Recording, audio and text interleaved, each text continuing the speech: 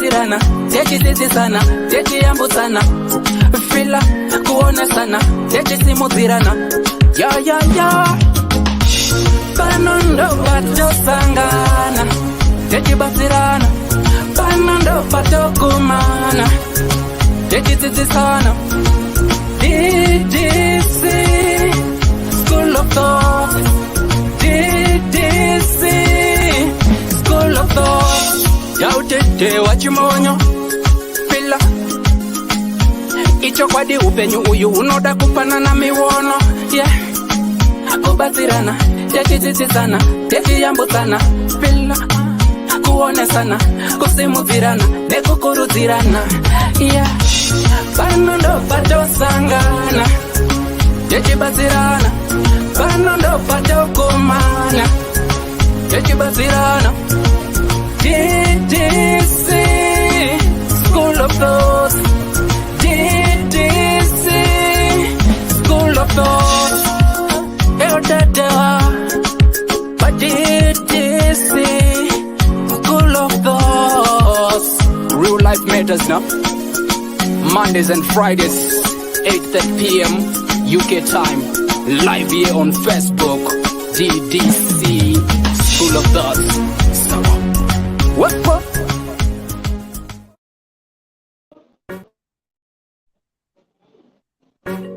Ddc Current. We remain committed to helping our customers stay mobile. Inomatika paguta, parar, muguta. Uyakuna, Ddc, fana kuna, Ddc. Tene mafiwa seva, 4x4, family car. Tene mafiwa seva, 4x4, family car. Unotipata apa. +447961803546 or +263773791 and last one +263771257 your big up daddy T.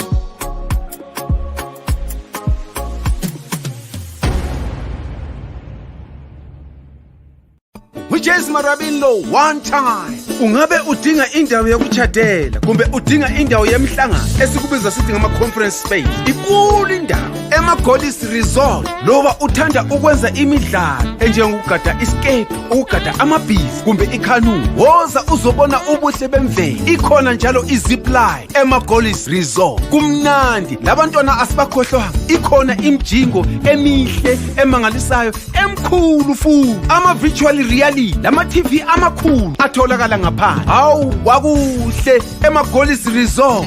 Khawuleza wenze ibooking yakho uze labangani bakho lizojabula lithokoze. Sitholakala ku Ddc Road, Harare, Zimbabwe. Ddc Resort, an adventure and a leisure paradise.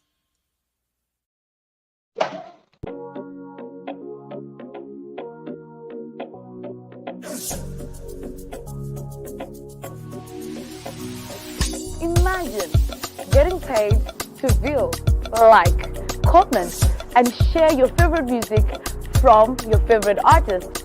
Now, that's an easy job and convenient. All you have to do is to visit us at www.musica.online, which is an amazing platform that allows you to get the amazing music that you need. So we're calling upon even the listeners and most likely the artists to upload their music and listeners to get paid for listening to the music. That is convenient, trust me. Hello, good people, muri say. Saribona makabazura makeli njanba wetu muri kuzgona semgoma kwangu muri say. Ndiri right sisese. Hapana zvakadhakwa zvimadi. Hapana. Sisi vanhu vari paoff kudai tichikutongo. Ende bwa kunoita live munonzi musama time zvarakacheka kuti ngende. Iro zvarakati aro bharanganda. Anyway, Edna Clegg, how are you doing? Sonia Smith, how are you doing, my dear? Right, ndangona ntuchete saka murudo takaenda. Right, for those who are just joining us, welcome to the show. Welcome to the program where we discuss real life matters, matters of the heart. If it's the first time coming here, please do likewise. Follow the page, like the page, and also share the page. Tonight's program is sponsored by DDC Calendars. If you've got a friend, relative, or you watch, if you're traveling to Zimbabwe, please tell and share this information that at DDC have got cars at a very, very affordable price. I say that you can get our cars, you get your car with a full tank, 300 kilometers a day. Terms and conditions are there. So please get in touch. Even you can call me and ask if you want to know more about DDC car rentals. If you're a holiday maker or if you want to travel for holidays, especially in Europe and Asia, where you can get better deals. You can get advice from Goma Gwango. Canada ma banner, ma flyer, whatever you want, ma anything. Batam koma Simba graphics ndo basarao jingles uno batam koma doubles yoko marange kana mu UK ura biltong unongo www.florencemeets.co.uk karenda unongo www.ddccarenda.co.za. That's our website. Kana wenda pa Facebook page DDC Carenda's Facebook page tiripo ipapo. Same yapinda tapinda ukanoda DJ ndiri pano DJ wako, kanoda MC nda MC futi, kanoda ma pictures tunoita zvese izvozvo. Catering munondibata nokupa mukoma bigini vamwe vandoziya, but tibateika tongofambidzana ma videos whatever you want. If kana munhu mafaro, please ndibate tiri panyaya mafaro kudare izvozvo. Regai tingokuedza kuti vakomana musi wa 24 next week iyo kai akwasara mawiki mangani ipapa padhuze dhuze ipapa. Please uyai tifare. Kune workshop night, one workshop night iri kuitwa pa dance table apa pa dance table. Kuna prophetess M Matimbire, textual Zamanube, Dr. Winnie Mashaba, Dokas Moyo, varime bvudzi rangu riyaramera, Dokas Mekana Chimzi, Sharon Manatsa, Nyasha Mutonori, Pastor Tinashe, Yokaiwa Shena Lloyd Tevedzai. Saka please bata ile dibima. Mutenga matickets enyu online kana kwenda pa Facebook page vangu ndikuposta everything muenda ipapo. Let dibima rekuti kana uri kuda to advertise kana whatever you want to store. Vane ma places ekuti you can come display your things imomo, but you have to pay something. So please bata ile dibima. One night show you worship show. Uyai ku dance boka nemuri tijabule pamwe chete chimbokomborerwa. Havasi kumbodhura mufunge kana havasi kumbodhura ma price avo very reasonable. Vana 10 pounds, mamwe 15, ma 40 pounds, nema VIP 50 pounds. What more do you want? Please let's come in numbers timbonzwa tikomborerwa chiimbirwa tichienda takase tichienda takadaro murudo. Hazvipereri ipapo, right? Zim turn up yapindira. Vakomana vacho havana havasi kuita zvekumira, havasi wese amuri kuona artist ari pane visa, wese amuri kuona ipa mukana papeji pangu link dziripo. Unongotenga ticket rako 30 pounds 70 pounds VIP wongozvitengera ka wouya Popten kokai Nox ndinonyara Mai Toki Vibes Shashel anenge aripo, Windsor anenge aripo, Volcyrus Mavenda anenge aripo. Saka what more do you want guys? Leicester yadirwa sugar. Toenda katoita sei tonofara pamwe chete. Kana uchida information elder unongondibata toita sei tokupa information. Ndi 1 July uyu. Saka tiri musi wa 24 June tinge tiri ku gospel kuchikomborerwa. Musi wa 1 tirojamba maspika. Azvizoperi papo 26 August. Y2K promotions. Madara legendary tour. Iri kuti mukanya vanenge varipo. Selma Mtukudzi anenge ariti. Mambo Dutex vanenge vachichimhanya. Wingi D Gafa anenge aripo. Jabreza. Saka madiri acho jina. Limited tickets achipo but akupera. Ma VIP tickets aripo ndibate munongoti elder. Ndokwandira kuenda kungogara ne ticket rako. Uza kuti musi wa 26 family show uyai nevana tifare. Saka ndozvatenda panapa. If you want us to promote your things, you can just let us know. Toita sei tochimhanya. Magrem dawana zviri sese. ODKs, how are you doing? Tinaye dliwa yoparadza zviri sese. Majamafa ndeipi. Right, good people muri gonna say. Right, topic yedu anasi hapana topic. It's a pure open discussion. Hanzi yakasaidiswa last week but one. Does respect still exist marriages? Hanzi respect ichimo here mune vaya vari marriages kana kuti kwaugara vana kana kuti kana irimo muri kuzvigonawo sei? Iyo rinombodzi respect yacho ndo submission here. And how do you know, or how can you tell kuti ava zvavo zviri kufamba?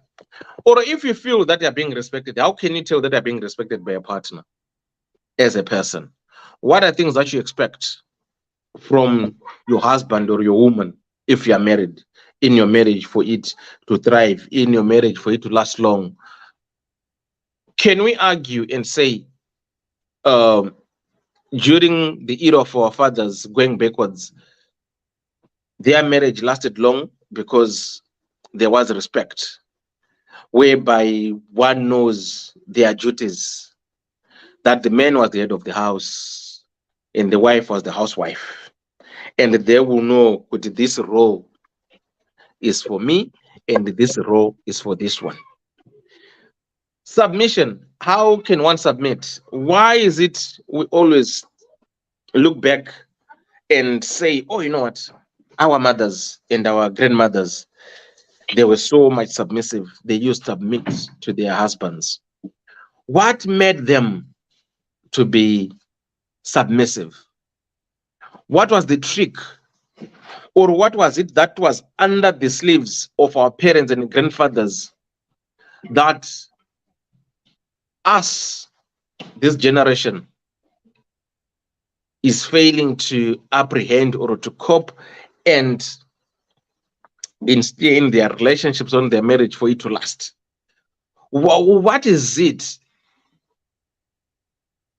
I don't know. Do we need to find, can we do a blame game? Saying that all marriages, because when you ask, and when you ask people who get divorced, they're pointing finger saying, Murume, they are no problem. Murume, they are no problem. It's men's fault. Always a man's fault. So are we to say our fathers let us down? Because if my father had a wonderful marriage with my mother, and my grandfather had a wonderful marriage with my grandmother, that means my grandfather taught my father how to love my mother.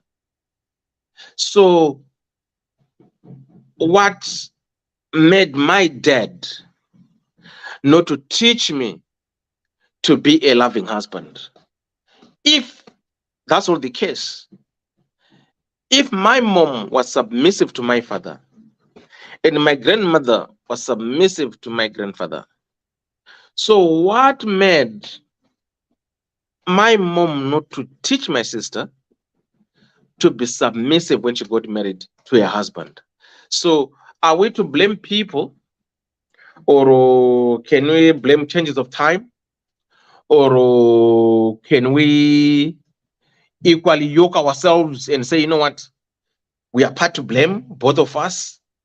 So how do people respect each other in marriages? And if so, how are they doing it? Which the majority of us are failing to do.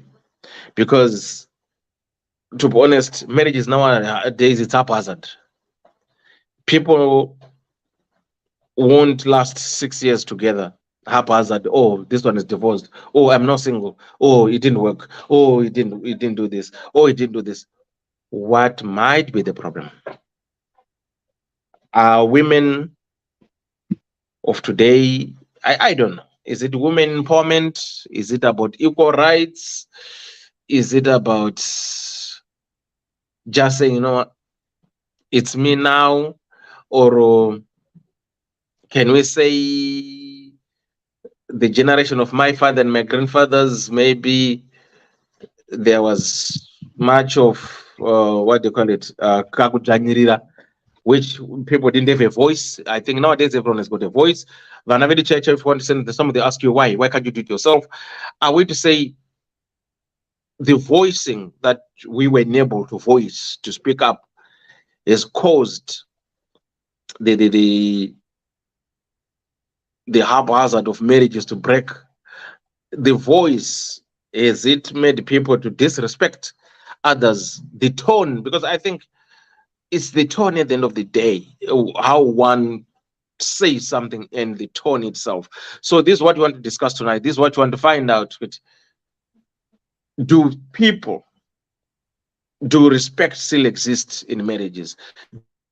People still feel that they are submissive to their marriage?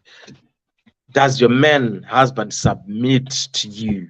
Does your wife submit to you? Or it's only women who are only expected to be submissive, to submit to their husbands? So that's our topic for tonight. Feel free to join in, feel free to call, give us your experience about what you think about respect, and how does one earn respect? Because you can't demand for respect, you can't ask for respect. Respect has to be earned. So for someone to earn respect, what criteria or what does one has to show or do or prove that they have to earn this respect? And how can one earn respect? Right, so that's our topic for tonight. Mugoma Power Murze. Right. Madi. Makambashani ngwamdala ngahanda kanaka. Makanaka. Ayiwa handa kanaka. Ngwagwangu. Shani. Zirudi. Abo ngoma wangu rakadiko. Pechi pashando apa. Kunoku mazano Pakupisa. kuri kuita kutiurira kuri kupisa. Beta. Pana numwe alipo. Takadaro tiri 3 ndisi nzombe dzacho. Mwari ngaakudzwe. Tinobonga. Good. Yeah. Cousin Tsitsi, how are you doing? Mashi story, ziri sese, mashi story. 2DG ziri sese, letune samuriyo. Hi Elda and DDC. Sibongle Aima Bakasa, Elda, Mugoma Gwangwe and team DDC. Sonia Smith, Celia Hashawayo. How are you doing? And Sonia Smith, thank you for talking about the tone used. Right. Guys, thank you so much for those who checked up on me. I'm feeling much better. I'm back. Friday, Saturday, Sunday, Monday, Tuesday, up to Wednesday. It was tough. What happened? I don't know. It was tough. But now, thanks, guys. Thanks for those who prayed for me. Thanks for the prayers. The prayers have been received. I received all the prayers. Thanks for the best wishes. Thanks for the recovery. Everyone wished me a quick recovery. Thank you so much, guys. For those who are checking up on me, thank you so much. Much appreciated. Thanks for your love. You know, ndakanga namborwara, but yes, no, ndabo. Hey, Jim Morris, how are you, my sister? Long time. Hey, long time no see. I think I last saw you last year. How are you doing? Long time. Hope you are doing good. ADK, Ddc elders, Matandi. How are you? Hey, my people. Did you say? Right. So that's our topic for tonight, guys. For those who are just joining us, feel free to contribute. Feel free to join in and tell us what you think, your views about respect. Sheda takadaro. Right. Mkoma Gwangu. Hey. What's your take on this one? Tomboti moro imese. Problem yakaitika indonyanya unangana neZimbabwe. Ndinombobvunza hangu vamwe because handina mastatistics akakwana vanobva kune dzimwe nyika. Zvirikowo here kwenyu? Vamwe vanontaura kuti no, that's not a major problem. Vanhu vakanditi taurire zvokuti zviriko zvemadivorce. It's a few people vanobva kuSouth Africa. So, from the look of things, we are either number 1 or number 2.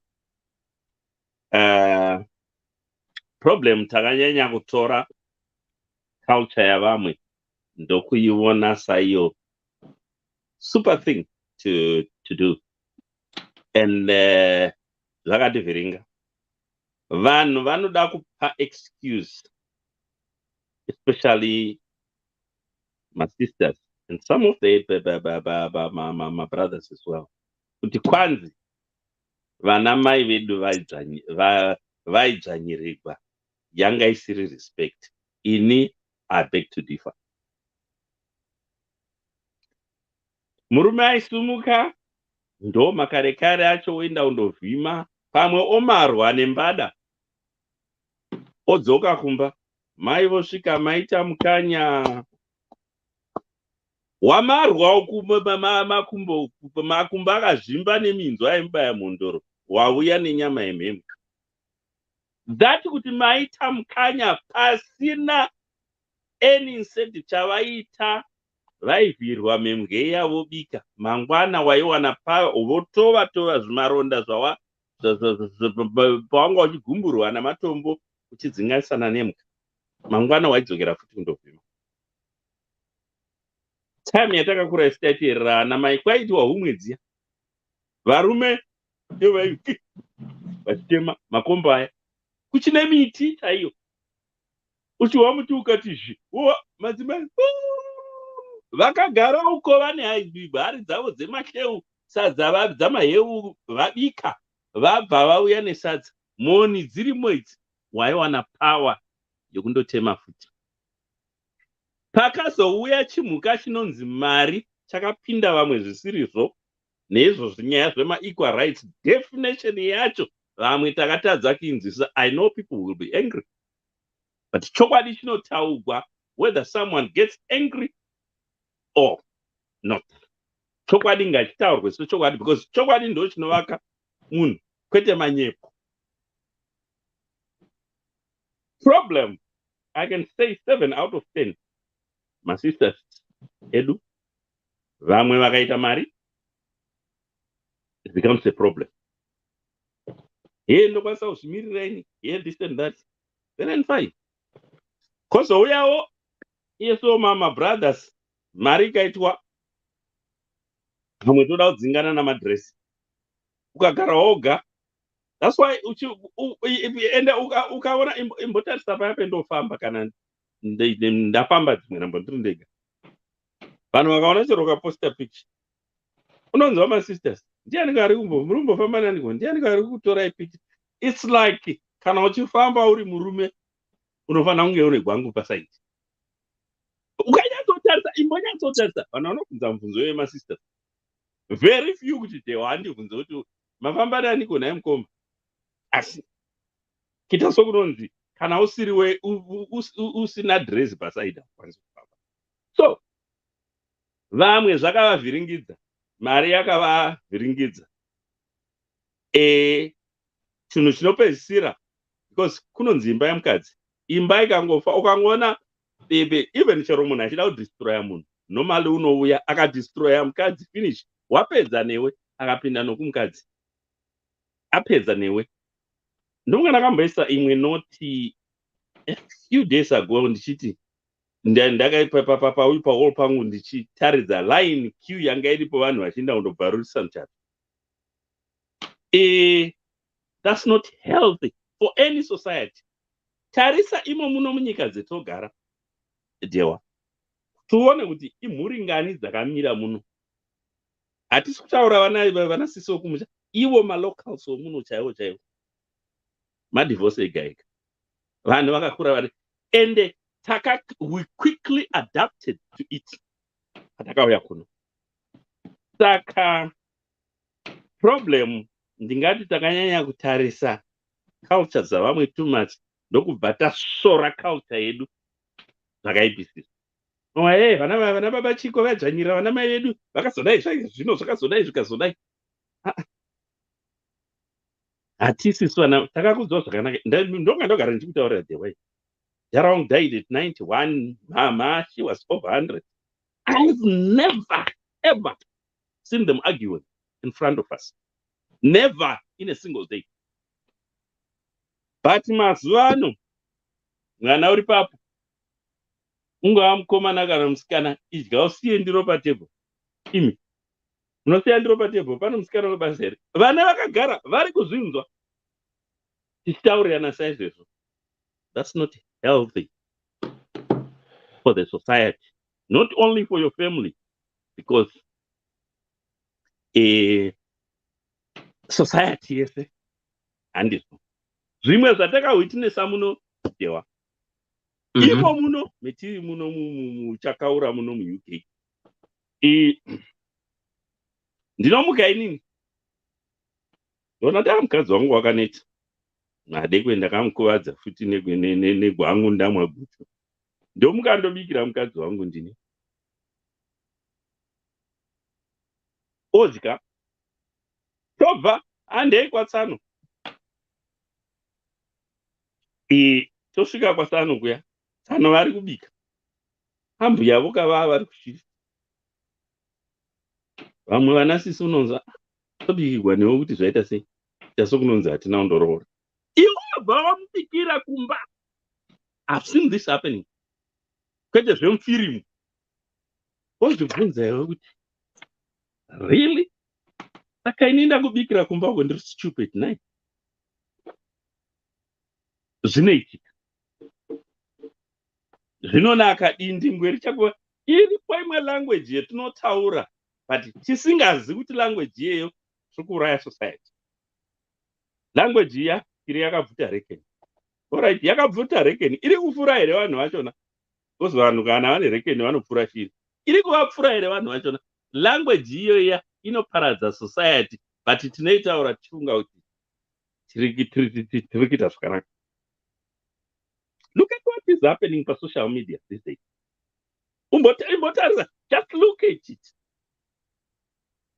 Then pamwe, I'm not blaming my sister Zoga. I know kuna mama Jumbam Sandugu anoita izvo. But look at what is happening. What sort of image are we passing on future generation? Or what sort of legacy are we leaving to the young kids? Tichita zvetiri kuita izvo zviya. So, respect, yes, you earn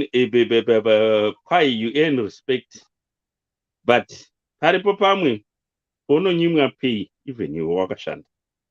It's happening in our society. Ndataura kuti murume wainda moni dzakachena muregera machidzoka kundotema nemururu chete, mururu yaridzwa namai. That motivation yaiti kuti usumuke usiti uchindotema beura. Asi ke noti uchipinda mumba sometimes kana kuti uri kubva uko uchifamba uri kubva mumota, munhu chaanoda kuona ifoni yako asati atombotambira grocery rawakabata. And you ask yourself, where are we going? Ndataura kune vamwe varume kutiwo aizvi takazviona kubva kuZimbabwe, akahora mari yake. Wahora Friday kana wahora kupera kwemwedzi, pamwe unozoonekwa kumba neMonday. Zvine kuti mari yacho ndaidya handina jewa here kana kuti ndaidya handina keresenzia. At the end of the day, mari kumba hakuna. Nyangwe mukadzi achishanda yako ikasazouya mari kumba. Yes, the end result at the end of the day is anger. Mumba imomo zvatodaka. So, by doing that, hatina zvetiri kuita society yedu iri chinoitika tingaizviita tichizvibhiga kuti hatinzi vana nhingiso, asi at the end of the day kufa kwesociety. Thank God zvimwe madeath akamboitika muno in the last 6-7 years ike zvino zvakastop. Haiwa, ipapo tinotenda. Zvimwe zvaikonzerwa a lot of things. Vamwe varume vaistretchwa to the limit, wozosenzesa anger. Hapana chinhu chakaipa sokupa decision uine anger. Normally ukaona iwo masisters avapenga mumba, the very good thing you can do is to go out. chero kuchitonhora enda unorovwa nechando uri papo paunozodzoka shungu dzine dzaserera mbichana, because we are dealing sometimes with people vane maemotion vanonzi mwe ambonozozviona kuti chii chandamboita, but let her cool down. Vamwe varumewo variko mazuva ano havachagoni. Mukadzi unoti akapenga iye vomirisana samachongwe, the end result is disastrous. So in short, I can say mumba chaimo respect kuiona ike zvino. And I've seen respectable varume, handisi kureva kuti ini ndo zvandiri. I've seen vanhu vari respectable varume, asi woona zveshuwa murume unokuitira zvose aina anoita sei. Iwe uri paofu ana achitarisirawo kuti unge uri pamba uchimupawo katime, but mumwe munhu unoenda shamwari yake anga amakitchen party achidzoka ikoko kuvhunza todya iko pano. Vasikana, that's the recipe for disaster. Hatidi kuvanzirana. Problem hatigoni kutaurirana chowani. Ndo problem, ndo zvauraireka. Zvava nechinhu nechimhuka chinonzi independence. That's a good thing. But mukaiwana mukaita zvokutamba, independence yachona unozodemba munhu anga akakopresa. Zviya zvokuti munopromisana zvinhu zvisingazobudi. VaIsraeri vakasvika Kenani naMozisi, ndo vakamboti munzira zvinhu zvanetsa, vedu vei deno watidzosera Ijipita kwataidya mukaka, asi at least vakazosvika zvinhu zvikaita mushe. So ndo zvakafanana naidzo marriage. To be honest, respect mumamarriage kana iko mumarelationship, inini I'll put it at 20%. 80% yakainda through the window.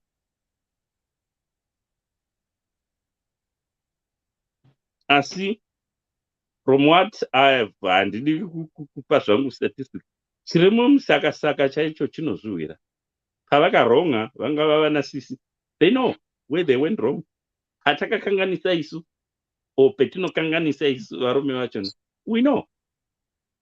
So problem imwe yatafesa mumachechi machona, kudhara kuchechi wainda zvinhu zvondo ike zvino ndo muna vanhu vaya vanoti ini ndotoziva kudarika Mwari.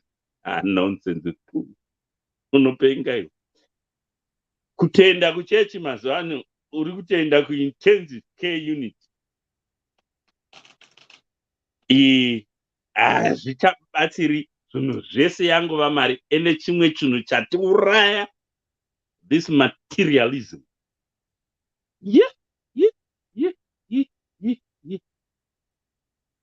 Dewa wasvika iwewe age yokuti maybe patimboti 45 wawana rekera, wawana mortgage, kundotora rino zimba hombe idzo dziya dzemunhu, une vana vari kuda kukura, right? Paunozosvika pakuretire iwe hausati wapedza kubhadhara rekera mortgage, uri kusiyira vana problem. Vape something, a cushion yokuti because mumba machona imomo vana the moment yavari kukura vanoda kukusiya iwe. Nyange une imba yakakura sei, vanoda independence yavo. Izvi tazviona muno nokumusha kwacho. Unoona munhu ane imba ine 25 bedrooms, une vana vangani? Une vana 2 or 3. Iwewe nomukadzi wako vana pavanokura, they want to go out. Zvimwe zvezvinhu zvinotivhiringa materialism iyo yatiuraya mazimba. We live in a world of competition, tichikombida against ourselves. Unotoshaira pazvo wozvibvunza, where are we going? So to be honest, respect ingada unyeperana kuti irimo, but takutaura chokwadi chaicho chakawachwa nesefu chikachena. aiwa iri pa 20% if not less. Same naidzo independence dzatakawana idzi zvichifunza kuti the majority muri kufara here zvetichinyeperana kuti hongu tiri kufara because tiri ngoonekwa Africa yose takazara kwese kwese. Why? Ndopo unongozoona kuti tine problem yedu vanhu takanyanya kusora chivanhu chedu zvakanyanyisa ndokutora culture dzavamwe vanhu ende tichitora culture ukatarisai munorekera muEurope metiri nyika chaidzo dzina vanhu vanochita fanika idzodzo kuScandinavia naimo muya ndo dziri mumusoro ana Denmark, Norway, Finland, Iceland nana Sweden vanotopa panyaya dzechiti ende ndo vanhu vetoti marole model iwa. So tine problem yedu asi zvimwe zvinhu zvetinoita futi zvinozokonzera kuti even dzimba dzavana vedu dzidonhe. Chimboti ndini ndasara nevana ini tarambana kana kuti ndimai vaenda nemwana ini ndiye ndiri busy ngobhomba mai vomwana nichitaurira kana kuti mwana wangu mukomana unouziva mai ako vakazodai ndakazovabata vakadai mwana urigara ane negative attitude yavakadzi opedzisira dzimwe nhamba yaita ngocha. Kana ari musikana unova nelow self esteem zvokuti achipinda chero mumarriage ari kungopinda machiziva ndiri ndogara nemonista. Uyo mukomana kana achindopinda mumarriage ende ndozvetinoita kana tasiyana poisona vana. It doesn't help our society. Ndio chokwadi chetoda kuudzana pano. I'm sorry to say this.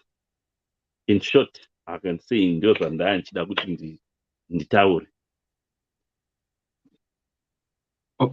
Thanks Mukoma. Thank you so much. Right. Mighty, how are you doing today? Say. Right. Sarah Nyona, how are you doing? Roger Shajira, say. Petronera Nyamukono Rasaru Pinda. Doing my dear. Panonda Sierra, right. Clara Chera, Morisi Andi, Jim Morris, how are you doing? Maria Kawema, say, come Jomatan, din the ipin the ipi. Titi Messi, say, love this, how are you doing? Sinsendi Wempofu, say, right. Panonda Sierra, I think I didn't miss anyone. Kandakusia, sorry, Jaco. Right. For those who are just joining us, welcome to the show. Welcome to the program where we discuss real life matters of the heart.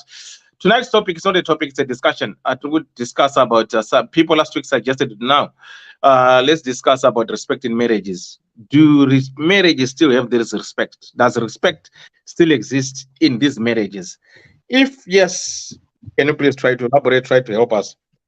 If no, what are the causes? That's what Mkomo was trying to explain to us, trying to elaborate with it. What might be the causes?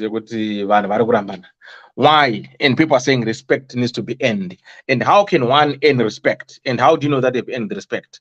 And what is needed for someone to achieve those things for them to be respected in their marriage? And even submission, is it only one-sided or both parties have to submit? Can I respect? Where does the respect fall for the husband or the wife, or you as a unit, you have to respect each other? Right. Mugoma Powell.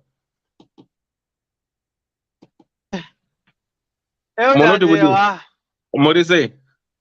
Ndakanaka. I was listening to Mukoma Gwangu.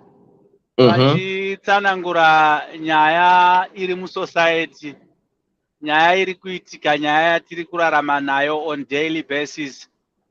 And I can even go further and say part of this society problem in society, I blame it on the church.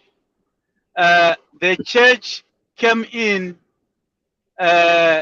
ikatowedzera kuondonga zvinhu ipapapa handisi kuda kunyepa. The reason being machurches acho haana marriages, and mukada kuzvitarisisa they don't have the marriages. So how then can we say we relate to the God ari kudenga isusu panapa tichitadza kurelate against one another in harmony. So we need to try and see that other broader picture, because machechi mazhinji akazara nemasingle mothers. And when you look at it, what is the church doing to try and help out in the situation yokuti vanhu vave married and have families and respect one another? So that's another issue yandinayo. The morals within the society anyanya kurasika nekuda kwokuti mukatarisa panorasika madzimai kana kuti panoruza hunhu hwevakadzi, the society inodambuka. Why ichidambuka? It's because vakadzi, they've got the basis of keeping the society intact by trying to teach morals kuvana and also to the young women within the society. If you look at it and go back a little bit kumakore ati pfuurei, you could see kuti munhu paainzi akunoroorwa aigarirwa pasi naana tete naana gogo achiudzwa kuti this is how you are going to live your life nomurume wako. It was the same thing kuchikomana chakanga charoora chaigara pasi naana sekuru naana baba munini, choudzwa kuti this is how you are going to live your life nemukadzi wako. These were the things zvatakakura tichiona as we were growing up. But as the church came in, everything went to the church and the society was left with nothing. Yakasara yakabata nema vanasekuru vavaroi, vanatete vavaroi, all the blemish yakuita go around within the families. Vanhu vakanga vachiassista mafamilies kuti aramba akamira norukudzo rwuya akabviswa akarepresentwa nechurch. The church has not done a good job so far in this era to maintain the moral part yevanhu, including the respect aspect. This is one example yandoda kuti ndikupe elder dewa, and ndoda kuti mukoma gwangu mogona kupinda moibata chero ndichitaura ipapa, it doesn't matter. Ndakamboona a very interesting scenario whereby mukadzi akanopfugamira mufundisi asi mumba make haapfugame. Let's look at this aspect.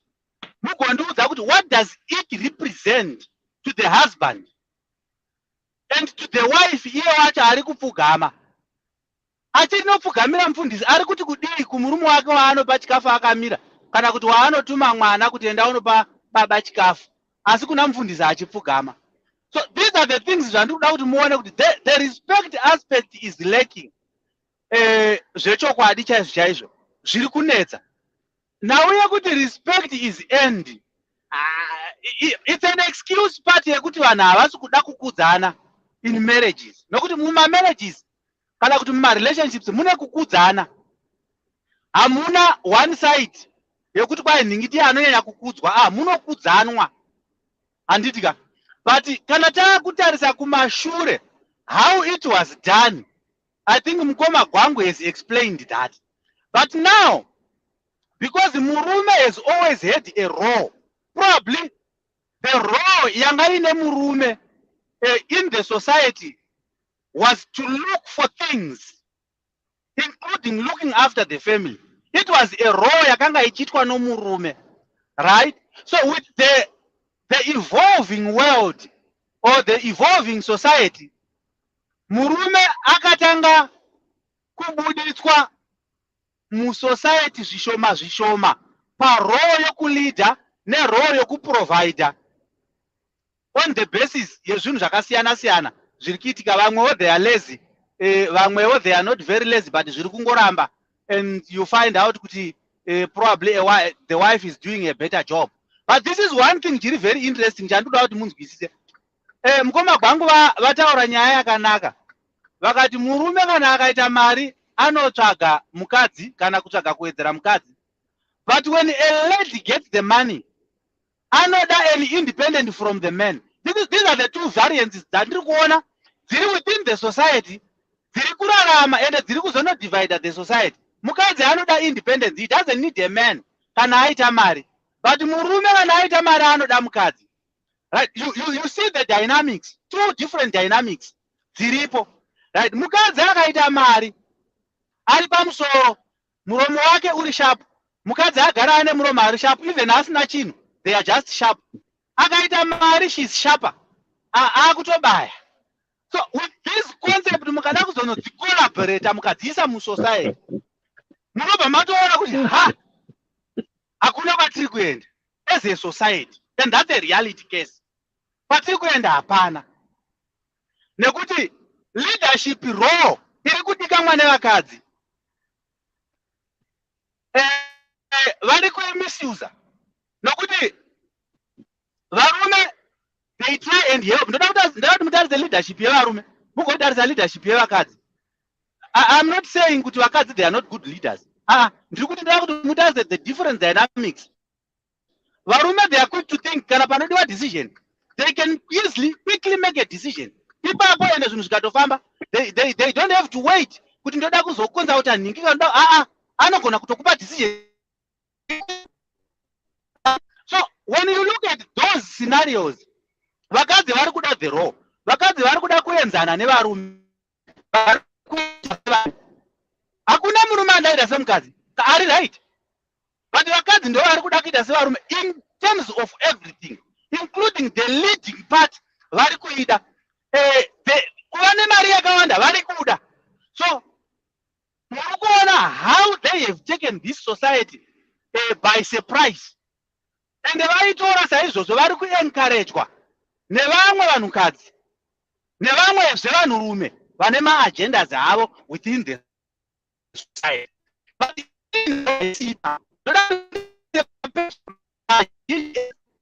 ari pano paFacebook na zvinhu zviri ipapo kutukana ndo zvinenge zvakawa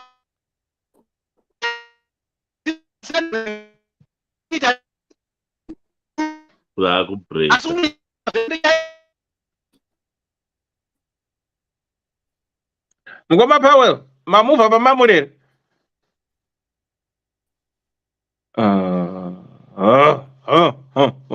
Dr. Lava muri sei? Indiri right hangu. Muri Right. sei? Guri bomirai makadaro. Fadzipi mati, how are you doing? Bridget Kainga zviri sei. Ndumira Mukoma Powell, Mukoma Raso Sika Sokela zviri sei. Sarah Nyon, how are you doing? Tendwaini Nzimashonganyika, how are you doing? Right, Mukoma Powell waenda kupi? Regai ndine munhu ari pafoni apa kapa, regai ndimutsvage ndonoti nchimira Mukoma Powell ndo ndanobatika here. Madzoka? Okay. Right. Mamuri kuti chidzokerai tinzwe. Mama donha apa mamuri kuti wangu apa bzve Mukoma gwangu. Vanga vachitaura kuti madzimai vadonha futi. God. All right. Ndinakola pa phone panapa. Hi Kola, how are you? Hi. I'll just introduce myself quickly. My name is Butterfly. I'll just call myself Butterfly. I lived in Zimbabwe many years from 1980 at independence, and we came in as the children of activists, given a space in Zimbabwe. The topic today is really, really interesting, and I'm just looking at some of the things that I observed in Zimbabwe. We were raised as Catholic people, Rastafarian people. So submission was very, very important when you got married. A lot of people are taken back when I speak to them, when they meet me in person, and wonder how a modern woman could be that submissive. But I tell you, especially to the girls, I tell you, it does wonders. The word thank you does wonders. You know, when you look at your man or husband and you say, thank you, you make my life beautiful, you make my life easy. They go the extra mile. And girls, I know for a fact, you can tame a beast. You can tame a beast. And it's absolutely amazing. And I'm saying this not because I've had a perfect life. I've been married twice. And this last one, I was widowed after 25 years or so. So that tells you how old I am. I'm very, very old. But it actually does wonders. You can make your life the way you really want it to be. But the most important thing is that be discerning. Mutarise maningi nguva munosangana nemurume. Make sure that you take your time and you choose the right man. And there is absolutely nothing wrong with taking time and saying, okay, let me, it went off. No. Yeah, there. No, don't worry. Somebody joined in. Yeah, there. Don't worry. Keep on talking. Oh, you see, I'm not very good with technology. No, don't worry. You don't do anything. Somebody called, so I added them. So don't worry. You keep on talking. Oh, I see. Okay. Take your time, girls, in choosing the man. I personally believe, I know within a few months, if he's worth my time. You know it. So take your time. Don't be in a hurry. And also, this myth that goes around telling girls that there's a shortage of men, it makes us become desperate. Don't get desperate. There are plenty of them out there. Take your time. But the most important thing is that when you get married, submission is important.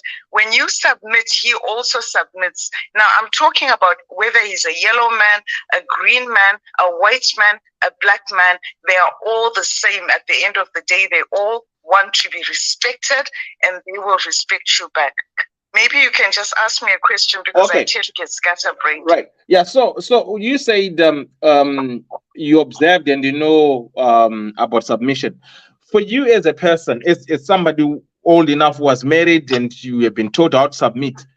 So what's the technique? Is there any formula for or is there means that men are supposed to imply so much that a woman can submit, or how does one end respect? How is respect end in these marriages for them to last? I think it starts off from maybe I shouldn't say day one, because for me it wasn't day one, but I'll tell you what happened to me. But when you make him feel or see he's the king, he treats you like a queen. And this is a never fail. This is a never fail. Make him feel he's a king, and he will treat you like a queen. Okay, pause. It's a never fail. Yeah. So how do you make me to feel like a king? What are things that you put into place? What do you imply so much that I can feel that I'm the king of the house? Okay. Yeah, well, there are all sorts. I'll give you an example of what happened to me. I was a very young bride, and one day I had, period pain, and I was seeing my husband off. He was leaving to go to work. And the next door neighbor handed him a package to take into town. And she overheard him saying, "Butterfly, will you do this and that and that?" And I said to him, "I'm not feeling well. Maybe I'll do it tomorrow. I can't do it today." Okay. And the lady looked at me, and when my husband left, and my husband was a very gentle, sort of creature, really. He just kissed me goodbye and he said, "See you later, darling," and so on. And he left with his shoulders hunched. I didn't see that. She saw that. And the neighbor said to me, "Butterfly, as soon as you're feeling better, come to my house for tea." So I went to her house for tea. She was a much older woman. She said to me, to start off with, that those pajamas you were wearing when you were seeing your husband off, they looked awful. "What's the matter with you?" I said, "I'm not feeling well." She said, "You're not feeling well and you're looking a mess like that." She said to me, "Always remember, first thing, when your husband leaves to go to work, the first thing he's seeing on that road is a woman who's well-dressed, who's smelling amazing, make sure you that woman when he leaves in the mornings, when he leaves to go to work. Your husband should be able to even phone you from the office and say to you, Butterfly, you said you're going out to lunch today, and you say yes. And then he should be able to say to you, it must be a very racy lunch you're going to because you wore very racy underwear. See, he noticed all that. Do you know what I mean? So he's being treated like a king from the moment he leaves the house. Do you see what I mean? I shouldn't look like a bad. And so, for example, when he comes in from work, let's say I've had a bad day with the kids and the toys strewn all over the floor, and he's walking in from work. She told me it should never be like that. By 4 o'clock, make sure you've taken all the toys off the floor. When he comes in from work, don't start pumping him with your stories of the day. Leave him. Offer him a drink or make him get his own drink.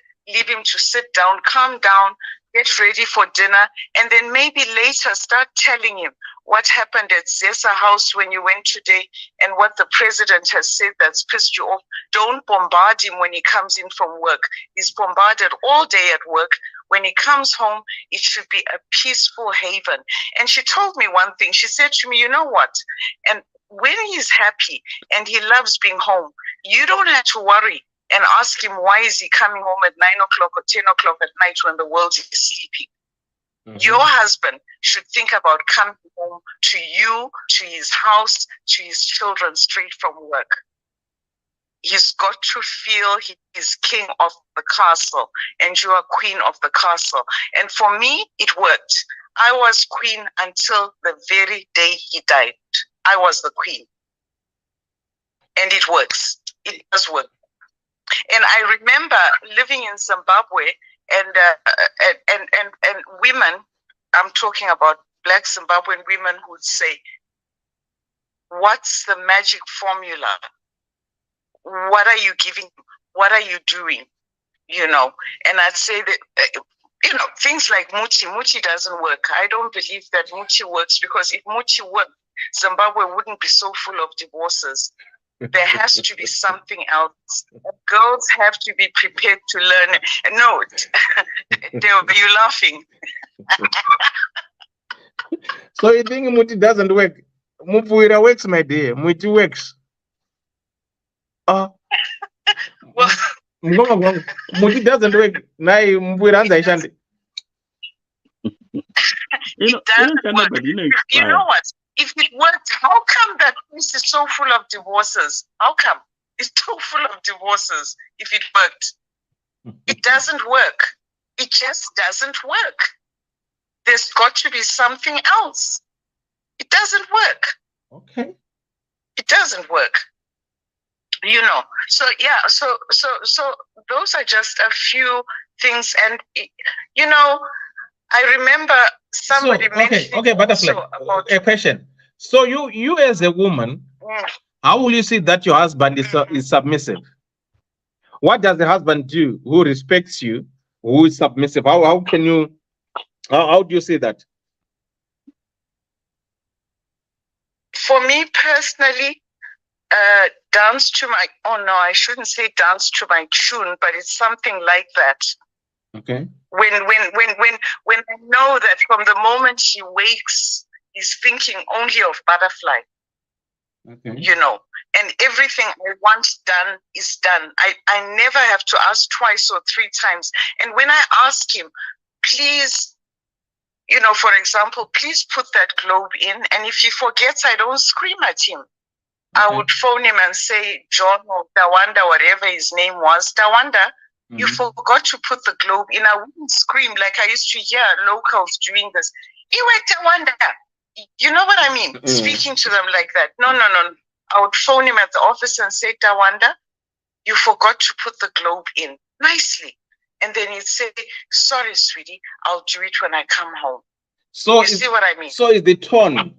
So you're talking of the tone, the way how. Sorry. The tone. Is it about the tone, the way how one delivers their message? It's the tone. It's the tone. It's the tone.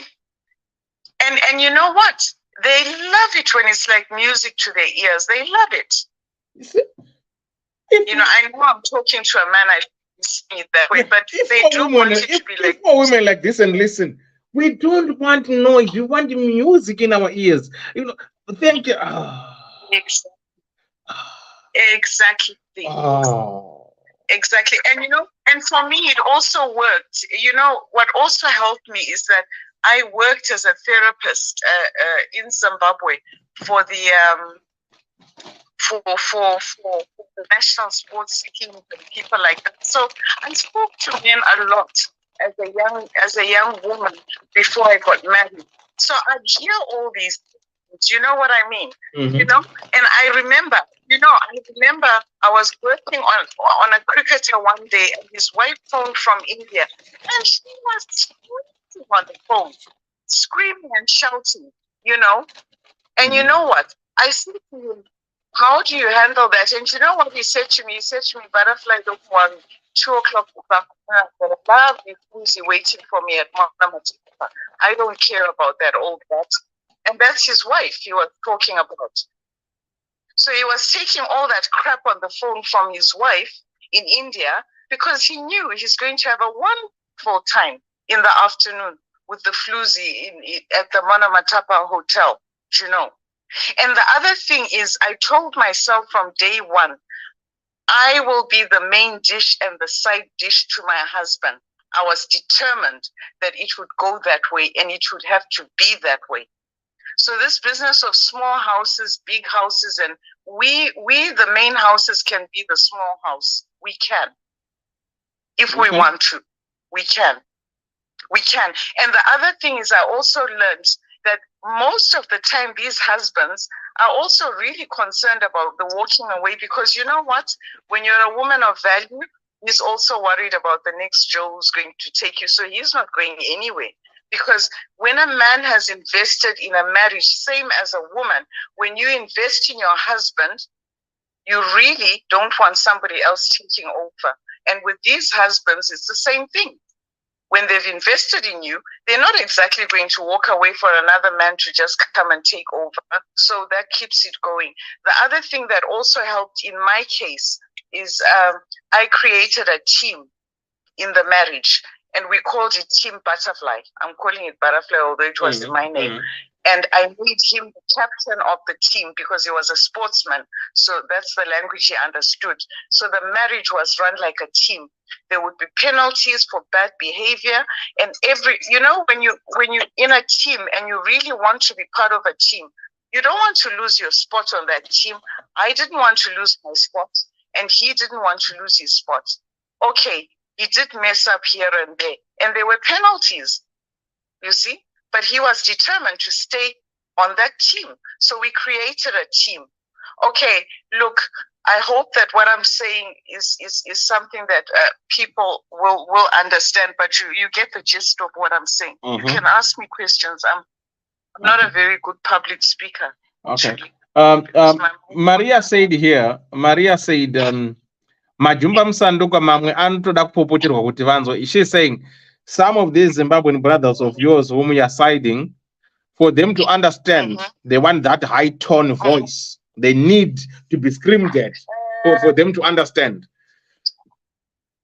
I appreciate what she's saying, and I understand what she's saying. But you know what else I observed? Now, I'm talking about what I observed from 1980 until 2002 when we left, when we emigrated again with my then Zimbabwean husband. I married twice in Zimbabwe, actually. Zimbabwe had some amazing men.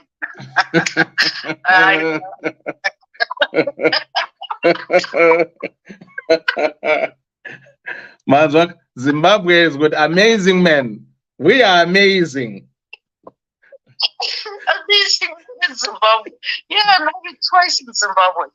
But the one thing I did notice, Maria, is I would love for our Zimbabwean sisters to change something. Watch what the foreign women are doing with your husbands, with your brothers. Why is it that? You know, because I watched them. I was watching from 1980 because some of our people actually were married to Zimbabweans from the 1960s and so on. You know, outside of Zimbabwe, and then at independence we all went there and so on. But I'd watch a lot of so-called mixed marriages, Zimbabwean with Swazi lady and so on. And I found that these Zimbabwean men treated these women differently. Why did they treat them differently? Because those women treated them differently. So maybe our Zimbabwean sisters, and please don't get me wrong, I have a Zimbabwean daughter, and I do call myself a Zimbabwean. My daughter's Zimbabwean, and my husband's, all of them were Zimbabwean. My Zimbabwean sisters probably need to look at how foreign women treat their brothers and see the difference. I'm not saying that all of them are such wonderful men and that the marriages are wonderful, but they seem to have been more success with Zimbabwean husbands married to outsiders.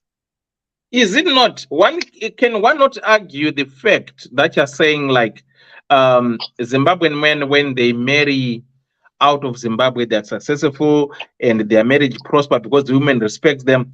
It's not the same way that we hear about these Zimbabwean sisters bragging about Nigerians, saying, oh, you know what, Nigerians are lovey-dovey, they know how to love, they know how to treat women and all that kind of stuff.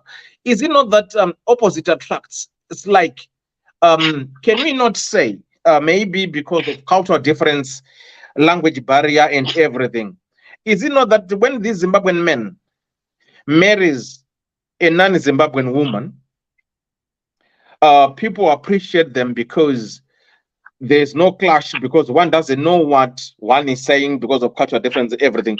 Same applies to these Zimbabwean women who get married to these Nigerian men whom they will sing praise and worship, saying that they are everything. Is it not because, again, because they don't know and they don't actually have the in-depth of knowing how they do? Because I've seen here in the UK, I would say, most of my Nigerian friends, being males or females, they'll tell you I'll never date a Nigerian. No, not why. Once because no, I know how they do. So they'll go for other nationalities. Their women marry other nationalities, being Zimbabweans, like Ghanaians, Cameroonians, or everywhere. May I just say a word about the Nigerian? I did my schooling in England a long time ago as a little girl. The Nigerian who is, for example, I'm just giving you an example, the Nigerian who's born and bred or raised in England, or the one who arrived in England and is probably, let's say, 40 today, and spent 20 years in England, is so different from the Nigerian who maybe studied overseas and then went back home. Yeah. And the other thing with Nigerian, I want to speak about Nigerians in particular. Nigerians and foreign women, especially when they marry a Zimbabwean woman, you have to remember he seems to be okay with his Zimbabwean woman outside of Nigeria. Now, when you look at a Zimbabwean man, when he marries you for you. It's the real deal. Okay. So whether he's married in Germany or in England or in Murewa or in Harare, it's totally different from a Nigerian man. I personally would not marry a Nigerian unless I'm marrying maybe a British Nigerian, and he's definitely never ever going back home. You know what I mean? But with the Zimbabwean, with the Zimbabwean or the Zambian or the Malawian, it's totally different. But I found, and also I don't want to insult my Zimbabwean sisters. I find that they tend to be very hot-tempered, unable to control the temper. And again, I blame the church for not teaching girls. When I went to school, I had Catholic schooling, although I was raised Rastafarian. We were taught how to be elegant, to be chic, to be controlled, to be controlled. Your demeanor, the way you came across, was very important. And maybe some of the time it wasn't so healthy, because you probably would get a headache because you've had to be so controlled. But I found when we moved to Zimbabwe, I found the women to be rather coarse and loud. I'm not saying it to insult them, I'm saying it to help them. And also to just look at it. I mean, you just have to look at it. You know, a Zimbabwean man who appears to be happily married and he's got his Shona wife, he suddenly meets a woman from elsewhere. There he's gone in a flash, Because these men, the moment they walk in and they're treated so beautifully, so calmly, so given such love, and you're loving towards them, you don't need to give them anything else. They're gone. Just like that, gone. Do you know what I mean? Mm-hmm. And the other thing maybe we need in our schools, that, you know, things that they're not doing what they did in our days. We had special lessons that were given at school because we were poor. We couldn't go to finishing schools like you have in Europe for the wealthy. And this is where you would be taught how to sit, how to talk, how to speak to your husband. You were trained to do all these things. You were trained how to dress. You were trained how to help your husband get a promotion at work. Do you know, actually talking about that, I remember the early days of Zimbabwe. When I say early days, I'm talking about just after independence. Do you know, a husband could get a promotion at work just because of who he's married to? They would throw lunch parties and they would say, Mr. So-and-so, will you be bringing a Susanna or whoever? Do you know what I mean? Mm-hmm. Not because the boss is wanting him to sleep with Susanna. Well, if she's loose, maybe he will. But the thing was, you know, just the boss seeing you there would be so happy. What he thought you might be able to do for him, I used to look at it and think, well, that's his problem. You know, you've made your appearance and there your husband gets the promotion. Do you know what I mean? Mm-hmm. So we were taught all these things. So yes, getting back to the topic, yes, respect makes a huge, huge difference. But I think it starts with us and these ruffians or whatever you call them. If you start off from day one, if you can, show him that respect. You know, sometimes it's not easy in a marriage. Sometimes you are angry. Sometimes he has pissed you off. But if you just try and just breathe and just stop for a bit and then speak to him and say, you know, I really, really gave you $20 to go and pay the ZESA. You should have paid it now. They've switched off the electricity. Not scream. Why didn't you pay it? No. Show him I'm disappointed. Speak calmly to him. It makes a huge difference. But all in all, please, girls, let's look at why foreign women are keeping our men. How are they doing it? Another example, and I'm seeing it, I live in South Africa. Mm-hmm. At the moment in South Africa, Asian women from the Philippines, from Thailand, from all these places are very, very unpopular in our community. I'm talking about community, all of them, whether it's a black man or white man. A lot of the white women here are not happy with these women. You know why? Why? Because these women know how to wait on a man. They know how to wait on a man. I remember once one of the executives at one of our companies came back from Dubai, or was it? Yeah, I think it was Dubai or something, where he had a term. He was doing some work there. And just as his term was ending, he bumped into a girl who worked as a cleaner in Dubai for some family. And this girl was from the Philippines. He met her on Friday. By Monday, he knew he wanted to bring her back to South Africa and marry her. And he married her. I was shocked. But, you know, after they got here and I got to know her, I asked her, I said to her, tell me something. How is it that so-and-so met you on a Friday? when his term was about to end and he was coming back to Africa. How is it that he met you on a Friday and by Monday he paid your employer, you got your passport back, and he could fly you out of there to bring you to Africa and marry you? And she said to me, Auntie, this is what happened. Now, girls, listen, this is a true story. She met him on a Friday. They went out for drinks, then they went out for dinner, and you can imagine what happened after dinner. I'm an oldish lady. I don't talk about those things. And the next morning, she said she ran the bath for him. Now, this is a South African. He had never had his bath run for him. And she said while she was running his bath, she threw in extra bubbles in there. While he was lying in the bath, she went to switch on the stove. She started cooking him breakfast. By the time he went to go and get dressed, he had all his clothes laid out.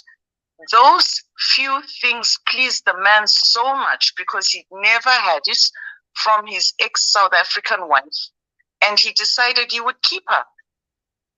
So it's not about the bed, just the bed. It's the way the man had been treated. This is a true story. He met her on a Friday, and by Monday, he knew he wanted to pull her out of there and bring her to Africa, and today they're still together. And if I might just add, no, she doesn't love him. It was a means to an end for her, but it worked for her. Wow. You see, so poverty from her country. Maybe one last question. You know, maybe one last question. During your time of marriage and everything, you have mentioned about how you took your husband. Was there at one point where you would be upset when you mamurume bang, no sex because I'm angry? No. Well, I don't think I was ever that angry. But for me, I think I can just tell you this part because nobody knows who I am. It's a personal thing for me. It's a personal choice for me. Cheating for me is a no-no. And I was fortunate enough that there was no divorce. He chose to stay. I offered him a divorce.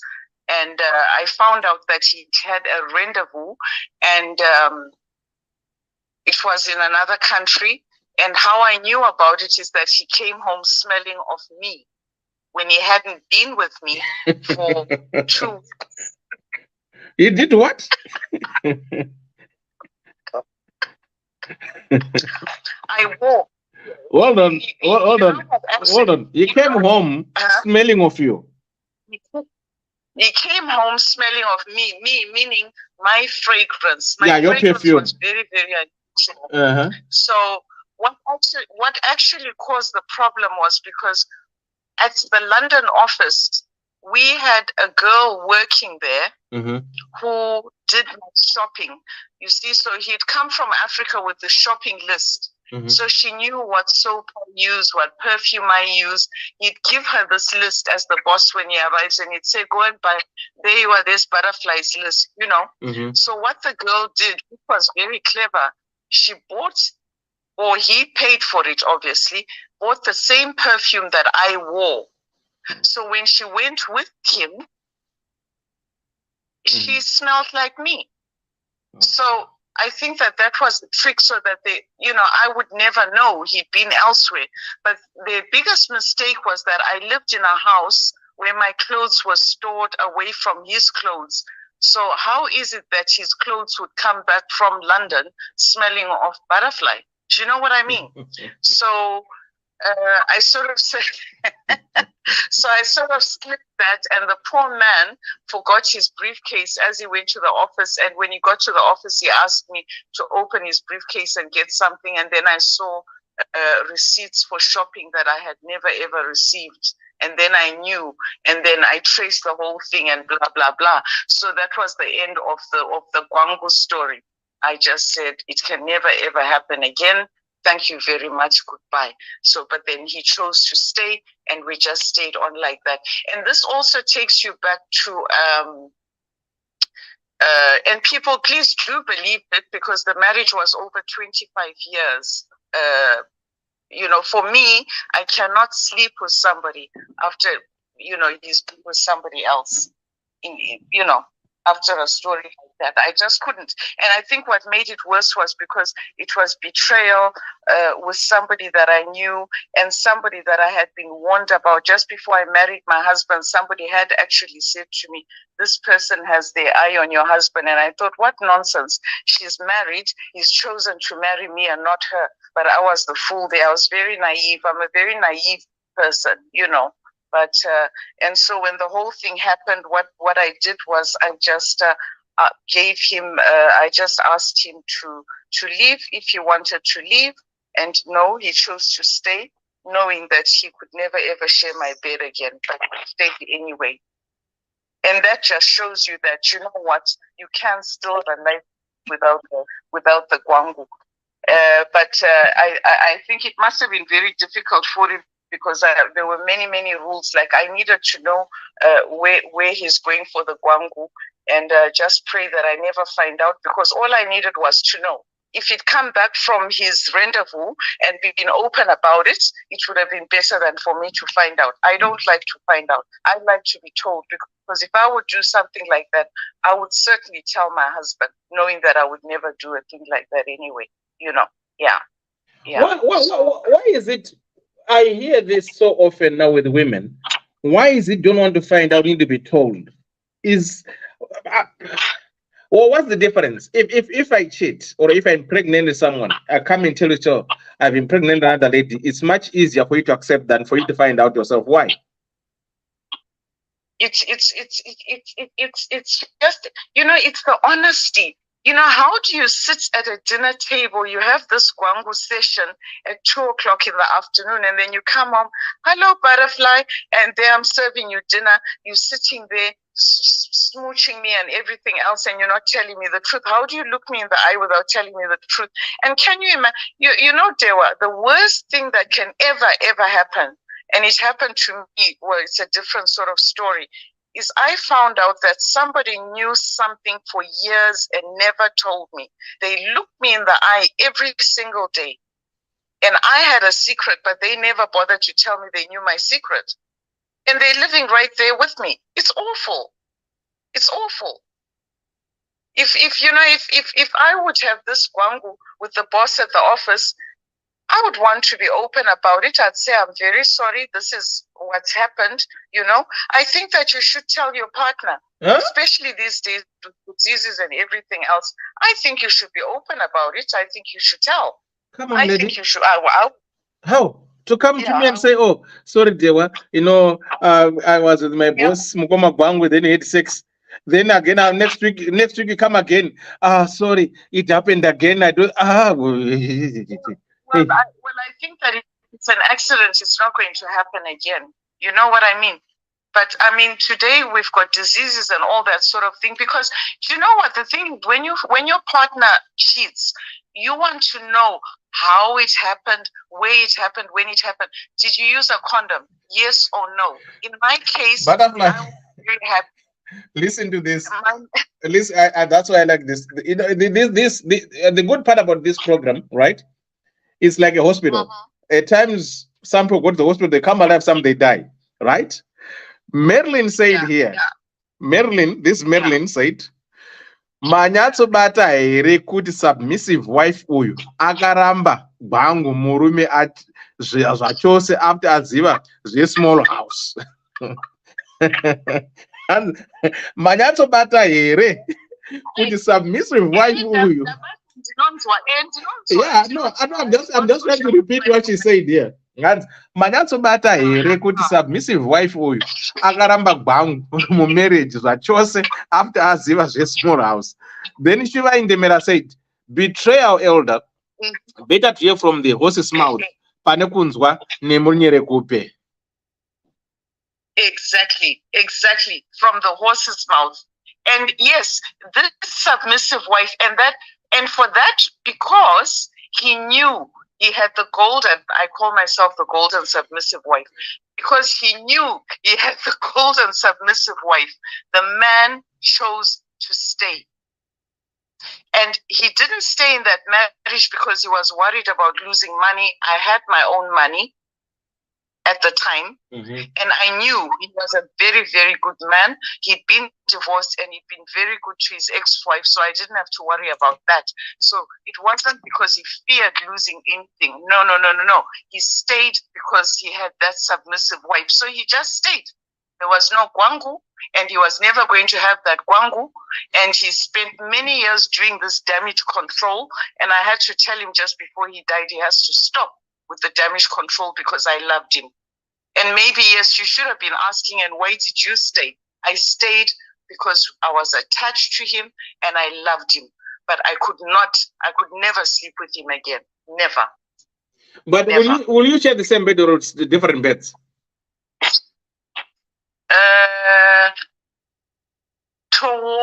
Well, after some years, or if we traveled to relatives and I didn't want to embarrass him, no, I had my own bed. At the start, I had my own bed because remember the story was fresh. So I didn't even want him to even put his hand on my leg. You know how you turn in bed and then they, I asked him first to this huge asked him, you don't have like a huge sausage meat, you know those huge sausage things made for the bed. And when that didn't seem to happen, I told him no, I would now move to the room next door. I'd have my own bed. But you know what, Dewa? There was a beauty to the whole thing because he would come visit me in my bed and sit at the foot of the bed, read the paper to me, bring me juice in the morning when the little one stopped going to school when she'd left the house and now she's now at university. So I didn't have to get up. Remember, for years, I was the one who'd wake up first thing in the morning and make him tea and see to the little one and so on. So when she left to go to university, he took over the waking up early in the morning. He'd bring my juice. He'd sit at the foot of the bed. He would talk to me and that sort of thing. What about when you travel now? You said when you travel, you would maybe put up in the same bed. Yeah. So now if we travel, but that was so much later. But most of the time we traveled and we would have separate beds and so on. And but you know what? When we if we stayed with family, right? Oh, no, he was so happy. When we stayed with family, he was so happy to be able to share a bed with me that he wouldn't misbehave. Because you've got to remember, Dewa, the man is just so happy that for now we get to sleep together. So he doesn't upset me. You know what I mean? I didn't have to worry about Gwangu because he's so pleased that I'm lying in the bed with him. So he behaves himself.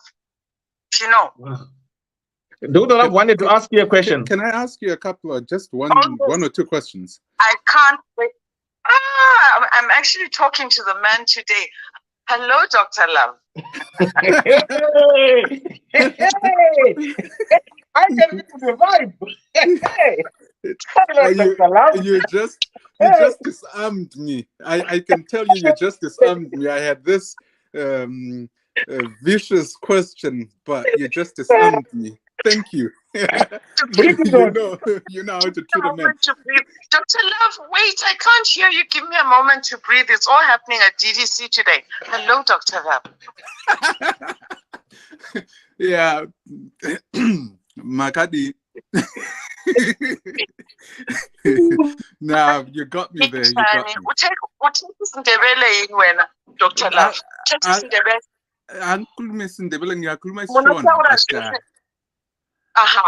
Yeah. Okay. Yeah, yes, Dr. Love, carry on.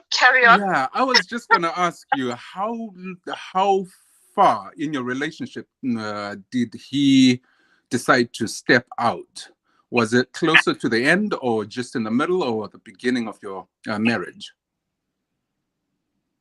I don't know if it ever happened at the start, but I found out this happened maybe after, I would say about 10 years, because we went on for another 15 years after that without you know what I mean?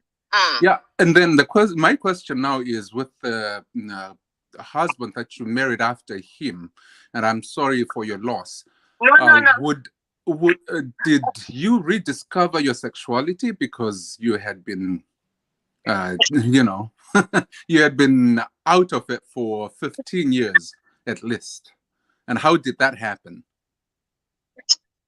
Dr. Love, that's where I am right now.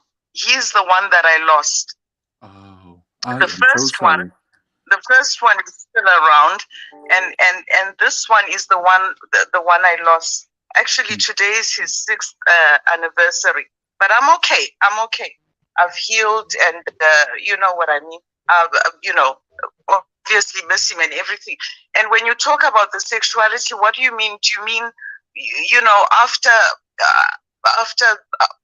he died, or during that 15 years of the 15 years means I was totally celibate, to be honest with you. I was completely celibate after that whole thing happened. Because why? Because of my beliefs. Because I didn't go through the divorce. I was not divorced, right? So I didn't have somebody on the side because of my beliefs, and I've often said I don't impose those beliefs on other people. Because I tell you what, Dr. Love, you know what is really, really frightening about these what shall we call them, passion exercises, is what happens when you're married to somebody or you are with somebody and you suddenly bump into somebody that you can never ever give up. Do you know what I mean? Mm-hmm. I hear you. And for me, that's a huge, huge fear. I mean, I know of somebody who lost her lover, and this happened in Zimbabwe. She dressed in black, and she shaved all her hair off, and she was a married woman, and her husband could do nothing about it. She was so in love with this side dish of hers that she went into full mourning. Do you know what I mean? Wow. Now, I've always thought I never want to be in that sort of situation. So for that reason, I became celibate when this whole affair happened, and I stayed that way. Okay. So is that what the question was about the sexuality? Yes, it was, and it's a difficult situation for you. I wish you find somebody that will understand where you are, and you live life. I know you are living life to the fullest, but a partner will be satisfactory for you. You've had a really difficult life here, so I'm hoping for that. Yeah. Mm-hmm. Thank you. Thank you. Thank you. Can I ask you a question? Mm-hmm. She said, how many years did you stay with Gwanglis? How many have you stayed with Gwanglis? Nkoma, 15 years plus 6. So 21. Yeah, 15 years. 15 years and then 6 years after he died. Yeah. Today is 6 years since he died. No, maybe I did not hear properly. You said when he cheated, there is a period when you were Gwanglis. That's okay. That's what I'm interested in. Not when he died. No, so when she finds out that the husband is cheating, she stopped Gwangu, right? So they didn't divorce. So until the husband passed on. So it's almost 15 years without Gwangu. And that is when they were staying together. And the times they traveled together, shared the same bed without Gwangu. Yeah. So after the husband's death, now it's 6 years after the husband has already died. And she hasn't Gwangu yet. She hasn't Gwangu yet. So in total, we will say 21 years. Yeah. Madam Goma. Yeah. Daddy, come on. Elder Dewaga, while we still have our sister. Vachiripo, I'm glad she mentioned a part that is actually spinning in my head on daily basis. The church has failed the society, has failed the community, has failed the kids, and the church is at the center of everything. And and they have done nothing basically to try and help out in these situations. And I'm so glad Uguti, there is someone who actually goes with me on that one. Okay, right. And the one thing that I'd like to say about the church is now I keep going back to Zimbabwe because I'm speaking to our Zimbabwean community about my experiences. The church changed a lot. Let's say from 1980, let's say 1983, 84, 85. When I speak about the church, when I grew up, the church was totally different. And I also see changes in the church, in the Catholic Church, the Anglican Church. These modern churches that spring up come up with their own stories. Do you know, 6 years ago, after my husband passed away, I went off to the Philippines a few months after he died. And when I walked into the Catholic Church there, the priest would immediately switch to English because I was the only black face he saw and the only person who walked in with her head covered. I went into a Catholic church where gay men walked in their skirts because in the Philippines it's like normal. And the church was very different. They dress like the Zimbabweans do. They dress all top notch. I live mostly in denim dresses in summer, but I would walk in there with a bandana on my head because in my day, you would go to church with your head covered. And I remember the priest at the end of the first service, he came across and he said to me, where are you from in America? And I said, no, I am from Zimbabwe and South Africa. You know, I'm from Africa. And he was amazed, first of all, by the dress code, you know, so different from the modern world. And then remember, I was walking into a church after many years of not going to church. I was treating church the way I did in the olden days. So yes, the church of today is messy and they really are misleading our people. You know, if you look at them even preaching this gospel of prosperity, that's to excuse them for their corruption and to encourage the poor masses to bring their last pennies to church, which I don't do. And even in the Catholic Church, I only pay for candles. I do not pay anything to the church. I take it directly where the money is needed to the poor or the whatever. Because I once bumped into a Catholic priest going into a brothel and I asked how much he paid and I was disgusted. In those days, I did jobs. I made wigs for the prostitutes. And I happened to have been in there and I saw my priest walking in and I hid and I peeped at him. And from that day on, I decided I do not put money in the church. I don't. So yes, my brother, I do agree with you. The church is misleading people. We need to go back to the old world. We need to go back. But it didn't answer Mkoma. Okay, thanks. It didn't answer Mkoma Gwang properly when he asked. So Mkoma Gwang is a little bit worried about Yes. the 15 years of not having sex. No Gwang. I think that's where his concern is. He's a little bit concerned about it. Mkoma Gwangu, do you know what? This is really real. I recently asked my doctor if we will be able to insure my you-know-what. Okay. And then have a certificate and then offer it to the next man who's about to marry me for quite a fee. Because it's true. Did I answer your question, Mkoma Gwangu? No, There's evidence of it.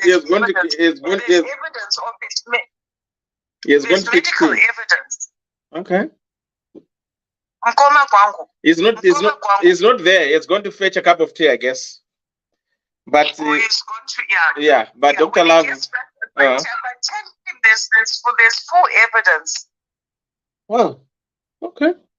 Yeah, there's full evidence of that, and the reason why I did it is because I saw somebody in America do the same thing, and she was able to lay out her terms for marriage, and it does pay off. You know what I mean? I have to say, as conservative as I am, I'm a mixture of both. I'm not just Listen, conservative. listen to this one. Rosalind said, listen what Rosalind said.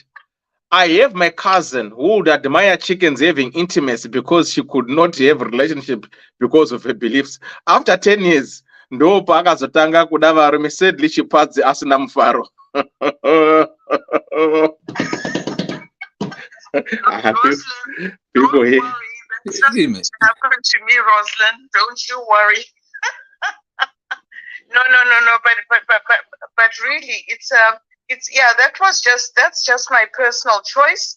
I could not do all those things while my husband was alive, and I wasn't divorced, and I didn't even miss the guangu because there's no stimulant. You know, some people are highly sexed and some are not. So if there's no stimulant, how do you know what I mean?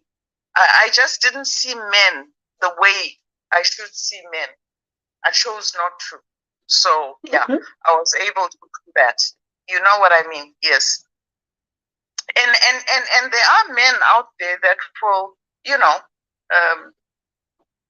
pay quite a packet for such a person, to marry them, that is. I'm not talking about prostitution, but, yeah. Okay. Right. Yeah, so have you got any questions? No, hold on. Apparently, but I just want to agree with the sister on most of the things that she said about our sisters. Mukadzi anotaurisa guys atitumbonyemperana anorwadza. And today's wives or today's ladies, they are so sharp. They sharp. Pane kamwe kasharp kaya komunonzwa kunga wafambwa pamusana apa. All right. Hold on. Butterfly, hold on. I need to add Andy Chiera because at times the network plays up. Then we can do whatever we want to do. Then Dr. Love, Mgoma Paul speaks. Then Dr. Mgoma Paul, you haven't spoken. Then Dr. Love. Right. Yeah. Hold on, Butterfly. Andy Chiera, what do you say? I want to know fara zvangu muri sei. Moshe, our topic tonight is does respect still exist my marriages? Saka Butterfly, she said what she said.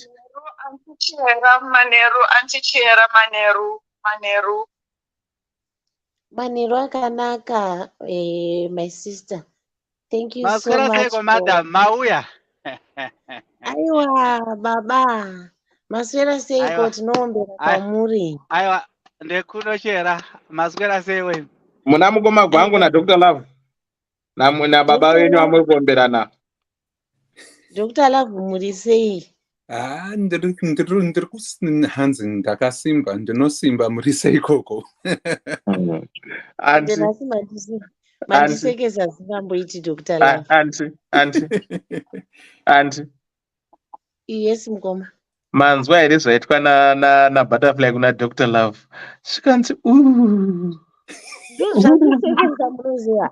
Ende ndazopererwa pakuti Dr. Love ameno zvavangoita ipapapa zvangoita kuti nditi zvandifungisa kuti zita rokuti Dr. Love rakabva vastika zita rokuti Dr. Love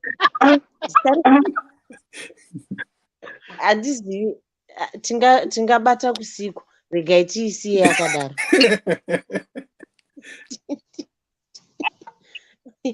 But ndangofila kuti I now have my own Mary here in Africa.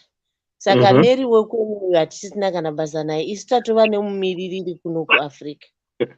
Saka Butterfly for the president vakakwikwidzana chinzvimbo ichocho na Mary panofiwa. Hold on, Butterfly, are you still in Cape Town or have you returned back to your place? I just came home now. Oh, because I told you. Yeah, because Auntie Clara. Ddc starts, I would have just come back. Because Auntie Clara, she's in Cape Town. I'm back. Next time when you go to Cape Town, I'll let you hook up with Auntie Clara. Oh yes, I'd love to see her. Yeah, Oh, yes. yeah. I'm sure I'll be going back again to fetch my grandchildren or step grandchildren. Yeah, Chiera is in Cape Town. Oh, shame. I I was only there from last night just to drop off the children, the grandkids. Yeah. Okay. Kera, what's your take on this? Sorry.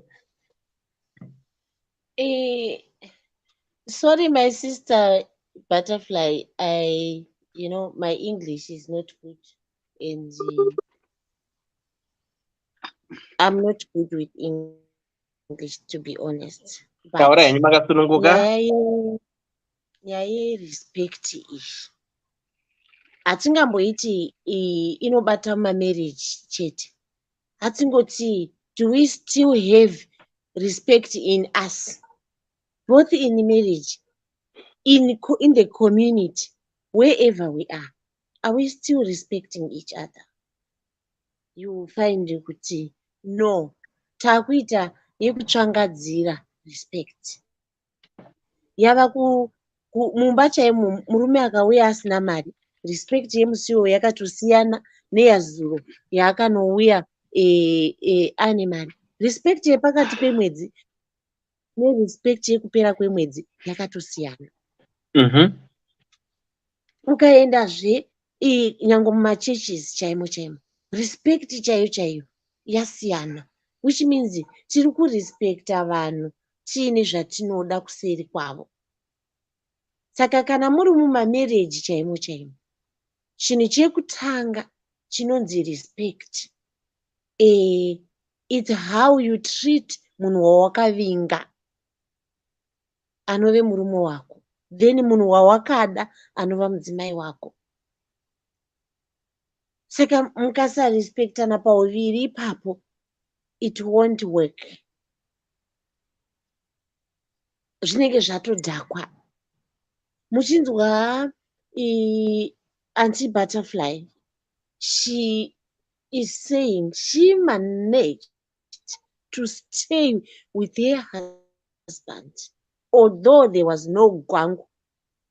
It was because of respect. Kana dei vanhu ava akanga ari mukuru namadlana, hakuna vanhu vangati vakasiyana vagogarisana under same roof vasingarespectani vagobudirira kunopedza gore. Wawawa yachona inenge yakaoma zvokuti kana nzeve dzinodzivira. Saka at times respect inocontrola situation kuti ive calm. Right now ipo panapa sema-DDC, if we were not respecting each other, saide tisiri pano patasvika nhasi tiine kagurupu kedu kudai tichitandadzana kudai mazuva atinotandadzana. It's because we have respect in us yekuziva kuti mukoma gwangu dhehwa vakapinda pafilling station zvoreva kuti ini chihera ndofanira kuti nditi dererei. Tikaita mukuru namadlana, iwe dhehwa iwe aunga hazvibude. Asi pakangoita umwe anoti I'm going to be the bigger person, otoderera kana atoona kuti zvakwidza. Munoona kuti senyika taienda kumberi. Asi chatisvitsa ipapo pokuti tiri kunyatsokuona, and everyone can see kuti marriage are no more working. It's because of not respecting each other. Murume kuti akukumbire kuti mai mwana, nhasiwo ndiri kuda muriwo wetsunga, ndaufunga. Munochiona, muda kutochinja, hazvichisina kurespectana kwakanaka kwatinofanira kuti tiite kana tiri mapartners. Ende zvadaro ndozvakonzera kuti titi mamarriage tichifunga kuti achiri kweri, kuchine vanhu vachada munhu zvekumuroora here, kuchine vanhu vanyera mwoyo nesu. Then ndambonzwa Auntie Butterfly vari kutaura nyaya yemabrothers edu anoda mamwe marudzi vekumamwe nationalities. Inini I feel kuti mabrothers edu, not all of them, vamwe vanongoda kungoprova point yekuti vanogona kudyika here, nokuti most of them kana muri muno muSouth Africa ndinonzwa masisters edu maSouth Africans vachiti hakuna varume vanodyika samaZimbabwean. Saka ndoshaya kuti munenge muchiti vakadzi ava vanokurespektai. Vanokurespektai nokuti vane zvavari kuda kwamuri. It's not kuti vari kukurespektai kuti they love you kana kuti they know how to treat a man. Ukaenda kumunhu ane zvaari kutengesa anokunanzva pasipitsoka. Ukapinda mushopu mune vanhu vari kutsvaga makastoma unokudzwa good morning sir. Nyange achinyatsokuona kutoti munhu uyu mwana mudiki kana kuti hapana chinobuda wapo, anouya nerespect. Good morning ma'am, can I help you? Achitonya nekuti ari kukunanzva. Ndo zvinoitawo mamwe manationalities aya kana vabata mabrothers edu ekuZimbabwe vanonanzviwa kuti vanyatsokudyiwa zvakanaka. Kana vapera chinongozondishamisa ndechekuti hazvizobudi zvakanaka. Saka ipapo pane question mark kuti mamwe marudzi aya achida mabrothers edu zvokudaro vari kumada nokuti vane rudo navo here kana kuti vari kumada kuti vashandiswe kutorerwa mari dzavo dzavanenge vakashanda. And also mabrothers edu, do you treat us masisters enyu matritiro amunoita mamwe masisters edu especially maSouth Africans zvamunotiitira isi ndo the same thing zvamunonoita uku here? Ndinoona zvangu paine musiyano, but ndiri kungoramba ndakasimba kuti respect inodiwa nekuti haichisimo mudzimba respect. Madzimai hatisi kurespekta varume vedu. Varume vedu kavotidzosera kushaya respect kwacho, shuwa hapana chinobuda, imba inotofa. I think ndataurisa ndo zvandanga ndiri kuda kutaura. Madamu mataura nyaya inovaraidza chaizvo, and I love the fact yokuti the variances that actually applies between probably us as your husbands treating the other fellas differently. But pane nhau inoitika, nhau yandakadiscover ndeyekuti vanhu vari kuchinja vachinotoredzera tsika dzenzvimbo dzavanenge vandogara. So when I look at that, it becomes a problem. But point yangaida kutaurwa naButterfly is ari kuti a Zimbabwean man is not allowed to showcase you as a wife wherever you go. He is just happy to be with you as a Zimbabwean lady, compared to probably my Nigerian brothers. Outside of Nigeria is fine, but as soon as he takes you to Nigeria, it's a different ballgame. Those are no emphasis yangachida kutaurwa na Butterfly, which in that instance I agree with him 100%, because that's a fact. Their Zimbabwean brothers, they love their Zimbabwean ladies, they love their wives.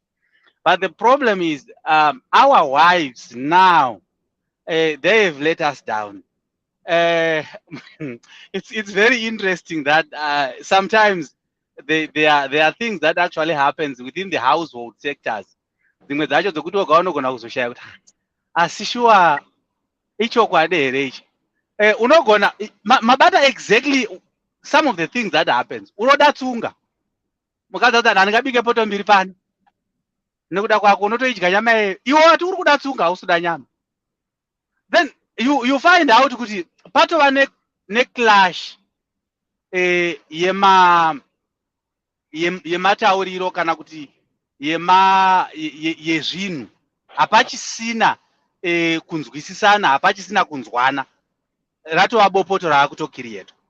So we are lacking that, and part of the problem is because we are no longer having maintro akanga ariko kudhara ekuti tete vakanga vachirayira muzukuru wavo, nawo tete ndova vamuroyi, gogo ndova vamuroyi.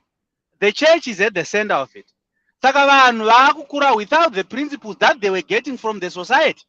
They now have got to wait until they go to church kuti vanowana masocieties avo. Then vasvika kuchurch havasi kunowana the very same societies, but vari kunowana zvinhu zvinoita kuti vanzi make money, make business, be this. So if you look at it, talk about 50 to 60% of people today, vanokudza kuti marriage is not an achievement. It's now trending across the sectors. And kana kuti we are not for marriage, all of us. So these are some of the things that actually every person is saying. But who said that? At what age did you discover kuti iwewe you are not for marriage? But when you were 17, 18, you were for marriage. But at 25, you are now not. So you can see the influence that is coming from the church, the society, and the teachings that we are taking from the people who don't actually have morals at all. A lot of people do not have morals. We are being led by some other pastors. But a man must be a man of one wife, who is a bishop, lead his family well. But family, but he's a prophet, he's a leader. And you follow such a person. Are we doing things according to principles? Kana kuti taakungorasikawo sevanhu. Hatichisina morality yatakanga tinayo. Teaching muhondo chaimo takanga tiri united. People were united muhondo. Vanambuya vachibikira ana sekuru sadza vachinovawigira kukumakomoko vakawandira masoja. But here zvinezvi you've got the most freedom. Awkward, no marriages. It's all about money. It's all about individualism, selfishness. Is it the right thing? Where are we going as a society with our what morals are we teaching the kids? So with all these things, moyo wangu unorwadza. Yeah. Indorwadziwa handimbokudzai because kana ndakatarisa the whole scenario, it starts from home, right? Zvinhu zvofana kutanga pamba, then zvichienda you grow this thing like a circle. Munobva pamba moenda kuchurch in unity, but vanhu vanobva pamba vasingataudzani, then voenda kuchurch kundoitei? Hamusi kutaudzana pamba pamukuenda kuchurch. Waramba kubikira panosvika mufundisi wako wagwadamira netipoti yeti, but inini waramba wandibikira tii. Saka what is this? Mufundisi vanotobikirwa neshuga yakatengwa nababa. Saka unoona kuti zvakaoma hazvo zvinhu zvakadaro. Tinongofanira kuve tinonzwisisa. It's lack of respect. And baba must be involved pakuuya kwamufundisi kumba.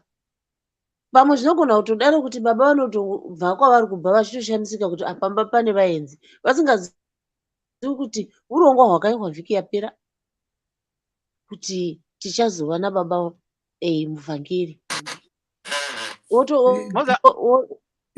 Aiwa, Kuita sevamwe kana here wekutaura. Nekuti ndanyarara chechi ichibhashwa kudai so I understand kuti vanhu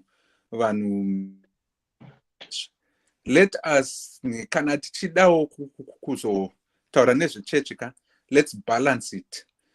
Ndichanyarara hangu ndomirira kusvikira tanzwei ndapiwa mukana wekutaura nekuti handiri kuti gwishu.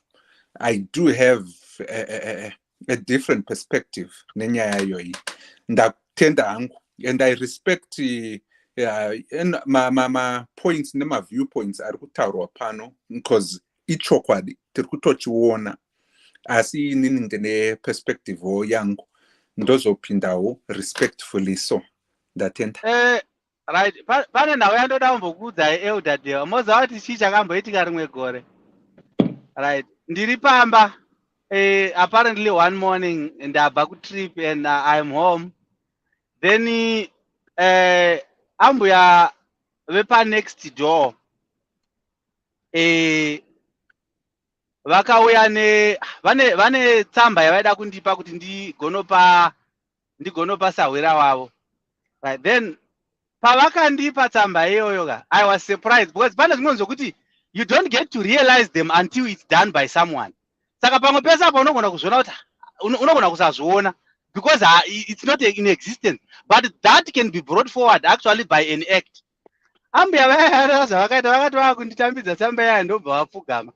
Unoziva kuti I was surprised because apparently mukadzi womumwe munhu ari kupfugamira inini.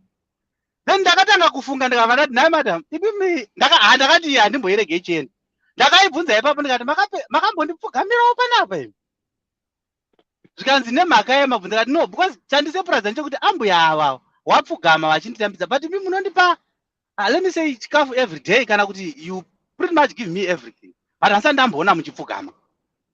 Ndati ndizvibvunze why, because ndinozokuonai mangwana muchipfugamira umwe munhu, and to me kana musingazviitiri inini I don't think kuti pano umwe munhu wamunofanira kuzviitira, because that would be lack of respect kwandiri. So vakazvitora nepamwe vakaita sokuti hazvina kunatsokuvaitira, asi ndakamboona machanges zvangu, ndikamboona vomboti pavaiuya nacho vachipfugama, then ndikati ndandisingaitiri kuti mupfugame, but ndine point yandakanga ndichida kungoexpressa kuti these are the small things zvamunoona zviya zvamunopedzera makunzi varume vanosiya vakadzi. They are just small things but catchy in the eyes of men. Ndo nhau yatakanga tichitaura kuti mugedhe chairo unozvivhurira wega wosunda uko, bhegi relaptop uko, everything wotakura wega apa une grocery racho kuda kunoenda mumba muno mukadzi. It's not it.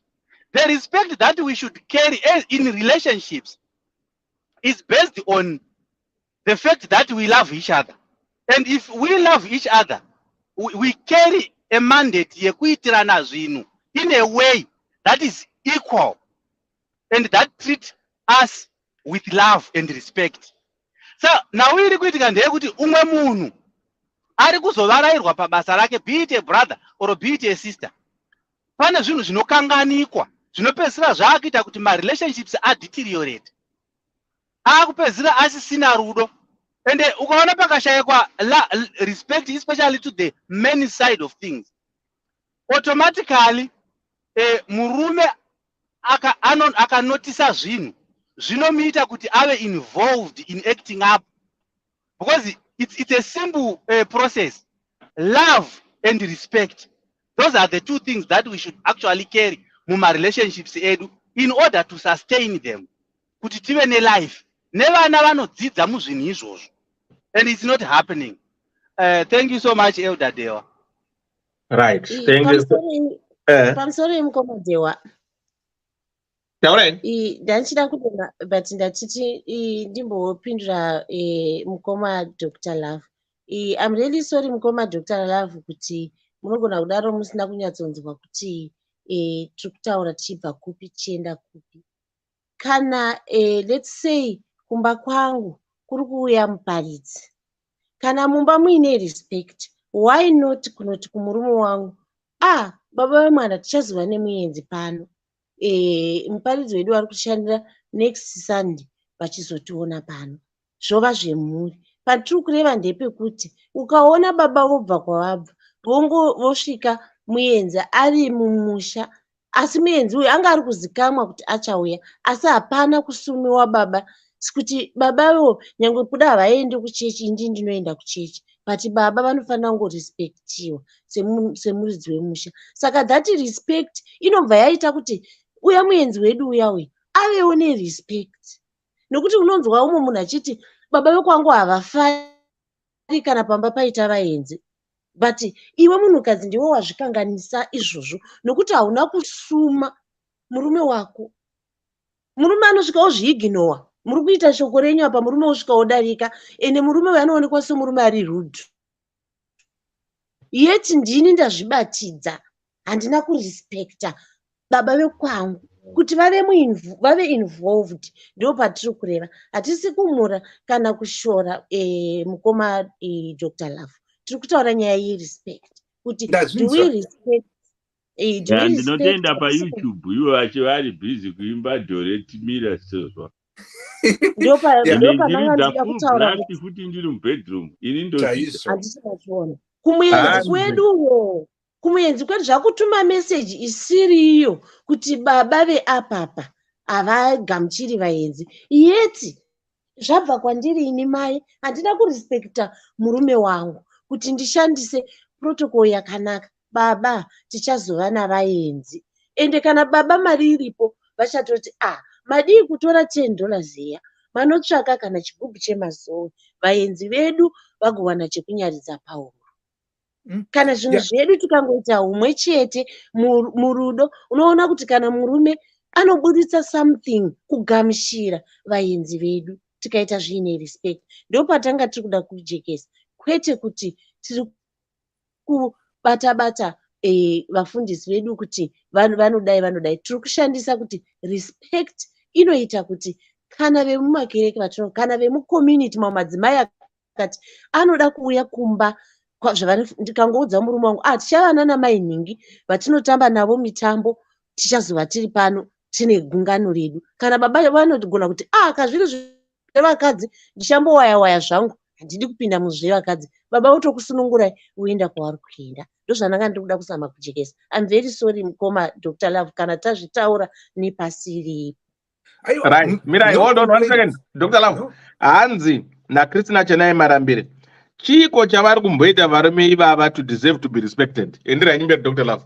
Saka Mirai ndipinde nenyaya ye-church first nekuti zvamataura. Dr. Love, hold on, sorry. Anti Malgiwa muri sei, koni uri sei? Po. Anti Malgiwa yo.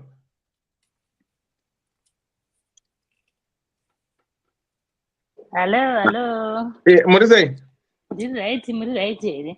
Bo, muna koni Dr. Love adichera mukoma Paul na mukoma Gwangu. Nema comment section. Vedare comment section uko. Aiwa tiri right. Murudo. Aiwa. Musirimi. Ndini?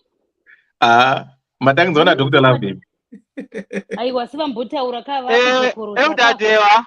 Mataurwa nyaya yekuti hanzi chii chiri kumboitwa nevarume to deserve respect. Mukoma Paul, hold on. Ani Malgiwa. Murume chiri kwadu. Aiwa, wangotsata rangwa ngokomenda cheti ndio Dr. Love akutaura manje. Mama uyani. Mirai ndingoti wakanaka president wemadzimai ngavataura. Pamberi nevadzimai. Mirai ndingokurumidzawo nekuti pane zvandiri kuda kuita. Nyaya yangu ndiye kuti pane nyaya yemachechi aya ndinotendera, I am 100% behind everyone vari kutaura kuti ivo vana maprofita aya vanonzi vana papa profita, vana mapriest kana kuti ana pasta vari kuuya kudzimba dzevanhu vasingazive baba vepamba ipapo ka. Very wrong 100%. Izvozvo handitombozvimirire. That is a sign of disrespect from people that should know better. That's my starting point. But ndichidaro ndiri kuti chechi, pane chechi dzimwe dziedza chechi dzemanhema dzinoti ini munotinamata isu nekuti ndisu tinokuprofitai, vozoedza kuuya nechesuruku kuda kunyenga vakadzi vevanhu. Ivavo machechi yayo ndinoti ari kupfuka akawanda futi yayo, very much so. Has my church, those are not churches. Those are just charlatan congregations vaya. And kuzodaro kwachonaka, don't touch the anointed one iyoyoka. Inini ndinoti kwavari, everyone is anointed. Saka haipapo tiri kuda kumbokanzura zvekuti chechi unenge uchirespecta pastor wako nekuti ndiwo mutungamiri ari padhuze naMwari kaizvozvo. Izvo ndinozviramba. Kudzidzisa kwechechi chokwadi, chechi inomira nezvaMwari, haidzidzise kuti munhu adisrespecta umwe, especially when it comes to the family unit. Out of the whole institution inonzi kuroora nekuroorwa. Ichechi yakaintroduce that concept. Kuhukuri kwedu, kubva kuana madziteteguru edu aya, kubva kunana madziteteguru anadziteteguru edu. Even if you looked at it, paiva pana chunhu chainzi Mwari Musikavanhu akabatanidza mukadzi nemurume. It was that institution yakanzi ndiyo ichazadza nyika yose yoinoi pachikristu chaicho. And that unit, mukadzi murume nevana, three-legged symbolism, was a symbol of iye Mwari pachake in his likeness. God the Father, God the Son, and God the Holy Spirit. Three-leggedness. Mukaona likeness, sevan, vanonzwisisa kuti how they are composed. They are composed as the spiritual being, the physical being, and the soul. Three. Stability. Ye chibodo chia, kana mukachiona chibodo chia, chine 2 legs, chino kudubuka, chine 1 leg, chino kudubuka, chine 3 legs. It doesn't need anything but 3 legs kuti chite stable. Idea and the institution of marriage and family started from Christianity. Kana kuti chikristu, kana kuti chitendere. That's what we need to understand. Mungandipokesa henyu mukati chii, but maybe amuverenge Bible, but chandinonatso kunzwisisa inini nemaziro andinoita kuti family unit and the composition of the family unit, it is actually prescribed mu Bible. Kune vanoverenga Bible kuti a man should respect and love his wife, and a woman should respect and be submissive to her husband. Asi isusu tunoresha because tunongomirira ipapo. Tongoti manzwa akashoko richiti a woman should be submissive. Tiri kunyepa and tiri kukanganisa zvinhu zvachona. In order for a woman to be submissive to a man, the very first thing chatiri kuda isusu varume kuti titendere and be accountable of is that our actions and reactions as leaders of the family can and will affect and infect the reaction yemukadzi. Kana murume akada mukadzi wake nerudo chairo. Sezvataura mukoma Paul, respect and love. A man anoda respect, a woman anoda love.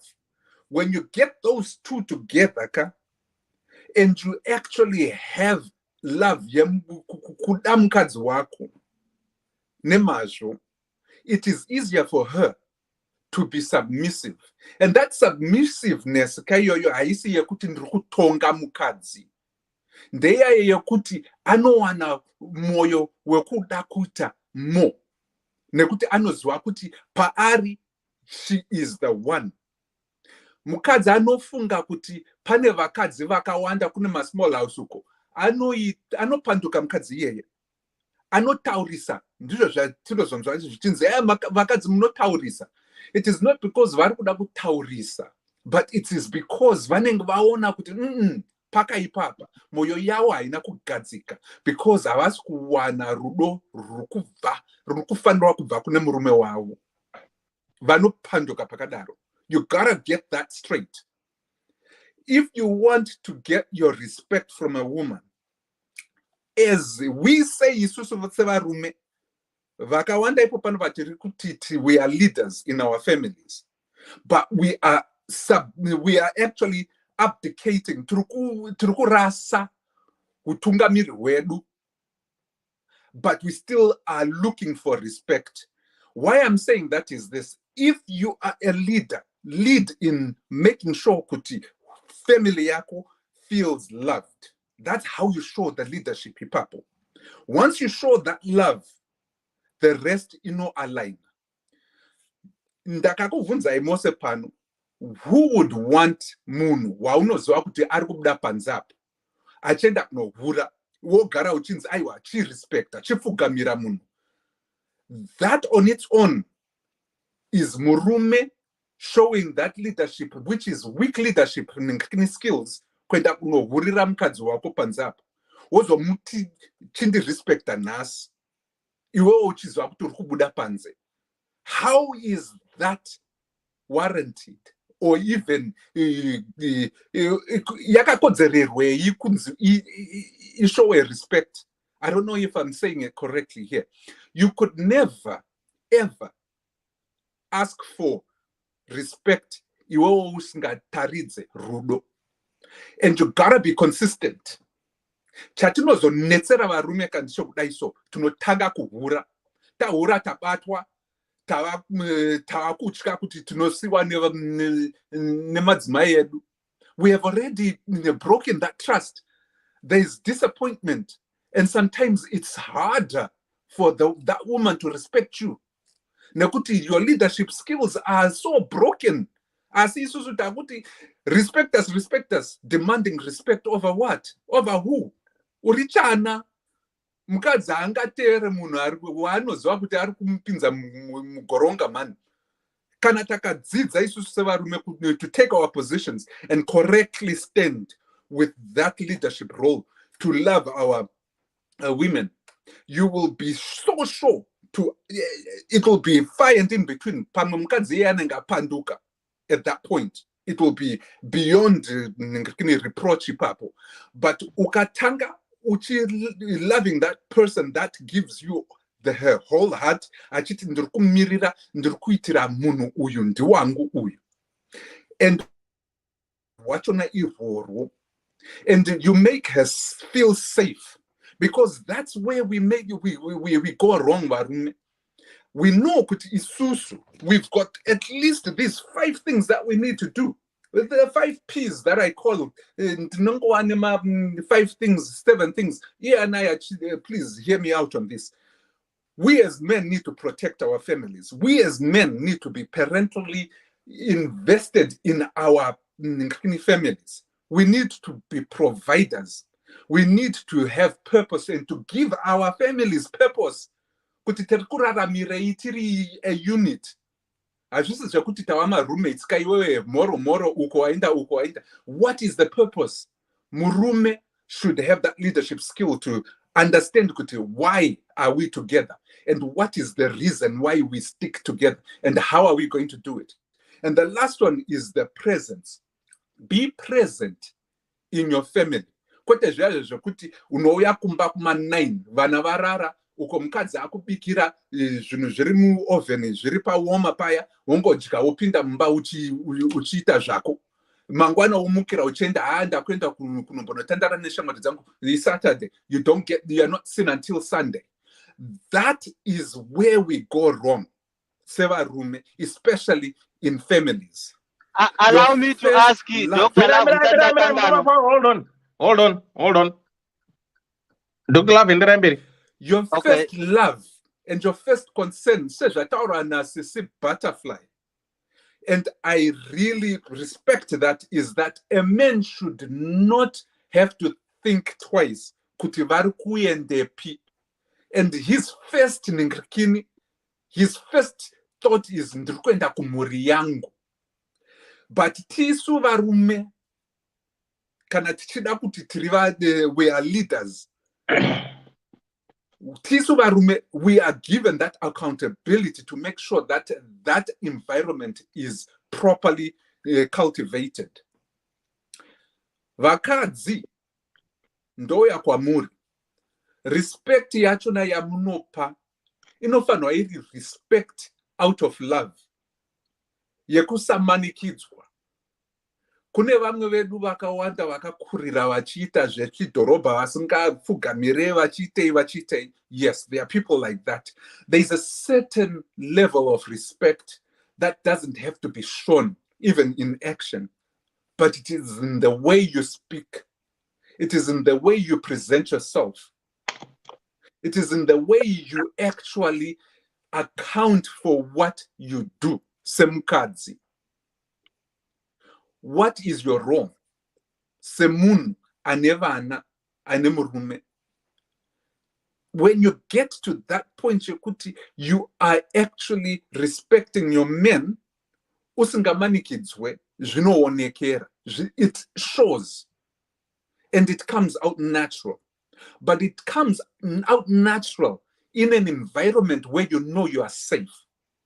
So nyangwe takataura takapopotera tichiti vakadzi vanotaurisa kutaurisa kwawo ikokoka. Honestly speaking, in many cases, 99.9% of the time, vanenge vatadzirwa nevarume. Vanenge vatadzirwa nevarume, either varume ivava vavanawo ipapo kana kuti varume vavakava nawo before. And it is just spilling into the next relationship. Until you give the woman reason not to suspect or reason to feel comfortable in that relationship, you will see it occurring over and over again. Nokuti akabako achiona kuti this characteristic and personality inotipinza mukuhura, inotipinza mukushorwa, inotipinza mukurowa. And then vojamuka. Zozonzi shiriaka vuta reken. And that statement, I think I really don't like it because inongozo faji shiriachona. But anyway, my point is this. Isusu varume turi complain kuti vakadzi vedu havati respecteka. Let's be accountable for our own actions first. Kwete kupoint finger kune mukadzi, because there are actually three fingers pointing back at you. We need to submit to our own weaknesses and leadership skills at asiko. We want to be leaders without any leadership skills. And when we do, when we love our woman and we show them the kind of love, love mumwe wako samwari akakuda iwe. How do you know kuti mwari anokuda in what magnitude? Most of us rumeka that use that Bible verse. Amutombozive kuti mwari wacho anotida zvakadii. Moda kushandisa Bible verse racho nairoro musingambozive. Moti tiri vanhu tiri leaders. Critical thinking yenyu dololo. Spiritual strengthness yenyu dololo. Leadership skills zenyu dololo. But makuda kumanyira muchi hey tiri respect, we demand respect here. From where? From who? Vakadzi vanenge vachiziva kuti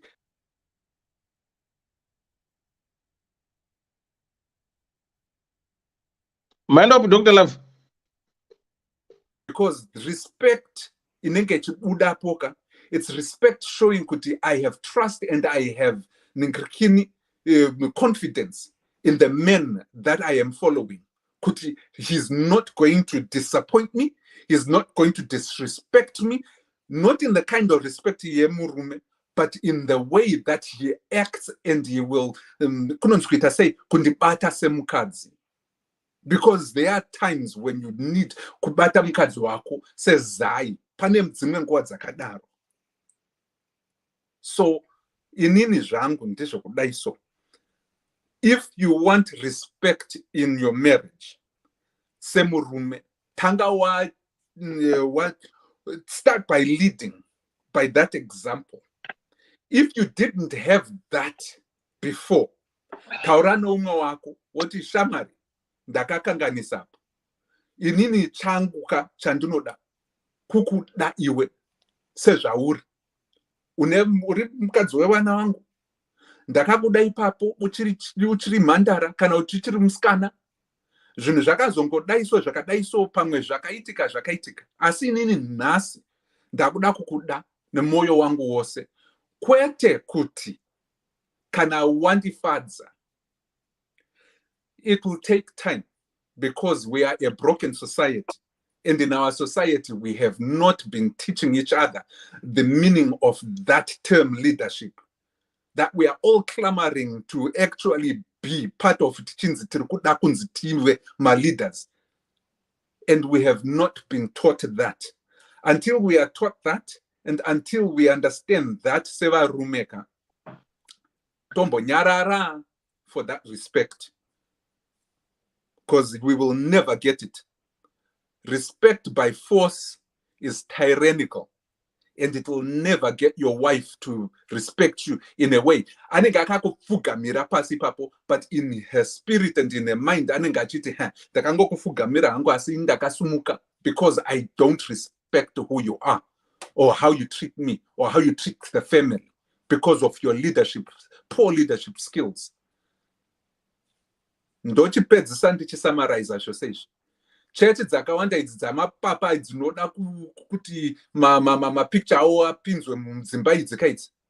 Kana muri vakadzi ka, you are actually showing kuti the father iyeye kana kuti muprofita has proven their leadership beyond your husband's leadership, and there's a vacuum iripo yamuruda kufila. Chiregerai kuenda kunana pfatava mochidzokera kuna varume wenyu movakurudzirawo kuti vaitewo samafata ivava kana kuti maprofita yaya kuti vadzidze kutonga and kutunga, kwete kutonga but kutungamira mhuri yavo nemazvo. You will probably save your family. Ipapo ndinoti kana muchida henyu kuona mhuri iri dysfunctional, ndiye amai vanoenda kuchechi wopedza zuva rose nechita vari kuchechi. Izvo kaizvo hatizvikurudzire izvozvo, ndizvo zvinoputsa mhuri.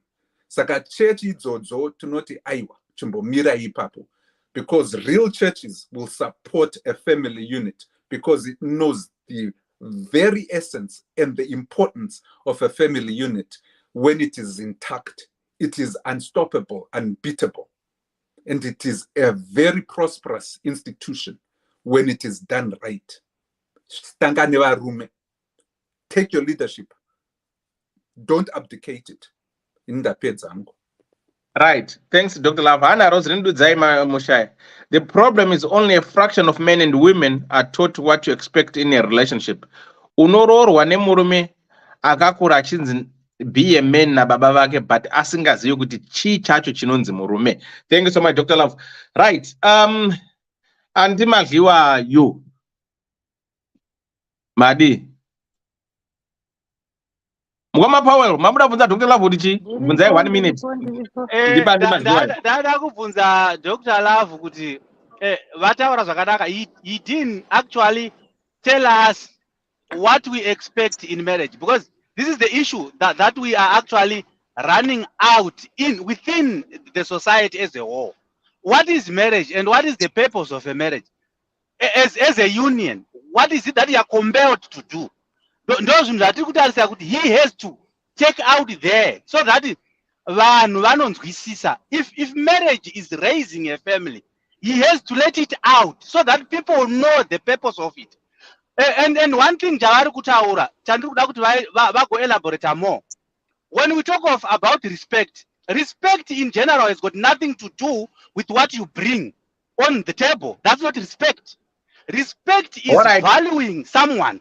Alright, Mirai. Right. Tozo debate regaiti pe 2 vasatu vataura vakamukana kutaura then to start open for discussion. Muramba vakabata mvunze nyoyo. Right. Andi Madliwa matichi. Ndanoda kungotaurawo ndichiti first of all ndisati ndaenda kumberi ndaida kutaura nyaya yechechi yekuti chechi mungaiblema kuti yakanganisa vanhu, asi munhu ane chitendero chake chaanotendera kwachiri oenda kwachiri. Handifungi kuti pane mufundisi angamira pamberi pechechi zvakangofanana nevanhu vasingachengeti vabereki vavo vachichengeta vafundisi. Hakuna mufundisi ane dzakakwana anomira kuti usachengeta baba wako namai yako ndichengeteni. Izvi zvatoo neudofo hwakabvira kuchikoro kwawanga uri ku0 grade uchitadza uchikopa vamwe uchitadza kuita zvinhu zvako iwe zvenjere dzako. Munhu ngaangozvifungira baba namai vangu vanda kuchengetwa. Kana mufundisi wakutochengetwa wakuchengeta mufundisi yatoo yekuti imari yasara muhomwe, kwete kuti munhu osiya mai nababa wachitambura kumusha uchichengeta vafundisi. Ndo zvimwe chete nevakadzi vanozoti anopfugamira mufundisi kumba kwake murume wake asingamupfugamiri. Hazvidzidzisiwi namufundisi kuti ndipfugamirei. Aiwa, iwe munhu neudofo hwako ndiwo unoswera wakupfugamira mufundisi, murume wako kumba usingamupfugamiri. Todzokera panyaya yerespect iyi, ndakanangana nekutarisana nekuda kwenyaya yatoti ndoisa panyaya yabutterfly. Butterfly had all the respect, akaita zvese juti rake rese rekurespecta murume, asi akazodrowa line paakaitirwa izvi. Handi munoona, ndo paadrowa line, ndo paachimira kuti aiwa ndingakubikirai ndingakuwachirai, asi izvi handina kuzvifarira. Saka already atodrowa line rake, of which kudhara kana kuti tingati kumamarriages ana mai vedu nana baba vedu, chero waiona kuti murume wako aurwa, kuti zviratidze kuti iwewe uchiri murelationship nemurume wako, waikumbirwa ruregerero. Ndo zvaizotaurwa kuti kana murume aipa mukadzi mombe, handiti kupa mukadzi mombe gwangu rototsvawa. But iko zvino nokuti iko zvinhu zvaakuchinja, munhu akugona kubvumidzwa kudrowa maboundaries ake, kuseta boundary yako yekuti aiwazve baba mwana, isu tiri musecond relationship, masecond marriages, muri musecond marriage, ndiri musecond marriage, taamu intensive care relationship. From here handichadi rimwe gwangu kunze kwenyu imimi. Zvino kana emakubuda inini handichakwanisi kuti iko ndichiuya ndichigarira pano kuti mundipe zvirwere. Munhu akugona kubvuma kuzviita izvozvo. Respect ndokupa, ndokubikira, ndokuwachira segwangu hapasina. Hakunoti iko murume pacho anoti yewe saka hasi kundipa gwangu, chero ukada kutraya kunoudza tete kuti iko gwangu handisi kuruwana, because gwangu is part of respect murume ka. Vamwe kudhara vaitoti arohwa nemurume pedzeke manheru, baba vakati ndoda otopa baba, ndokuremekedza kakwaitaurwa kuti baba vanoremekedzwa. But for izvezvi nekuda kwekuti kwekuadapta, ndodzoka futi kuti vanhu vaakuadapta kuzvinhu zvaike zvino. Izvezvi culture yevarungu chaiyo chaiyo, mukadzi akada kutoti handisi kuda hadi, chero akaita 5 years ari mba. Asi mungazviita kumaboyini. Chimwe chinhu chandoti varume vekunyika kwedu vangataurwa futi kuti vanonyanya kuda vakadzi kana vakaroora sekuti kunze uko anonyanya kubva ada kumusouth African. Vamwe vari kufaita kugara nekuda kwemapepa kuti ndikazomuramba ndozoti kudii. Zvasiyana nekumusha wanongokika, tagara takatodheererana isusu pachedu sevanhu vemunyika yedu, takatodheererana. Ndokushaya respect kwacho kwekuti handisisina respect pachedu isusu. Respect inongotangira muchiri mumarelationship musati matopinda mumba. Respect inotanga zvataura anti Clara kuti respect inototanga ipapa paplatform ipapo. Totorespectana, ndo panotangira respect, ndo painodzvarwa ipapo. Haingotangiri mumba. Aiwa, inotangira pakuti ukasangana namai vechikuru bhazi rakazara, iwe wakagara, wasimuka, wagara pasi, uri murume kauti uri musikana, watotangira ipapo, ndo respect. Haichakunetsi chero kwaunoenda uko, haichakunetsi. Ende marriage makumo uchiudzwa futi kuti marriage chii, chinonzi murume chii, chinonzi mukadzi wako chii. Ndosaka titi Dr. Love is for women. Vanofanira kuita president vakadzi vatsanangura. It's just zvinoitika automatic zvega kuti murume ungosvika ungoti hii bebe kuri sei wasora sei, mukadzi achipinda baba masora sei, ndasora masora manhetera ndakaita nedzinodhonza, wakutonoisa mvura yekugeza yababa nokuti baba vati ndakaneta. Handiti uchitotambira chiportfolio chavo maswera sei beta, maswera sei hanzu, ndaswera maswerawo kuneta kubasa uko zvakwazoita. Yatotanga respect ipapo, garai pasi ndikuitirei kapeti, chigezai musati madya, ndo matangira anoita respect. Izvi zvimwe izvi zvese izvi zvinenge zvatodhirama zvekuti iwe unenge utobvawo kuiwe wakatotsamwawo kubasa. Iwewe uchibvawo kubasa murume, know how to present your story mumba, chero wabva kubasa watokonywa namanager. Haungosviki kungoti he pane baba pakazota sei, he matambisa mari mafuta atopera. Unosvika worondedzera shamwari, ndosaka uchizi marriage ka dai vanhu vachitanga vaita mafriends vozoroorana. That way you can respect each other, because munoziva kupresenta nyaya. Unotonyatsoona kuti shamwari yangu nhasi haina kumira zvakanaka, shamwari yangu yakagumbuka, ndoita seko, womubvunza you are not okay, chii, otanga kutsanangurira nyaya. Zvino umwe anotosvika akatobhipa, wosvikawo kunokuyo vana pamwe mwana aputsa vhazi rake akatobhipawo, zobhipirana. Respect hapachina. Vanhu vaiombera vaitoziva kutoti iri basa iri handirigoni iri. Pane mabasa atisingagoni vakadzi ekutoti unotoshaya kutoti saka izvi handisingagoni izvi. Ndozvaita vabereki vedu, hunidzi ndingadzivanda sei, handikagoni kudzipandura hunidzi. Asi baba vavauya vapandura huni, uyu maite todiniko garai pasi chivapei makaona mama sara $2 manyano vatengera shake up vamwe vakagara pasi pemvuri mangwana votobandura dzava 15 voziva kuti wani kamari kakasungirirwa keshekisheki kaya ndichapiwa ndodi ndomwa ndodzisirwa mvura ndotoriwa moni dzangu but ike zvino zvangova makanyanyisi mukoma Dr. Love unoti shiri vanhu vanoti shiri yakabvuta rekeni shiri ichangozofa shiri yacho inozongofa saizvezvizvi vanhu masingle men angova masingle men masingle women angova masingle men kusisina vanhu vakuita gwangu rokutenga kuti uriwane saka zvinozobetserei manje hazvina zvizobetsera nekuti kuvarume vome makungoti kotoroorani konai vedu vakadzi oti akungototororwawo nani konai vedu saka shiri inozongofa asi shiri yakabvutawo rekeni uyu butterfly akabva agara negwangu rake izvezvizvi pane hwana anga achitofanira kunge achitogwangura butterfly asi nekuda kwekutiko butterfly akatogumbuka akatogarazve negwangu rake hakuchina chiro mumwe murume ari faithful akatozouya akada kuti butterfly am so faithful ndipo gwangu haachatodi akatogumbuka negwangu rake mbavhara saka ndozvekwazvakuendai kuona kuda kuti respect yacho already ngaitangire kuvana baba vachitukwa namai vana vachiona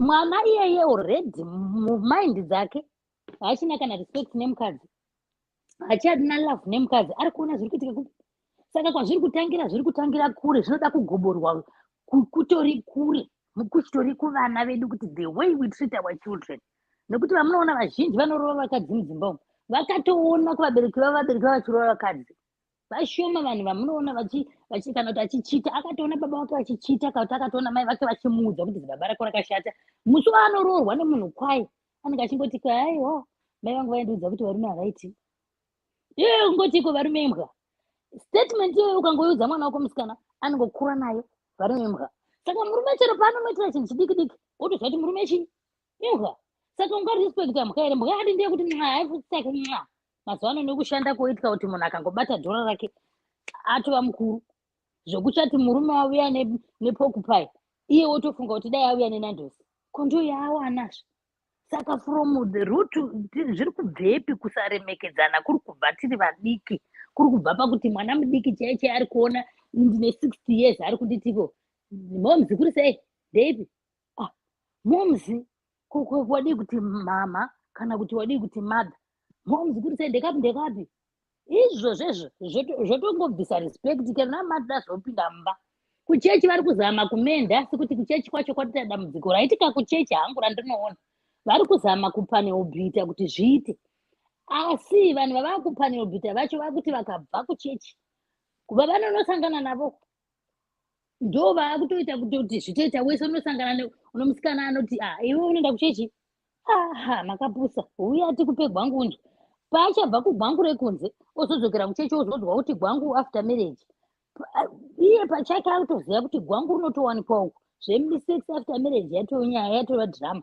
paachazoroora ofunga kuuya kwaimboenda saka already zvinhu zvacho zvatobva nyanguka saka chechi iri kutraya kupanelbita asi zvinhu zvacho zvatofa kudhara apa chechi dzacho dzawandisa nedzinonyeba nedzinoda kuti titengere isu imimi hamuna basa tichengete isu matofo ndokuozara kuchechi kwazara matofo ndozvotoita chechi yakanaka asi yazara chii yazara matofo kuchechi hainamboshata nezvairi kudzidzisa vanhu hazvina kushata kuti vanhu ngavakure vaite bhizinesi vaite sei nokuti shirikadzi muchechi ndo mazinotochengeteka dzikatova kunyika bhawarozara shirikadzi dziri kuchengeteka muchechi dzikava kunyika bhawarozara zvangova manjake saka respect chaichai ngaitangire kumwana achidzidziswa achipfekedzwa pampa taitaura musuno kamuti chaja ridzi chaja aiwa ritori sadza chero achiyamwa isadza iri mwanangu isadza kusvika kufamba isadza kusvika ane mazino isadza ukati chaja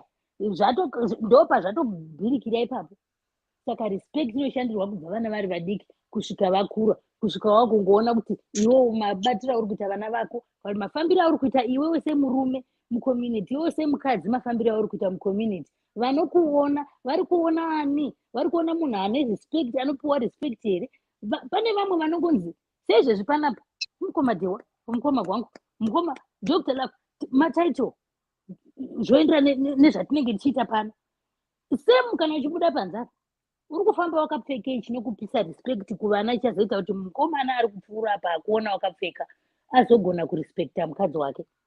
Uri kufamba uchiitei semurume chichazoita kuti musikana ari kufamba apa azorespekta murume wake. Ndo kunotangira respect. Otherwise respect chaiyo yakatosara nevabereki vedu kudhara. Kuna rodzuko ndo kwakatosara respect. Vakadzi vachagara pamba, varume vachienda wenera gore rese, mukadzi akazvibata asingaiti chimwe chinhu, akamirira kuti baba vachauya muna December, ndosiya ndapuwa mimba, baba vodzoka mwana adzvagwa, ndosiya ndapuwa mimba, zvichingodaro izvi zvekuti respect ndo kwazvakasarira. Ike zvino angova ma2 out of 1 in a million murume anogona kuti anopa respect. Father nababa zvakatosiyana, handiti tiri kucelebrate aika nesandi, but kune vachacelebratewa, kune vasingacelebratwi.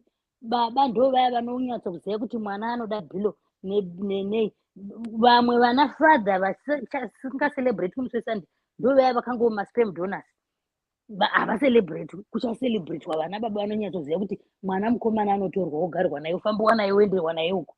Mwanangu, nyika yakadai kozouyawo same vana mai vairespectwa, vaicelebratewa, vaiziva kuti mwana anogarwa naye pasi. Mwanangu, munhu anoteerera, munhu akatsiurwa nemunhu mukuru anobvuma. Zvino chero kamuti naiwe uri kuitirei mutorirewo kuti makatipa mari yekutenga respect, saka kuna ndombonomwa mvura ipapa.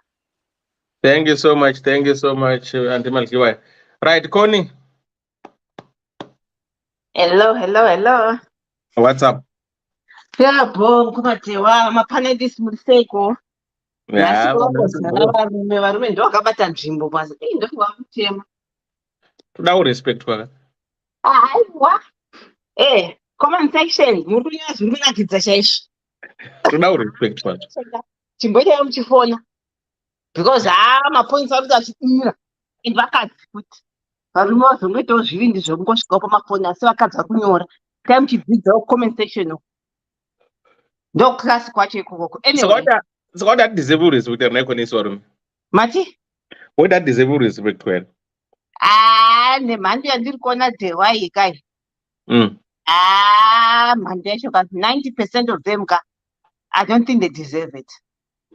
Variko havo vanoda kudeserve kuti vanyatsorespectwa, but ini ndongota zvangu vanhu vandoonawo pasocial media.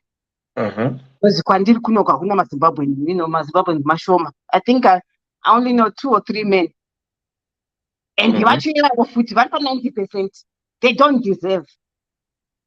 Hamene kuti vari kupi varume chaivo. But anyway, ndangopinda hangu because Nkoma Paul wanga achitaura zvimwe zvinhu zvakachiti zvinoda kuti ndiyasotaura nemuromo.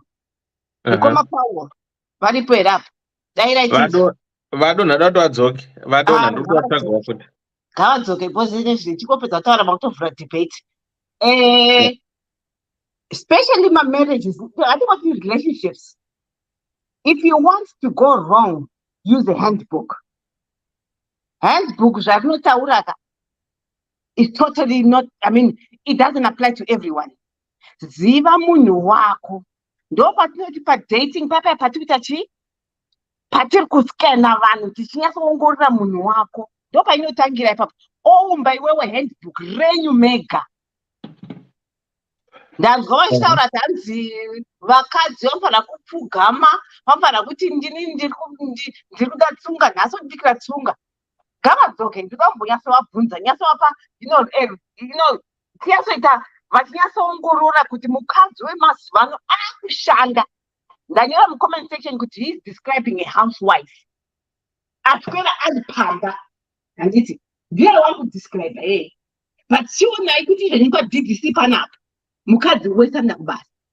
Zvinoda kuzoti ndauya tine vana 3 handiti ndiri kubika. Ipoto idzika dziri kubikwa dzemhuri. Wakuya kuti kwanzi handidyi ndoda kudya tsunga nhasi. Uda kudzani? Why not come ndiri mukitchen ndichibikirawo mhuri? Iwe chiuya ukarenga poto kako tichibika tichirwa chikwee. Ndo pandotaura kuti varume avami contented nemaZimbabweans ndo vatiri kutaura navo. Kuti mudatswa mabroiler mudzimba umu. It's more fun, Dewa. Kuti Sunday yaka. Tiri kubika nemakeke tiri mukitchen tiri two. Vana kona zvimakatuni vatanoi dzavoko. Topinda mukitchen kati chibheka makeke. Ndoona mukoma gwangu. Vanobika imwe fish inonakidza so. Handiti. Asi ukagona vane mukadzi uchaona mukitchen zvatsiki. Ndo manzvere varume atinavo. Vane potential and they can do it. Handiti. Chikawo handbook yenyu. Ini ndikaroona mukoma gwangu handitika. Ndinozati mukitchen vanotondikunda. Ndo department zvandichavaisao iro rero. Ndo vanogonawo. Inini kana ndogona kutsvaira mumba hapana anondikundawo. Ndopindawo kudepartment yekutsvaira mumba. Handiti. Kana iri laundry paya. Handiti. Totsvagawo kadhera takazorora tiri two. Inini ndikada kundiwachawo tofogda tese tiri two. Manakidzira relationship iyoyoka. Ndikakuudzai kuti nyangwe yo kuzonochita kauneuka kuchita hako nevashari.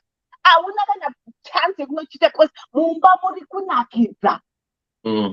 Uchibva kubasa unototi maiwe zvangu ndinosvika ndinonakirwa nakoni. Hewa vataura kauti hanzi vakadzi emazuva anhu vakadzi havapfugami. Know the person. Indotokuudza tosangana nemi kana ari muZimbabwe andipfugami. I've never ever pfugama my knees kupfugera mira munhu. Ndakapfugama kumasports ndiri kuchikoro. Ende zvesvi kubasa one thing neone ndofa ndopfugama ndichita basa rangu. Not kupfugamira mumwe munhu. Saka usazoti kwanzi alright. Kuba pawa atizati aiwa ndo ma-G50 kai. Vadzoka. Vadzoka. Alright. Njava hanzi chiko nakodeskoni warova. Ndapindira imimi kuti ndiyaso kutwasanudzai kuti chisiyana nechinyakare chechi uchaluza mukadzi nenyaya yekuti uda iwo ndozvandikati munhu ndoda kutonga. Aiwa koni. Patsunga maibata here pandatara titsunga. Ndandambobuda. Ndandadzoka. Okay, rega ndingorepeata one sentence. Kana watiwo wasvika kumba ndiri kubika ndetika unzwa zvako kuda tsunga rako. It's fine. Chiuya kamukicheni ndiri kubikirawo kamuri. Chiuya ukapa next nenapo. Ocheka-chekawo tsunga rako uchibika tichirova namagara. Isn't that fine? That's the best option, but in most cases unofana ataura ka. Saka iwo aiwazve. Maona abva kubasa, maina mese kubasa. Madzoka mese. Tinoita tese zvakafanana. That's fine. Even though pane vana, especially pane vana, be sensitive. Kuti aungati mukadzi oita 10 hours kubika. Vana vada kutambwa navo vasanda unorara. Manje zvatiri kutaka ndinoona mafamilizi akawanda. Ari kuti vana kubva kubasa kuchikoro na5. Vakunzina munogeza. Chiitai homework. Tendai munodya. Tendai munorara. Ko vana matamba nawo nenguvai. Handiti ukaona. Chibatsiro mai chop kubika. Handiti moita kana 1 hour yekungotambawo nevana. Kana kuda kutamba zvimagems, zvinto zvimagems. Mombonyasa kudzima TV kuti this is family time. Ombobvunzawo vana, nhasi kwakuchibikwa kuchikoro, chii chawabata, uchibvunzawo baba, especially baba. Ndisachiti vanhu vakadzi rorai vana baba vanogona kuti vaigona kuchikoro. So you won't have a problem. Mwana akaitiwa akakuudza kuti inini inonzi photosynthesis inondinetsa kubata.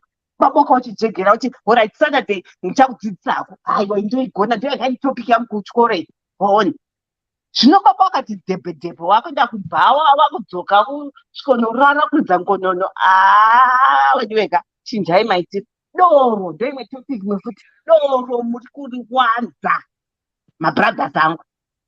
Doro is taking over your life. Ndabvunzwa mhena kujana ndapinda kunani kwandingachitaura nyaya yemafinances apa. Kuti varume problem yavari kuita. Aiwa ngatiti varume. Especially vakadzi. Vari kuendesa asi ndiani kondotete mari yanechazita ngachitaura nyaya yematithing. Ndandi Maria. Andiri majuwa. Happening tete kuti mari dziri kupera kumachechi.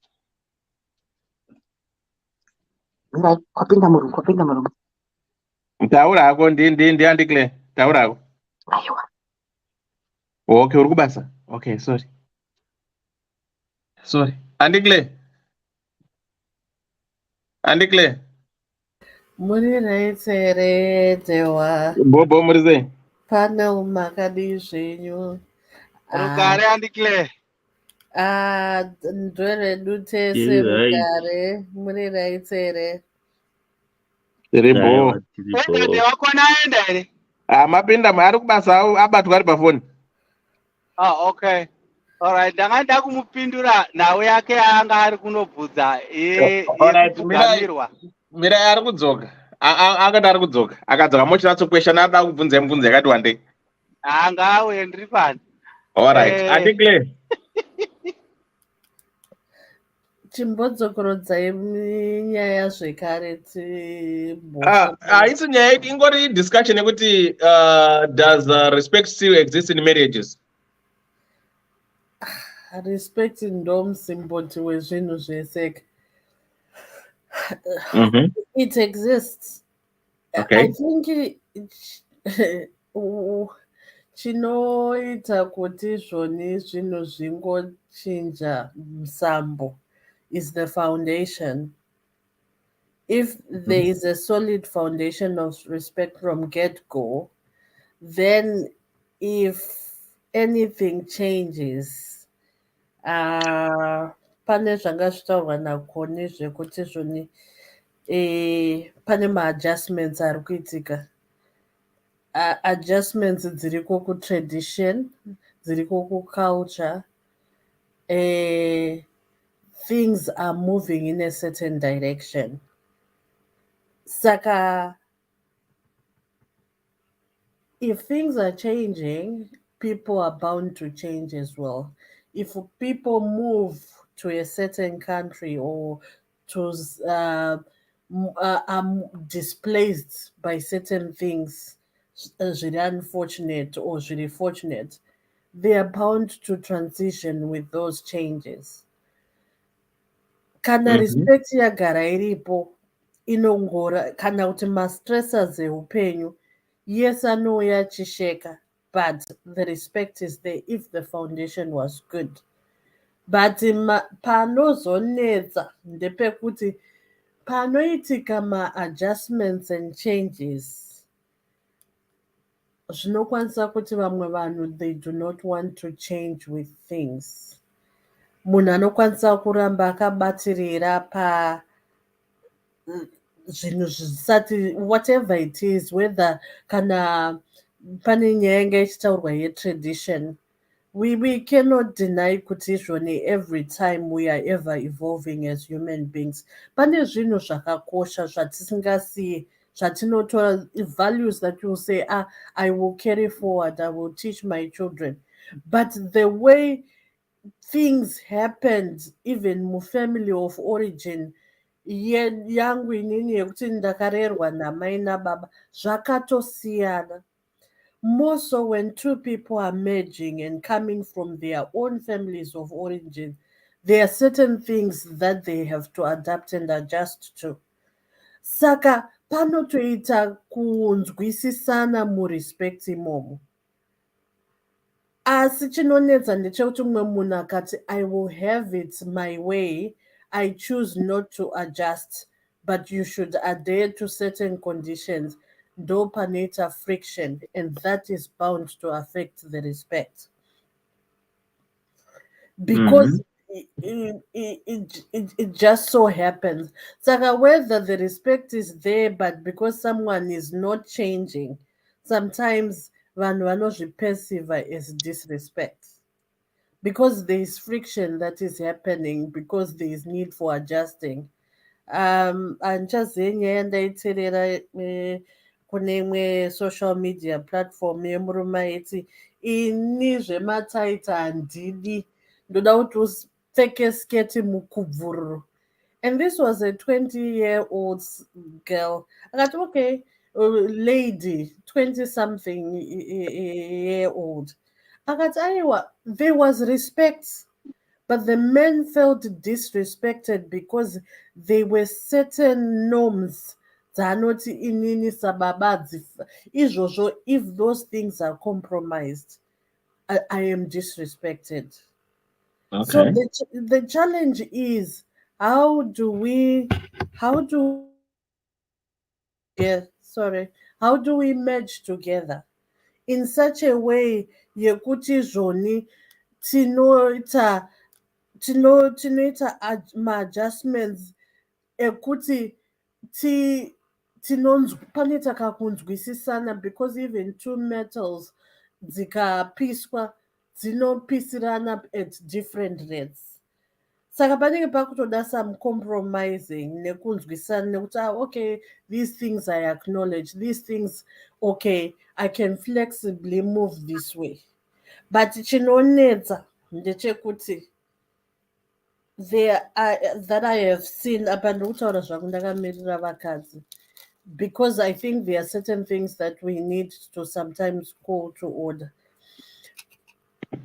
There are certain things that men have stuck to, kuti inini ndini musoro wemba, which is perfect and fine. We acknowledge, we appreciate.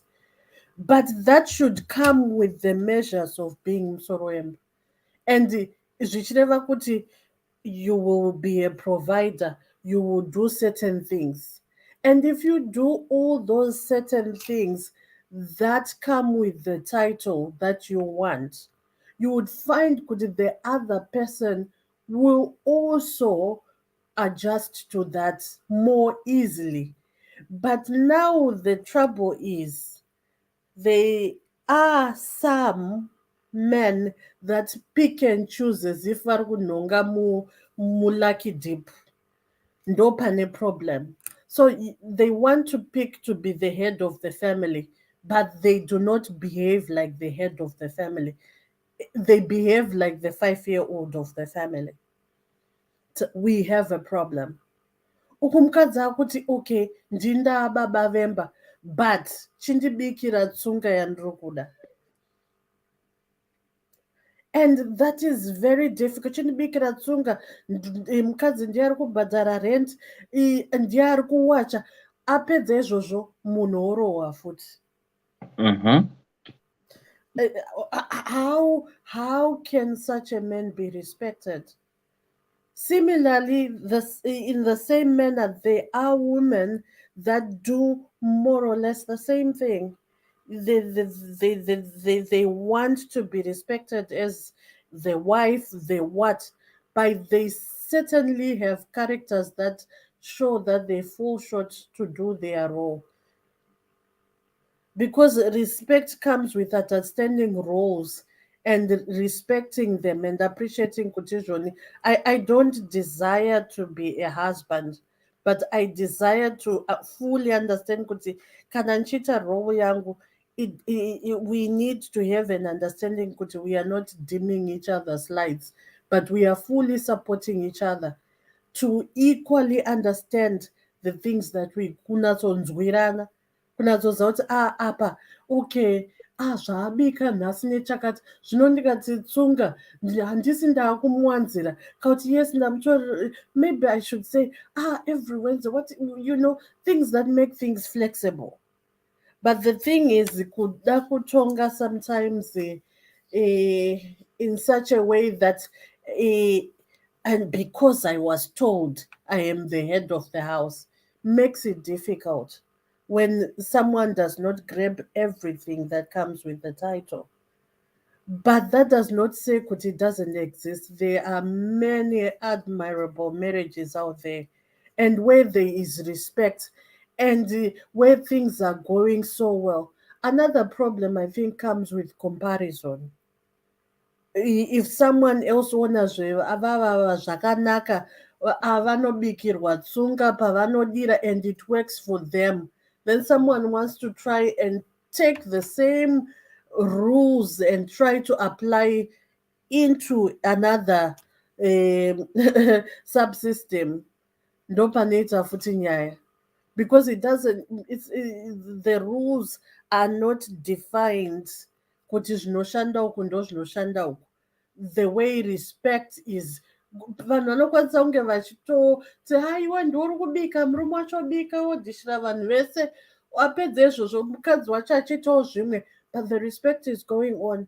So when people sometimes take things without fully understanding, it works for this couple, but it doesn't necessarily mean that it will work for us. Panoita futi nyaya. Saka respect iriko, but it should be shaped and defined by the two people. Okay. Yeah. Thank you so much, Auntie. Aiwa, tombokumbira pano tombopa vamwe chance. No worries. Thank you so much. Konuya Bazodona. Right. Now, my love with an abunzo. Come up, my love with a Dr. Love Chawabunza Manchita open for everyone now. Ndanchiti Dr. Love ngavati tsanangurire marriage. The reason why I've got an interest in the marriage setup is because nyangwa asina kuenda kuchikoro anoroorwa nokuroora. So the basis of it is it's not defined by the education that you have for you to have a marriage, to marry. It's an instilled thing, as he said. God himself made it that way. And therefore, with our different views of the world, when we marry to raise a family.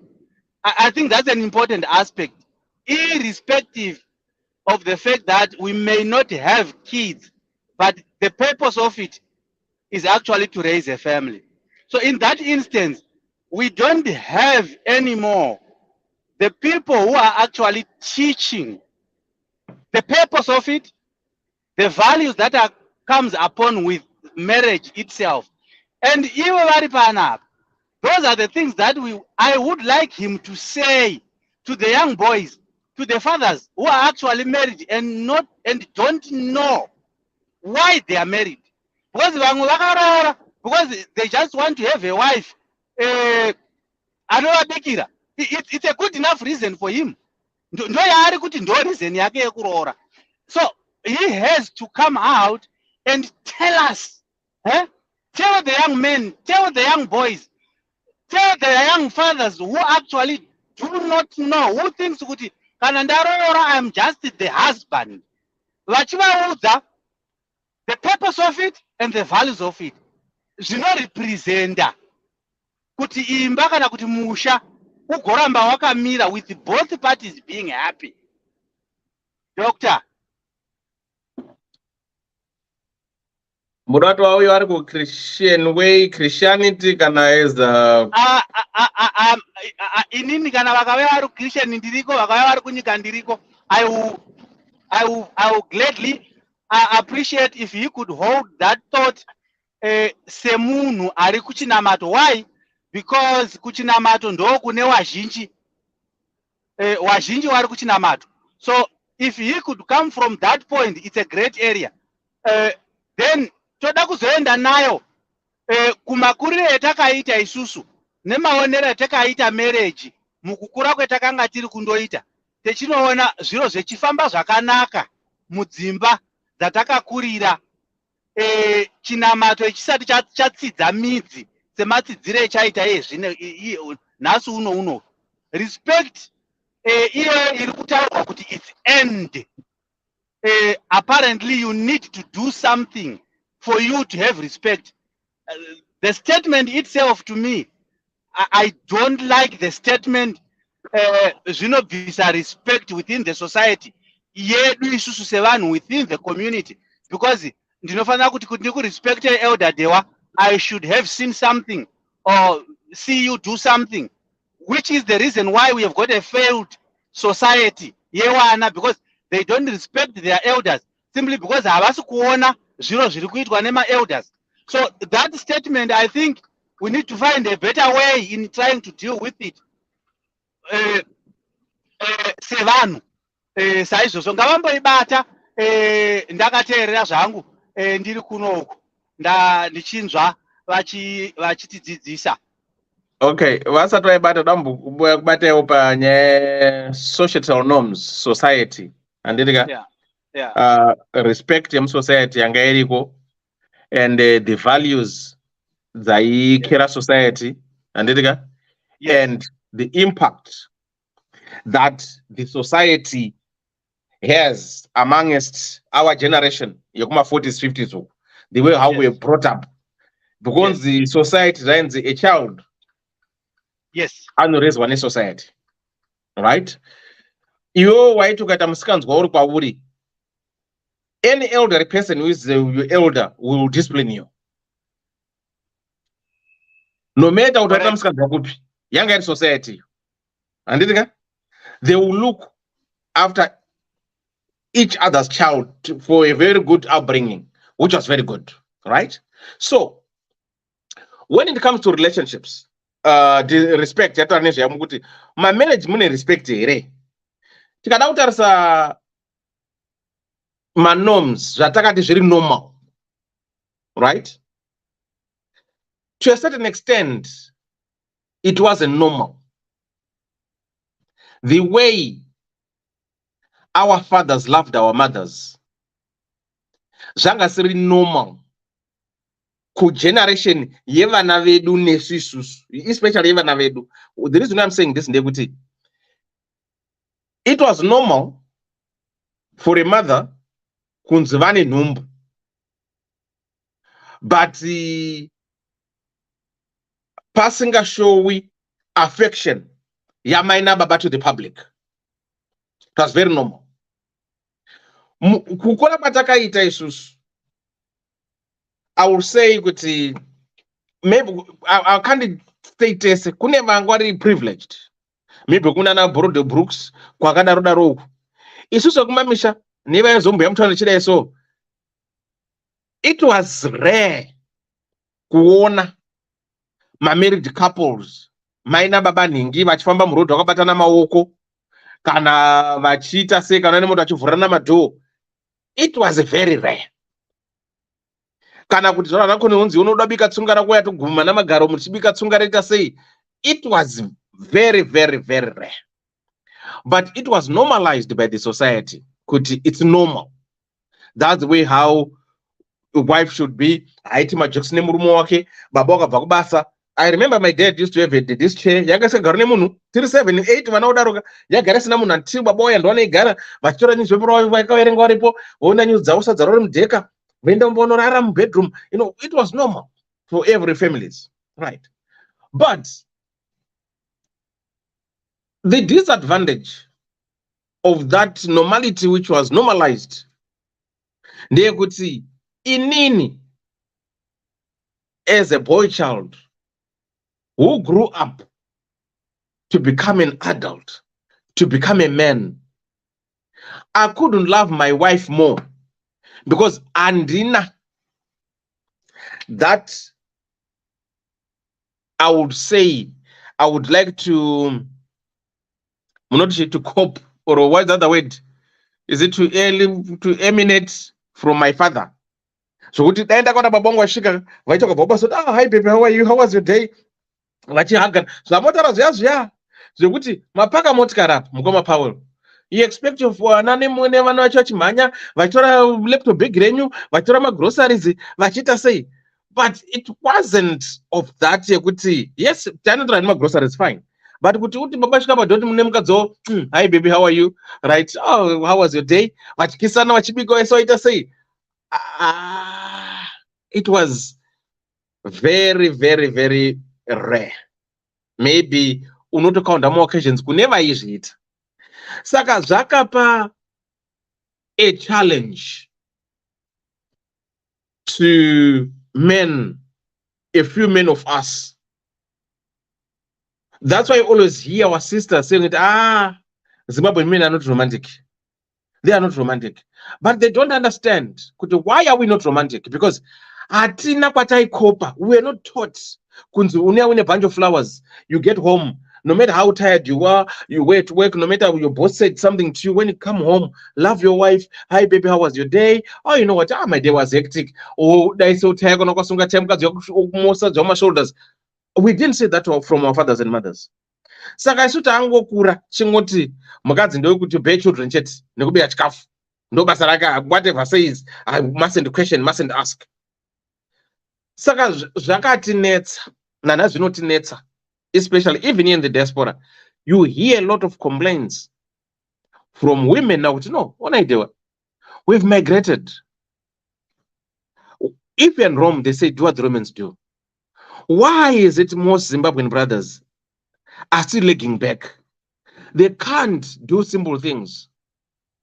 Just to love me, just to appreciate me, just what baby, you're smelling good. Baby, it's the thought that counts. Most of us are dinner because we were not taught. So can I not that? How do we expect our women to be submissive? How do we expect our women to respect us? Because respect is earned. So we need to evolve. We need to move on with the time as people. And as an individual, you need to learn. Learn yourself how to become better. Copy the good things, not to copy the bad. Because vazhinji tinokopa the bad. And vazhinji wacho even let's talk of modernism zvatona zvita pa Facebook apo. People, they applaud you, vanokurera maoko cheering you, vachikuti go do this, go do this, go do this. But when push comes to shove, these very same people vakuti go dewa amite kana nyemba dzavo zvokuzvimbira dzinokuzvimbira uri wega. Muri kuona tine a lot with this guy kuno anzani chinyani, people will cheer him up achita zvaita whatever, I want to change this, I want to do this, right? But where is he now? Is because vaimuchiya vachoka kuno kwakazoitena vakati hate speech ikamurwerera. Saka pane pambe kuti society yedu zvimwe zvatinonormaliza zvacho, it's not meant to be normal.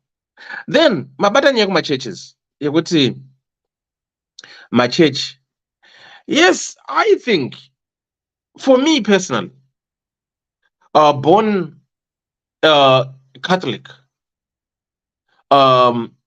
went from birth baptized in Catholic. I don't know when I was baptized, I was very young. And it becomes normal that every Sunday I have to attend church.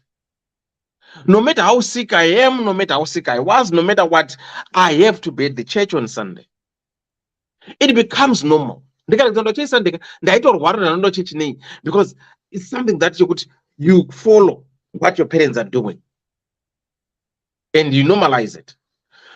But pandakazorora, become my own man now, become my own father. What's the point of me going to this church? What? I need to find myself who is doubt. What do I want? Not what my parents want, not what my parents taught me to do, but I want to be me. I need church. Saka atingadi kublame a church kuti why vanhu vekuchechi varodai so. Yes, in a fair share that you can blame them. You don't blame a church in the sense yekuti we were all brainwashed and made us think kuti zvakataurwa zvokunzi Jona akazomedzwa nehowe akagara mudumbu rehowe zvikazodidi, kwakagadzirwa shaki yakapinda mhuka dzese zvikazodidi. Some of these things doesn't add up. Saka ndopaunoona kuti zvamatira zoti vanhu kunoku kuUK kwamboita imwe chechi yekuti iye muridzi wechechi aiuya achirara mabedrooms emafollowers ake, kutoti ini mukadzi wangu totobuda mubedroom yedu toti baba vauya vatorara matorara isusu pamubhedha pedu pamadziro panenge pane picture ramudhara rapasta ivavo ndovakutonzi dedi mumba mevanhu veyomo hamusangana picture vabereki wavo kana one. That man was became the father of this nation, of these people. I'm not talking of dumb or daft people. I'm talking of educated people. Vamwe anga manesi, vamwe atori ma social worker. Vanhu vototi vakatoenda kuuniversity But wewe ndeipi onzi ndipapa vedu azviite vandivarira mubhedha medu mukadzi anosara achibikira achiita sei kunzina kuti level of stupidityness yacho is too much. Kune anonzi my educated fools no handisi achitenderechi anditi saka respect kai like what Dr. Love and everyone is saying. I think it goes both ways. It should be both ways, because your way, if you want to be respected, the same feeling that you feel, put yourself in that other person's shoes. Ndikamuda so munhu ndikamitira uyu anofila sei. Saka I think for us to have happy relationships, happy marriages, and everything, happy families, I think we need to meet ourselves and feel ourselves and say, okay, ndikaitirwa izvi, how do I feel? Inini wacho zvandiri kuita izvi, is it good for the next person? That way, I think everyone will be submissive to whoever they are dating, even kuvana vedu chaivo. Pane pekuti unotoona kuti no, my kids are happy to see me, I'm happy to see my kids. Pane pekuti amboti ndisiyatara kuti kana murume achisvika kumba apedza basa na5 osvika kumba na10, ziva kuti kumba kwacheko hakuna rugare, ari kuedza kuavoida to be home early. Saka what do? They'll end up going somewhere to kill time. Zvakufane kuti uri married, wonzwa murume achiti panonzi let's do things together, anongoti no, itai imimi, inini ita zvamuda kuita, inini ndongoti zvamaita zvese zviripo, right? Wovoziya unaenda marriage yadare kunzi anoti itako haina ntauri, decide what you want to decide. Hapasina marriage, hapasina respect, because it's now a one-way street. It's either my way or highway. So I think for everyone, anengari mu relationship, kana ngari marriage, kana win a family, I think you need to earn that respect. How do you earn it? You earn it through the way you present yourself to people around you. That's the way how you can earn respect. How do you interact with those people? How do you talk to those people? What is that you say? What are your skills? What are your areas of strengths? Do you have my listening skills? Do you listen good? Are you not quick to judge? That way. I think, how do you communicate? I think but ukada kuti haivhiwi, haigochwi, umachita ivhiwi, umaita igochwi, nyama yacho inora. And chandakaona ini nangu, the reason why ndiskaenda kumachechi ndeyekuti ndakaona mune a lot of what do you call it? I need to find the right English word. Yekuti munopatsanurwa. Vari married, garai kwenyu uko. Vari single, munenge muri kwenyu uko. Unoti nhasi kune married couples seminar, kune couples function, kune zvakadai. But kana yangu yakuzvimupiro nekunzi muda kuitwa muchechi zvakati, havatarise zvonzi munosaitai. But there's a lot of discrimination in churches. Mune tuma segments, mune tuma hierarchies.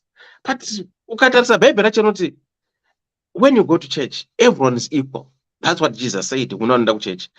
But dzedi dzimanje dzikaiti munotopatsanurwa. Kunzi mabasa akanaka munogara masofa.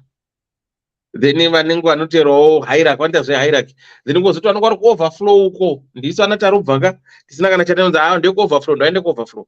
Saka ndopona kuona kuti zvimwe zvinhu zvacho we are too materialistic hataona mukoma kwangu. Saka nemuma-relationship ma-marriages imomo mazhinji acho ndekuti ndiri kungogarira vana vangu ndiri kuzodai so respect yacho hapasina, hauchazivi zvauri kuda, ndombonwa mvura. Mukoma kwangu magarisa musina kutaura. Right. Ndanchida kutaura iyeyo materialistic. Vanhu ukada kuzotarisa society yedu iyeyo yokuti kana munhu ndiani uya ndimasha munhu umwe wekuimba kambuka yako kuti ane mari ndo mukuru. Ipo paya zvinhu zvakatenge wakatozoimba aona kuti zvinhu zvadhakwa. Ukatarisa pakatanga idzo tsika dzimwe dzatakazotora dzekuno kuwestern, do you know muno madzimai vanga vasingashandi, most of them vaishanda but vanga vari vashoma, ana mabasa especially nursing neteaching ndo zvanyanya kuitwa navakadzi. But vakadzi pavazoshanda muindustry during the first and the second world war, because varume vose vakava vaenda kuhondo, so who was supposed to make ammunition yokuendesa kurekera, ndo pakatanga kupinda madzimai mumarekera mumauyu. Some of our sisters, honestly, both black and white, vamwe vachona they cannot handle. Vakaona vaane finance, they think it is a platform for disrespecting someone. And ukatarisa even society zvayo as a whole, dewa pano munhu wokuti uri kunaiwo kuuk kumusha koitika rufu, wosvikako iwewe kumusha wabva kuno kuuk, wotarisa marespect gwaunoitwa. Pano munin'ina anga aripo anga achiona kuti baba ari kugwara kana kuti ndimai anga achitema huna achiita everything achipepa kana kuti ndimudhara. Vanhu vanoda kupa iwewe respect wabva uno just because wabva kuno kuuk watumira mari, vachikoshwa that person uyu anga achiona magwarire anga achiita baba all the time. Pamarufu chaipo ndakaona umwe musi kuti ukashayiwa dzimwe nambono munhu anoziva panopiwa sadza paya, zvakiitwa izvezvi zvinenge zvekafavoritism. I've seen this a lot. Ndakagara kuZimbabwe. Society yedu mafire eiri kuita, respect chaiyo chaiyo, pane nyaya. Kana uchida kuona kuti munhu itiwaita kamari kako, I'll give you a story yakamboitika kuZimbabwe. Murume was a headmaster.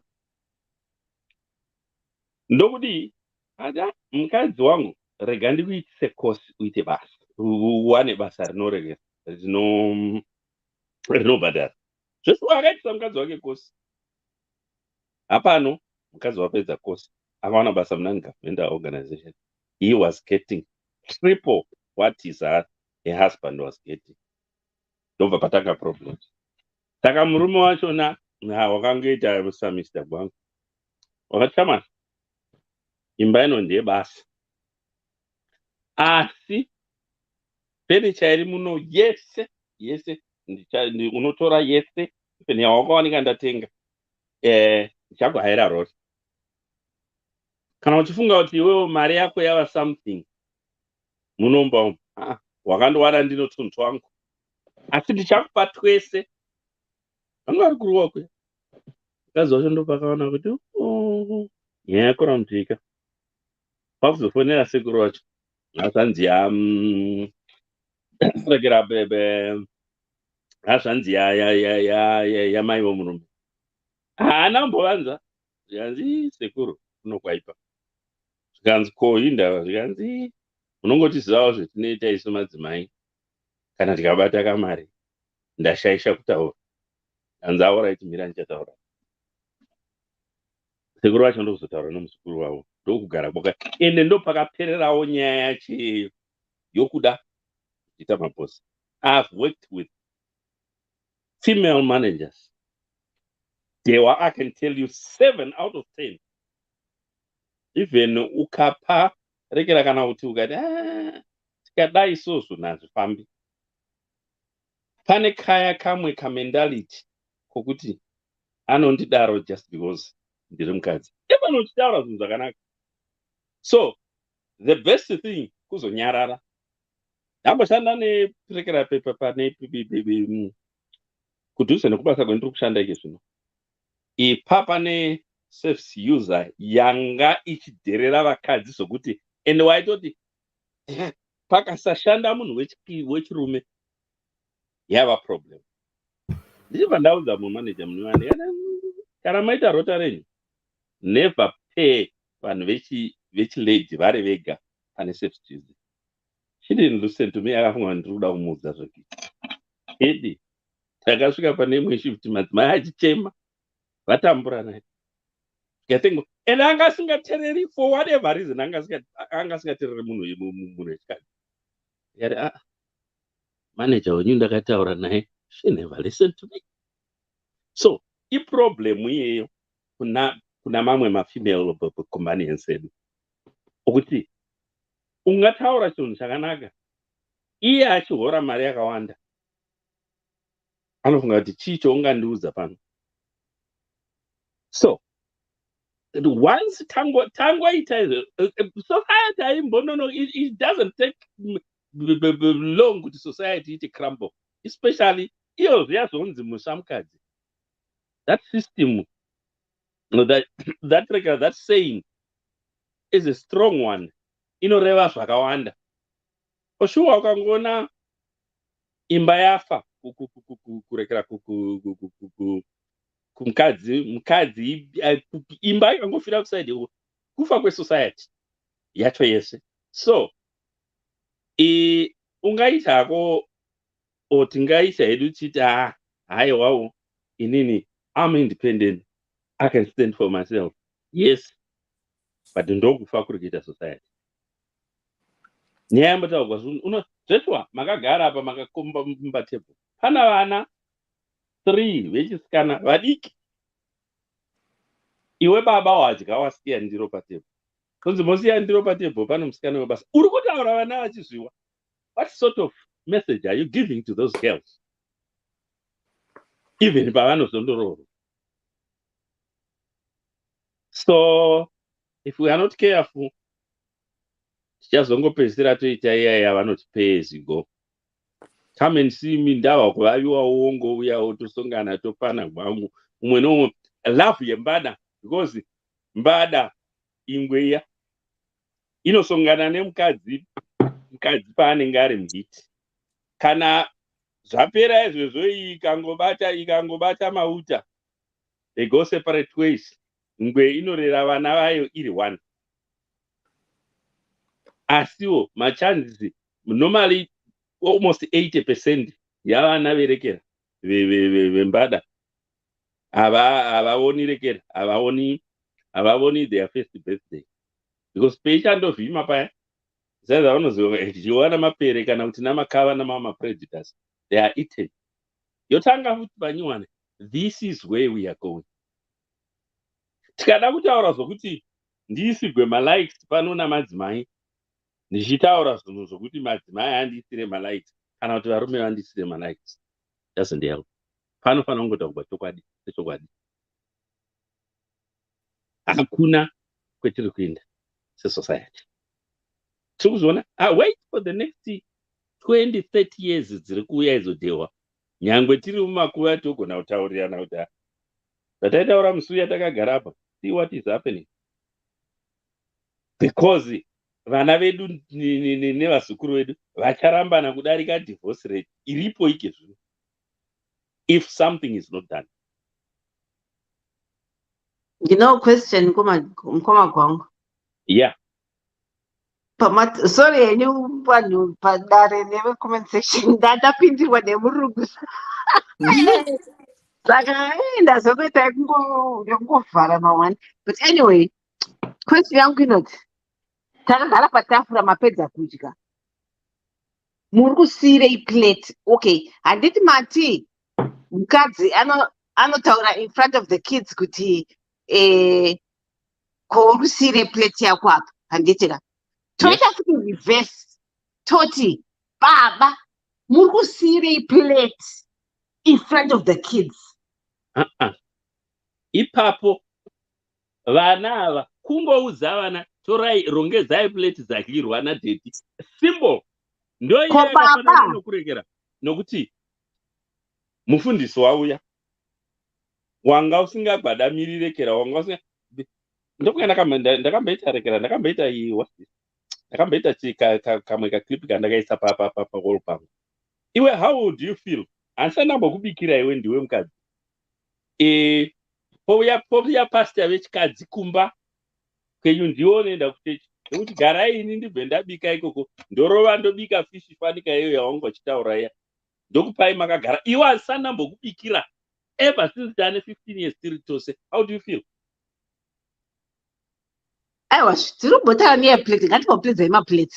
Because inini, personally, I would want murume audze mwana iye pachake kuti sungi ndiendesere maplates than kuti mai vataurire mwana. Because suppose kuti musi wandemisiko kumba uchaita sei? Yeah, anoziziva kana wamuudza iwewe mai vacho anozviziva kuti mudhedhi vapedzainini kana usipo iwe ndinomuudza, but iwewe kundiudza ini, that's a challenge. Aiwa, inini ndiri kuti let me finish. That's a challenge. Munosiya maplace ipapo pano musikana webasa here pa vana vakagara apo. Iwe hai ndiri kuti ngazvirege ngotaura munhu nemunhu ngaataurire ngaachuze mwana wake kuti ningendesa plate. Iwe wazvitaurirei mai kana iwatini ndaifanira kutaura. Unosire maplace apo vana vari vakagara ipapo. Kana musautotaura mwana mega plate yenyu chaiva gwangusa koni ndichaisiya ipo patebho ipapo. Imba yacho naugari ndoamugari kutaura kuti munosta mabroiler katibatsiranei kumba koni. I think imbonzwa umwe wangu pane nhau yatiri kuda kubetserana handiti ka. Your argument is very much valid. In its validity, there are certain stands and systems that as a people we can always grow towards and also change as we grow into either my relationships and how they are aligned in society, right? Our society tichikura handiti ka sezvataurwa naelder Dewa, there were things done by our mothers for our fathers, and in this instance iwewe uri kuitaura from a point of view yomukadzi anosenza who actually comes home and you are probably tired and you need a rest, right? We didn't grow up in societies akanga ari that equal zvokuti vakadzi vazhinji vaishanda. Remember ndo nhau yataurwa naelder Gwangu vachiti vakadzi vazhinji they were not working and kushanda kwakazotanga kuita vakadzi ndogona kutaura ndichiti ndiko kwamuri kuona kwaunza kuti income ive low in most households. Income is low because vakadzi vazhinji vaakumabasa. Why? Because vose vane macompanies they are just taking advantage yevakadzi and underpaying in every aspect. So with this in mind, tiri kuti society yaiziva kuti baba kana vabva kubasa vanesa vachirineswa apo wodyirwa zvavo, baba hava vakangodya kana pari patebho havape ma-instructions kuvana kuti bvisa plate. Mai ndo vari kureisa vana within that family sector. Kana vana vari vadiki vari kurerwa namai. This is the society that we are coming from. Yauri kuziva iwewe yauri kuda kuita flip over and say it's non-existent now because everyone is actually working, if we can put it that way. Saka zvakuchifanira kuva neissue yekuti uri baba unofanira kuudza mwana kuti zvakati nezvakati, which is a very fair deal. But take it from elder Gwangu's point of view, kuti where is he coming from vachiunza that analysis? But I wasn't putting a blanket yekuti munhu achishanda. Ndiri kungotaura generally inini hangu ndakazvimirira In my house, mumwe nomwe muromo wake kuchitaurira zvaanoda. Unochuza zvaunoda. Kana uda kubvisirwa hembe paline apo, unodoma munhu kuti mingi ndibvisirwa hembe dzangu paline apo. Haumiriri kuti mukadzi achakufungira. Ko kana mukadzi wacho ari dofoseni asingadi zvekufunga. Ndakufungirwawo. Ndozodii?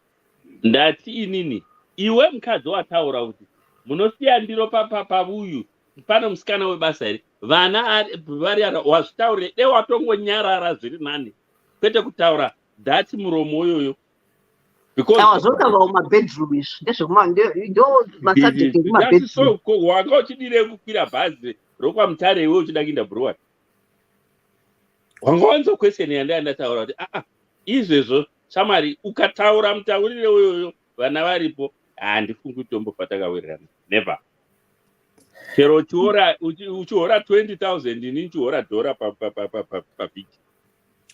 Ndiyo disrespect yacho. Ini ndikukumbirawo kumbotaura pane ma-strong talkers. I think ndoda ngowedzera munhaurirano iri panapa kuti ndichinzwa zviri kutaurwa inini hangu ndakazvimirira as a Christian. I know there's a lot of things that we can blame on culture, on religion, on spirituality, but there are certain things that we must also appreciate. The center of religion in Dream Christian, the center of Christianity is the value on marriage, the value on family, the value on relationship. That is a strong key point. Now, because my modern day churches are going to take advantage of people that are not willing to take the measure of faith by strongly and actively engaging with what they believe in. They go to church to be told, to be indoctrinated, when they can read and discern for themselves. As much as the church is to blame, but I blame individuals that put a leash on themselves. In the same manner, inini ndiri Christian ndikamira pano ndoona anyone in the Islamic faith mukadzi akapfeka hijab yake ndoti akadzikisirwa nekuti murume wake anomuti apfeke hijab nekuti I have lost respect for that religion. I've lost respect for myself. Just because inini I may have a limited understanding or there are things done differently in a setup does not essentially mean pane kudzikirirwa. There is a respect, there is a tradition, there are aspects that work for those people.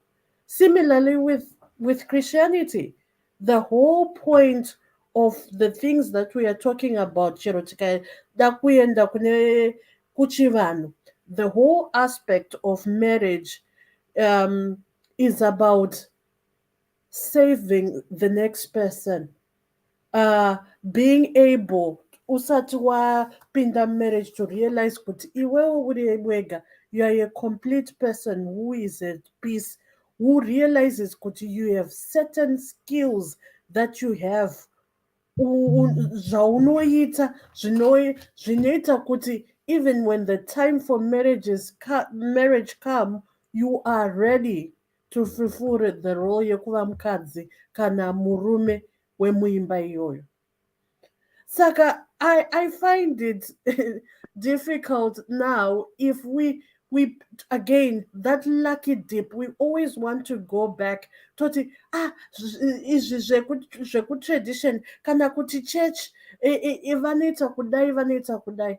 There are many people that have gone through education yekuwana madegree nechi, but they missed out on the real education yekuti why were they pachikoro kutangira kuprimary school. There's a lot of things other than the academic aspect yokuthi 1 plus 1 equals 2. It was more than just kungo edama numbers. It was about complex thinking. It was about understanding kuti okay, kana ndanetse kana ne problem iyi ndeipi imwe method inosha. There was more than that, than memorizing things so that you can what, you can just spit them out. So many people may seem educated because they have mastered a certain part, but they may miss out. Okay, kanata muchechi. This is another subsystem. How do I survive? How do I design and say this is wise for me to do in my household? And I think as a Christian, some of the things that you are saying and some of the things that we are talking about, kana iri imba ine vanhu true. I, as a Christian, rely on the Bible and reading it for myself before any pastor or preacher or church comes to me and tells me this is how you should live. I should be able to read and understand and then engage with other people and reflect upon myself. Kwete kuti zvoni, we come here, we say we blame churches, and for sure churches they have their atrocities and issues that I sometimes say, this one, I think the church has to answer. But the center and the core being of religion is family. And if we look in it as a Christian, if I look at it, ndikada kutomhanya biblically from Galatians, if you have all the fruits of the spirit, I will know kuti mwangu akasiya plate yake, because I am a peaceful person, I'm a joyful person. Not apakap. It doesn't take anything away from me. Maybe it might take 3 seconds the kitchen plates. And the next time I may not be able to. And it doesn't take my partner 3-4 seconds. Or telling the kids. Why? Because you are serving the other person. So I strongly believe in the fundamentals of religion. It has a place despite its mistakes. It has a place despite its shortcomings. Whatever religion it is. Iyo yanowa iya yokumedzwa nehove iyi yamataura dewa. One of the most powerful prayers in Islam, in Christianity, is the prayer that Noah did when he was in the belly of the fish. So for me, it is an important fundamental of kutikana marriage yaoma, when things are not going right, when love has gone. What do I rely on? I am greatly affected with someone who does not believe and affiliate to certain values, because muniane problem, they can just go haywire. I cannot trust where they stand.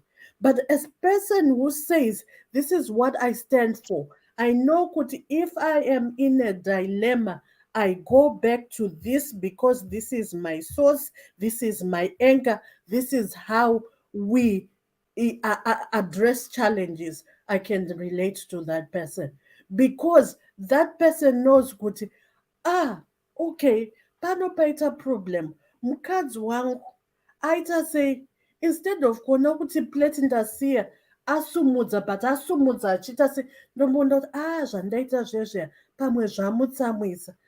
Then I'll go kune mukadzi wangu ndoti shamwari, unoona paya pandasiya plate ndachida kumhanyira kunotora chakati chandiri kubedroom, but I didn't mean that. Which means people, kuti okay, yes ndazviita ndasiya by mistake, and pane kakunzwirana, pane kuziva kuti there are certain values that we stand with. So whether that family believes, those values form their form of or way of living, their fabric of understanding. Saka, if people do not have a memorandum of understanding, then tichaita pick and choose to what the world is saying. The world is saying that the modern woman has rights because they have money. Even if the money is not being used in the family, ari kutora mari achiendesa kumusha kwake, I will pick and choose because that works for me. And then itonzwa kuti modern day iri kuti the more money you make, it means that iwewe ndiwe unotonga, you pick and choose. Then you ozona kuti there's something I can pick from Christianity, opika oisa because it works for her. Perhaps quote Proverbs 31 kuti I'm a virtuous woman. In the same manner, that's what some men are doing. I'm the head of the house. That's what they have ran with. Pavakanzwa Bible, that's the only aspect that they have had, and I should be respected. I will not be questioned. I will not be brought to order. But we know that with respect, anybody can be brought to order. Akazvinzwisisa. And what of about Bible wandigadzirisa. And whether they accept directly, they have accepted kuti you know what, wandidzora mudzimai wangu pawandikwenya paipai ndatozviona kuti ndatoenderera. They have a code that works for them uniquely in their family. So we want to pick and choose. So I think the most important aspect of whatever we go with is what is the fabric that you go back to, that anchors marriage, that whether it's Chivan, then do it 101%.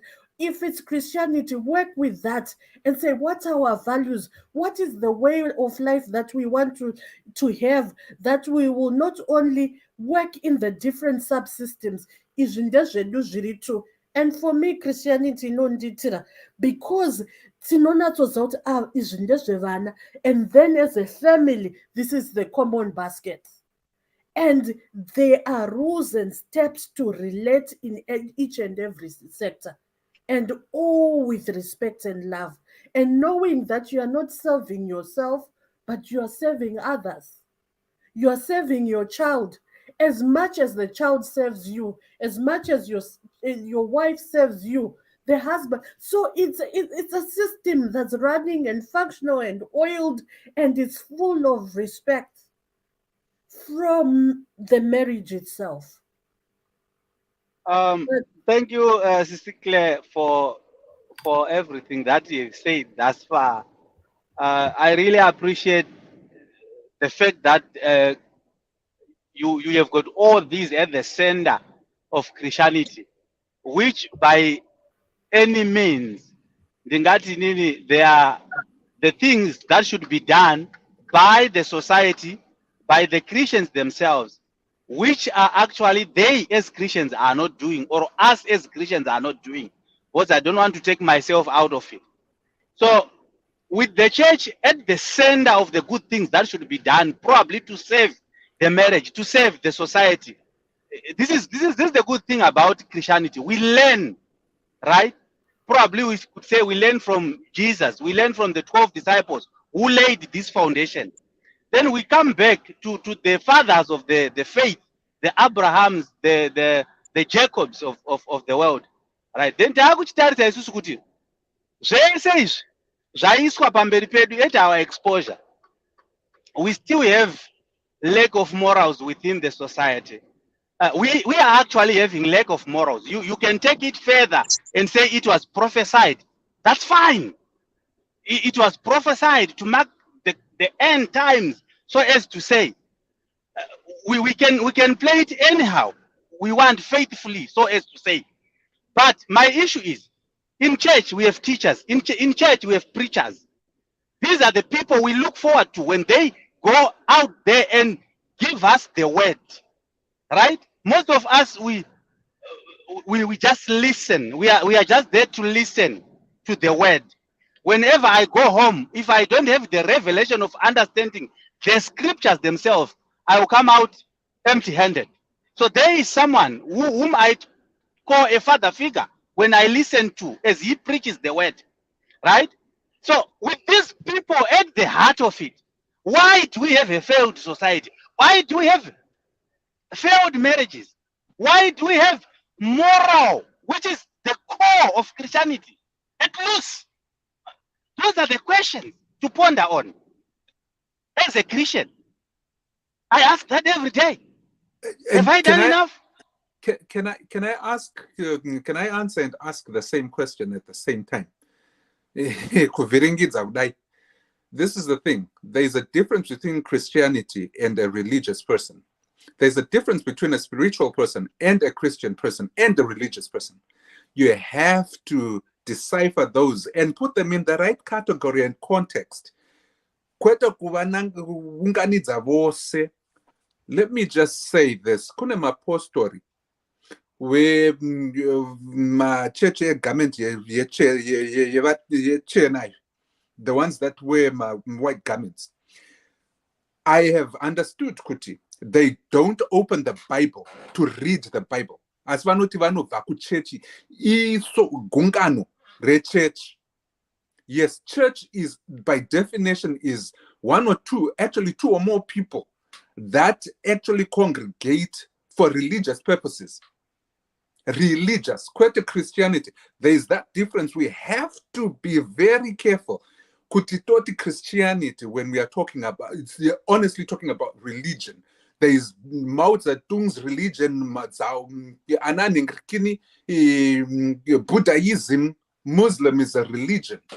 Christianity is a religion in its own context. Kune Pharisees, those that knew about the Bible, about the Old Testament, and they would recite it from book to book, but they didn't understand what Jesus Christ was talking about. Pharisees, those are the ones those are religious people. Religion on its own needs to be taught seriously.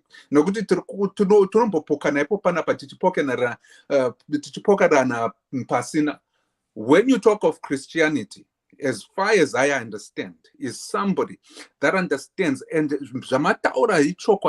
revelation of the word brings you to understand in your life. And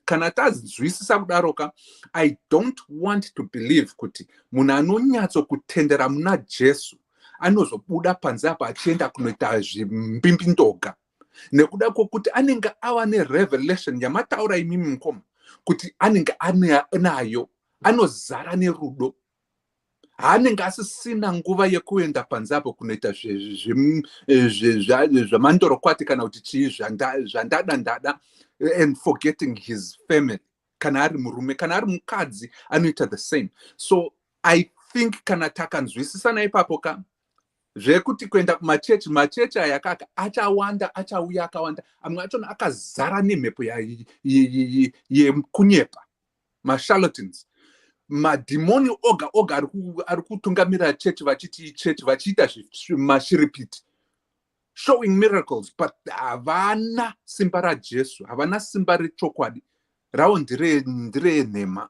So I hope izvozvo zvinonzwisisikawo, because where I'm coming from and where I know and what I know about religion and Christianity, I don't consider Christianity a religion. It's a way of life. A religion is one thing that you can put on top of the other. Zvataura anti-Claire very right. Anybody, if you find a man who does not have something that anchors them, that grounds them, anything, a wind will come, because they don't have something to ground them. Be it zvechivanu, ndiro zvavanoendera kunoti kana vambodzungaira kudaiso wodzokera kwazviri. Kana if it's Christianity, ndiro zvavanoita. Kana iri religion, ndiro zvavanoita. A man or a woman without a center of gravity that grounds them will soon become a munhu anopupuruka nemhepo kuenda kwaanoenda. And those are the people that we now see. Totaura kuti avandu vatiri kuona vari kuita zvembimbindoga izvi. And then we try and include them in that society. Yavanoclaima kuti vari. And then blanket case them people that are in certain parts of that religion or belief, whatever the case may be. Ndakudawo kuti ndichibatsirikanawo ndingoita one or two things before I leave for another call, because I'm still at work, believe it or not. So I totally understand kuti some of the things that I say might seem abstract. It's a utopia. But if you understand Jandruku Tauraka in a practical way, try it just for commit to it for 3 months, chat, 90 days. Try this kanamashika kumba baba, kanamashika kumba mama, karabuti muri mumba muchinzwa, murume nemkadzi. Be it a boyfriend, girlfriend, or a marriage relationship. Try this for 3 months and try it as consistent and be committed to it. For 3 months, chat, kana zvakakonewa chete moti George mburkunyepa nyati ikutawo kunzwa nezvenyu mondi tuna out, but for 3 months try this. Wasvika kumba uri murume wotaura kuti kune mukadzi wako, shamari ndakusuwa ndinokuda, I appreciate you and I care for you. Kwandinoenda kubasa kwako ndichidzoka pfungwa dzangu ndedzekuti ndiri kushandira iwe nemhuri yako, imhuri yangu. Just do that. Mukadziwo achizvinzwa izvozvo kana asiri mukadzi uyaya wekuti apererwa the last straw moyo wake unofeweka, anobva abuda achiti baba ndazvinzwa. She has a better chance of listening to what you have to say nekuti wamutaridza rudo, and she will respect you for that. For 3 months, chat, to show that you care for her and be on purpose. Kuti ndizvo zvandiri kuita, wakananga mukadzi wako, makakonana the last however many years, makamboitiranawo zvimwe zviya. Just come at that point, mungoti mukadzi wangu, uye wababa iwewe, nyange wakatadzira munhu zvakadii, woti mukadzi wangu ndinokuda, pandinobuda every morning, iwe nevana vedu ava vanenge vari munjere dzangu. When I go to work, ndiri kushandira mhuri yangu, ndodzoka kumba ndinofara ndichiona zvaunoita, nokuti uri kukudza vana vangu nemazvo. Nyangwe ivo vana venyu vari dhururani, whatever the case may be, yeuchidza kuti you are doing a great job pamba ipo panapa. I know vakawanda vari kuti vakadzi, why not vakadzi vachidaro? No. The reason why I'm concentrating on the men is because you have the power mumuromo mako nemumaoko ako aya to change the circumstances that you are in. If you are going to ask for a practical thing, that's the one thing. Usainde kunotenga roses, usainde kunotenga expensive ring. Just mazwi ako aya. Wouyawo Friday, Saturday, Sunday, uchisvika uchiti mukadzi wangu ndiri kugara nhasi ndichiriritira mhuri yangu. I want to enjoy your company for however minutes, for however hours. To give a space. But uchidaro and being consistent and purposeful. And ifunge kuti mukadzi anokuda chaizvo. Mukadzi ari mumba mako nekuda kwekuti aneweka will change without failure. It won't take 3 months. But in 3 months, mahabits yayo anengastika. It will be easier for your wife or your girlfriend to respect you. Because wakupfugamira yaka zvataura namukoma gwangu kuti wonzwa mukadzi achiti hapana house girl panuka. Ask where that voice is coming from. maybe ari kutofunga kuti ari kutodhererwa semunhu iye mukadzi wacho naye ari kutaura izvozvo. Anenge ari kutonzi she might think kuti nothing about her is worth it. Saka ari kukubuditsa, she's taking it out of the fact that she can control her kids. Iwe haukwanise. And it is coming from a place of hurt. Yekuti pamwe haasi kunzwiswa, she doesn't feel like she's being heard. Ozobuda achidaro. But kana ukamuonesawo kuti mumwe wangu ndinokuda zvakadaro, just do that. It doesn't need you to be a multimillionaire or a thousandaire. Zvinongoda kungoti uzvipire iwewe semurume. And if you are going to lead this family, show it by your actions. Yongoda chete ndakumbirawo mozonditaura 3 months kuti zvinenge zvafamba sei. I know it will be difficult, but 3 months idzodzi makaita muchidaroka, uri munhu anonamata, uri munhu asinganamati, anonwa doro, anoita sei, but showing appreciation kumukadzi wako kuti ari kukuitira zvakanaka, nyangwe zvisina kunaka izvozvo.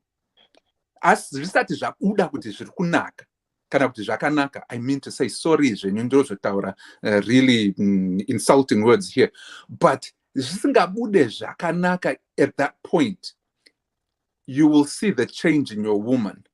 And you will see the ability of shaping your wife's heart to one that is warm, just by you treating her like a human being. Imimi sebaba munogara panzapo, vo vanhu vakadzi vanogara vari mumba voita zvemachild, vanenge vachiinteracta nevana.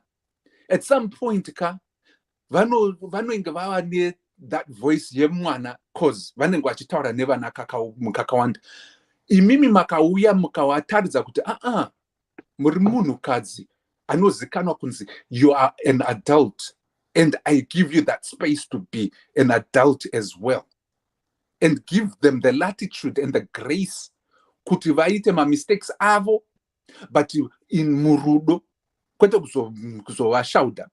When you do that ndifunge kuti 3 months dzinokona lula yamanga musingaite iyaya muchicomplaina inouya, and inouya yakatoita fire futi. Mukadzi uya wamaiti she doesn't respect me, she will respect you to the ends of the world. I will bet you my bottom dollar and my top dollar on that. And anozondikwikwidza 3 months, when you are in earnest and you do that earnestly, 3 months dzakasakwana asati arespecta kana kuti achinja in some way, mondibata henyu chokwadi kudai. Dr. Love. Thank you. Dr. Love. Mashoko enyayo kai akanaka, muri kusimbisa chaizvo, but zvamwari chaizvo zvamataura izvona ukazvitanga zvita mangwana the first thing that, especially kana ari murume akanyorera mukadzi wake message yekuti I love you, I love my children, the first thing inonzi paitei, wahura, waonekwa nani, wabatwa, right? Kantu uri kudei, taura nyaya yako. Ukati I love you and my children, unzi wakuda kufa kani, ukuda kufa, what happened? I mean, because I think most women, and not all, but I true, most women have second relationships or a third or whatever they have settled now. Vazhinji vacho, they were hurt to a point of no return, and they'll bleed on people who didn't cut them.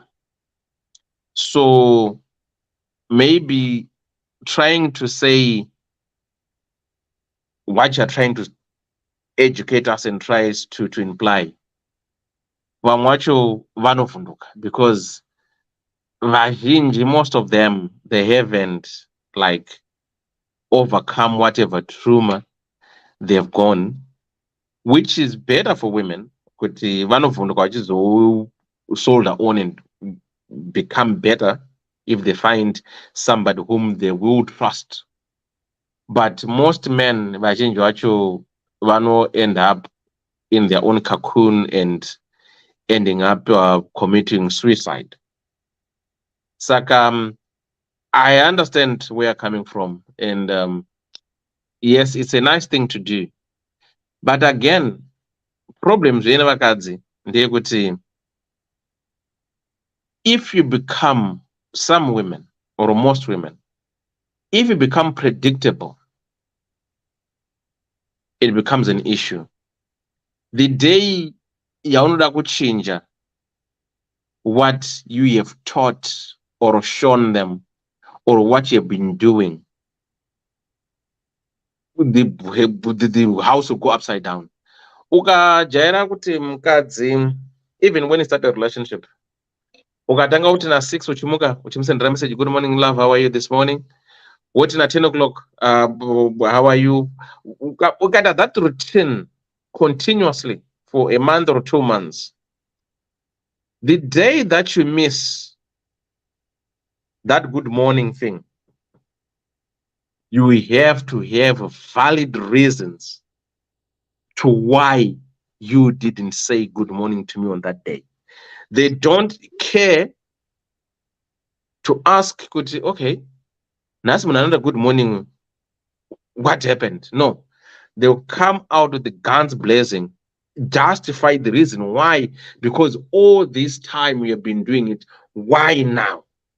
No matter how you want to try to clarify, how much you want to try to say things were like this, angango accept ake kuti maybe, but also not angasit convinced. Saka at times, our women, at times, they make life very difficult for us as men to show them how much we love them.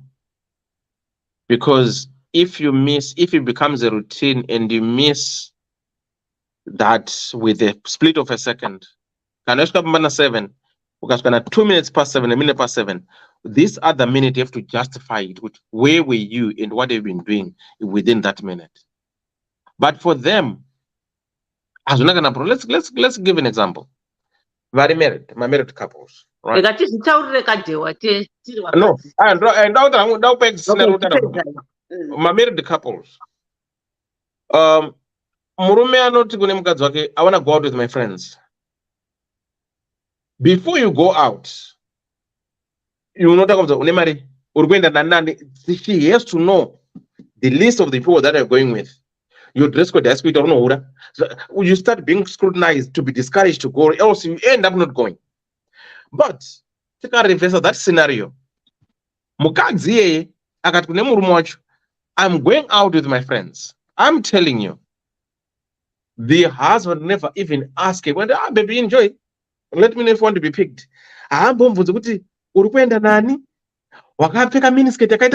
No. Saka, it's for us, it's very hard to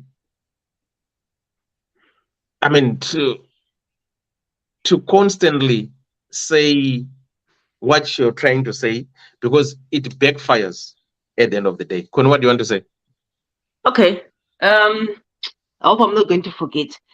The statement my mom she pindura Dr. Love about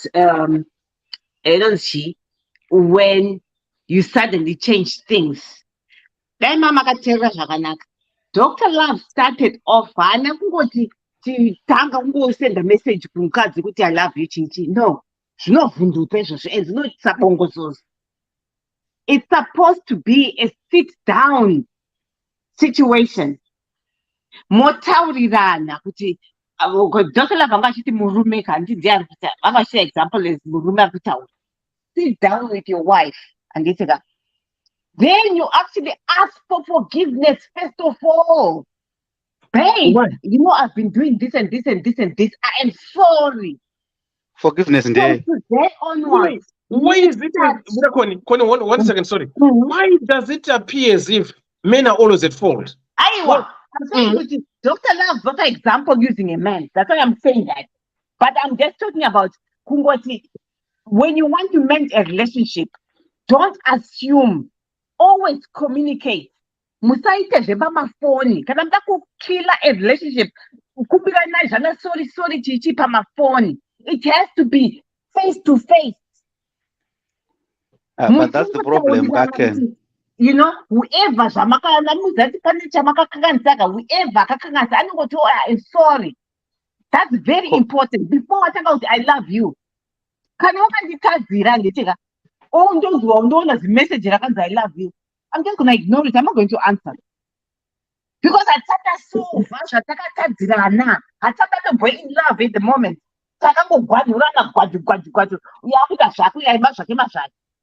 Love should not first of all clean your plate and then this really new one. That's what Dr. Love was saying. Kuti moti kumbira na regere. Moti uzana kuti from now onwards takutai wewe wega. Mama rain ndasiya uko. Utatombonyepa kuti kwanze mango mwachi mondifungira zvakona mavheri afuna aiwa. Ibva kutaura chikwadi kuti kuonyangu wewe. Ndadzoka kumusha. Zvakana ndapedza. Handitika. From here on manje ndachita I'll be happy. Handiti takadzivisa zvatatakanyemura. Aiwa ndisatuka ngoto. Ndopai time yenye kutaura. Vataura nenyaya yekuti kwanzi yanga iri okay ndikachitaura yechi3 vanga vasitaura nenyaya yekuti hanzi yemapati handiti. It's because from the beginning makarorana musiri in the same world muwanda zvake mwama zvake mazvake. Don't it's very important pamuri kudatana apa. Nyasodiga yekuti munhu uyu ndichazvida here zvaanoita. Because ungasaka kuti kwanzi uyu akaenda kumapati, uyu anobva bvunza, uyu anzivini. Mozati mobva matoziva kuti aiwa munhu wandakarora asiriye wangu bodo. Because kana muri makanyatsowirirana zvakanaka unotoziva kuti character yako nii. Ndema disco anda kukauya kila timu anenge ari kukauya ngari kwari you know unobva watoziziva kuti hazokuvhundusi nhasi ukazozwa kuti ndiri kuenda kwamambotiterere kubenzi anongotaiwa enda hako be safe uriko ikoko kudhindindi kokoko check on your person uriko aiwa ndobvotsvaga ukana kuenda kubathroom baba emwana vana varara here handiti ndiri kunakidzwa kuno hakunakidza zvodengori kuno mundanyasinakidzwa ma1 manje muna communication is very important vanhu we mukasakubvunza koni ngoma pawe mira yapedza naraopedza manje mira yataura ndazokangana ine part yavamambotaura vandiranda kujekisa kuti always have to ndazoziva manje maamuchiti mukomadzewa murume afana kugara achingota good morning chichi. That is very wrong. Ukaona uri wewe always uri kudenda mumwe wako it means haasi wako pane chaakateya kwauri. Hapana kunyorwa sakati mukada kutazve mahandbook ka hazvibudi. Angotanga naye uyo akati good morning mangwa ukata week yese 7 days uchiona uchita good morning wega ziya kuti unodanana wega. It should never be a man's responsibility kuti amhorese mukadzi omhoresawo. Handiti maflowers kutengerana mudzimba akusi kwevarume chete. As long as you're mai vemwana mai uchiziva kuti kana even une kamari kako nyange usiri kushanda handiti wapuwa mari nemurume tinatenga grocery mutengerewo machappies nomati madent. It doesn't have to be anything chekuti chakana kunge chiri special chazonorepwa no baba kana chiparira biltong idzo -1 chibhodhoro chemafuta mushandisawo 750 so 2 liters imboitawo 750 but mari yawaginga pamafuta tengero kababa something. handiti ndizvinonakidza ukaizvozvo wasvika wakumba bada kutengerawo biltong, that's for you. Baba usaisa mukabhodhi dzevana because biltong chidyiwa nevana. Chienda usa kudrowa kako paside bed up ndokuchagara biltong rako uchidya uri imomo. Ndere kudya muchitaura nyaya mubedroom namai unomupuka chibhaitika mukadzi akutengera ako but timudyisawo ngati mukada kuti mahandbook zvese sikadzibudi ndodzozotazoti mozotongana mukadzi itaiwo zvinonakidza spice up. Vanadewa makaramba zvekusungwa nevakadzi tichi, but it's always do something zvoti munonakidzana mese because you're trying to close malupo zvekuti murume aende kuna marwei mukadzi aende kunodhidhwa kubasa because kumba kunakidza already. Unenge uneshavika kuti kwanzi uri kuisirwa mapatapata nadewa mumicrowave ndakunovhura makumba angu kubasa uko reranshava Kone. Inini, one thing that I cannot do, and this is me. I'm speaking for myself. Yeah. Inini, I cannot apologize. I can't. I've got my own ways of saying sorry. And sorry. But I've got my own ways of showing that I'm sorry. Right. Be open. Kana mashkata dating. Be open to your somebody. Kuti ini nangu weakness yangu apologizing. Anopinda achiziva kuti dewa haku apologize. Anditi. The communication is taurirana, be open. Kana uri munhu uya anomwa nenziko yekusudisa ndowani whatever. Vaudza munhu wako kuti nini I drink a glass of ndowani every morning. Saka this is the result. Sorry, vocabulary yacho kuvarume inenge shoma zvayo. Angatotenga outfit. Handitika. Shoko rokuti sorry. Ndozvandati muvhokabhulari yavarume vazhinji harimo shoko iri. He's right, because we know the majority of men don't do it. But ziva munhu wako usazoti wamukadzi ozati murume handiti sorry handitika wakuda kupopotera futi kuti why usinganditi sorry. It's wrong.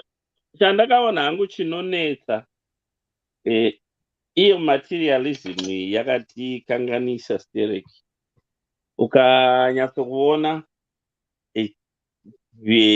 zvichizonetsa pamuti wakaoma izvo zvichimbonetsa pamuti munyoro. Ukatarisa even mapulire omunoita each other down, my sister, some of you our sisters, unopererwa. Imbotarirai nyaya yanga ichichiridza pasocial media iye zvinei kuti vamwe vaiti gomura asi honestly hatina kuzomboona wabvisa dhora achiti hatoda kumbobatsirawo vana vake zvaadai kuzobunjemewa kudai. Ndoponongoona kuti makaoma vanhimi.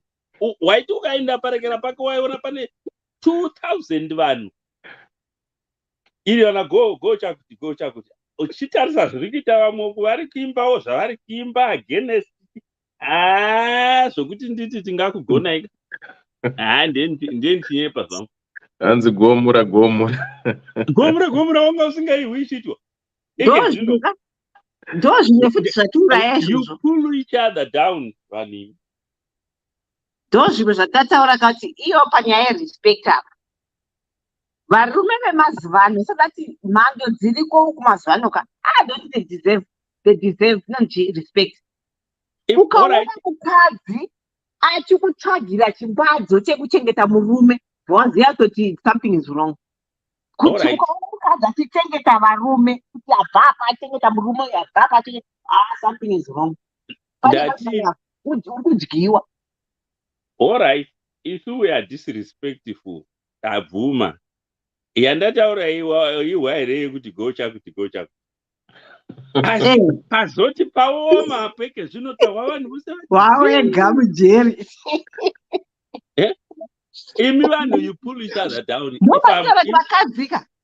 Vakadzi vokuti tiri amongst ourselves chete tiri poison amongst ourselves. poison Yeah. chai.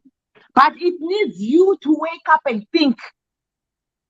Wakambona, I ndinombobona think on social media about munhu anoposta picture yake handiti akaisa zvimafilter akaisa zvimawigi asori enyoonesa mawigi nemamakeup in I'm just not ndiri balance anenge akaisa zvinhu zvake but zvinhu zvacho hazvina kutombonaka chiona malove and likes anoitwa papicture iyoyo ndo panotaura kuti ndo patakashatirawo vanhu hapana taura kana kuinbox kwako achiudza kuti no zvinhu zvawaita izvi kana kuti wigi yeblonde haikufiti kana chi hapana anouya asi chiona manje kuti kumafoni uku uku ningi achafonera ningi zona here yapostwa naningi iwawo zona here zvaangakapfeka iwazo vakadzi amen but anyway I think mukoma kwangu the gomura yamuritaura what I have noticed zvangu ndeyekuti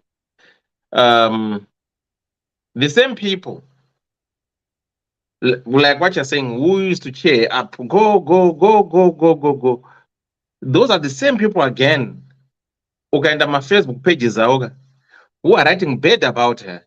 I think mapost andaverenga so far emaZimbabweans about Mura, it's about hate. Kuno kuda kuri UK vanhu vaisungirwa hate speech. Pane pekuti I can say my opinion, right? You can say this is an opinion, but my post mazhinji acho unotonoti this person, this is a hate speech, then at times you become more like want to understand the person. Otarisa kuti munhu angaita interaction with this person kana kuti munhu zvanje heti ari kunyora akadyirwa mari yakataka kuti no, maybe this person they've never crossed path with this person but angorine this hatred jainayo about this person. Saka I don't know kuti how best we can, especially for women, sorry to say, because the majority of the people who want a PhD pull her Down syndrome are women. And I think you as women, I think vakadzika, look your friends around you. Unatsona kuti who are your true friends, because vamweni vacho vazhinji mune jealous of each other. I don't know why.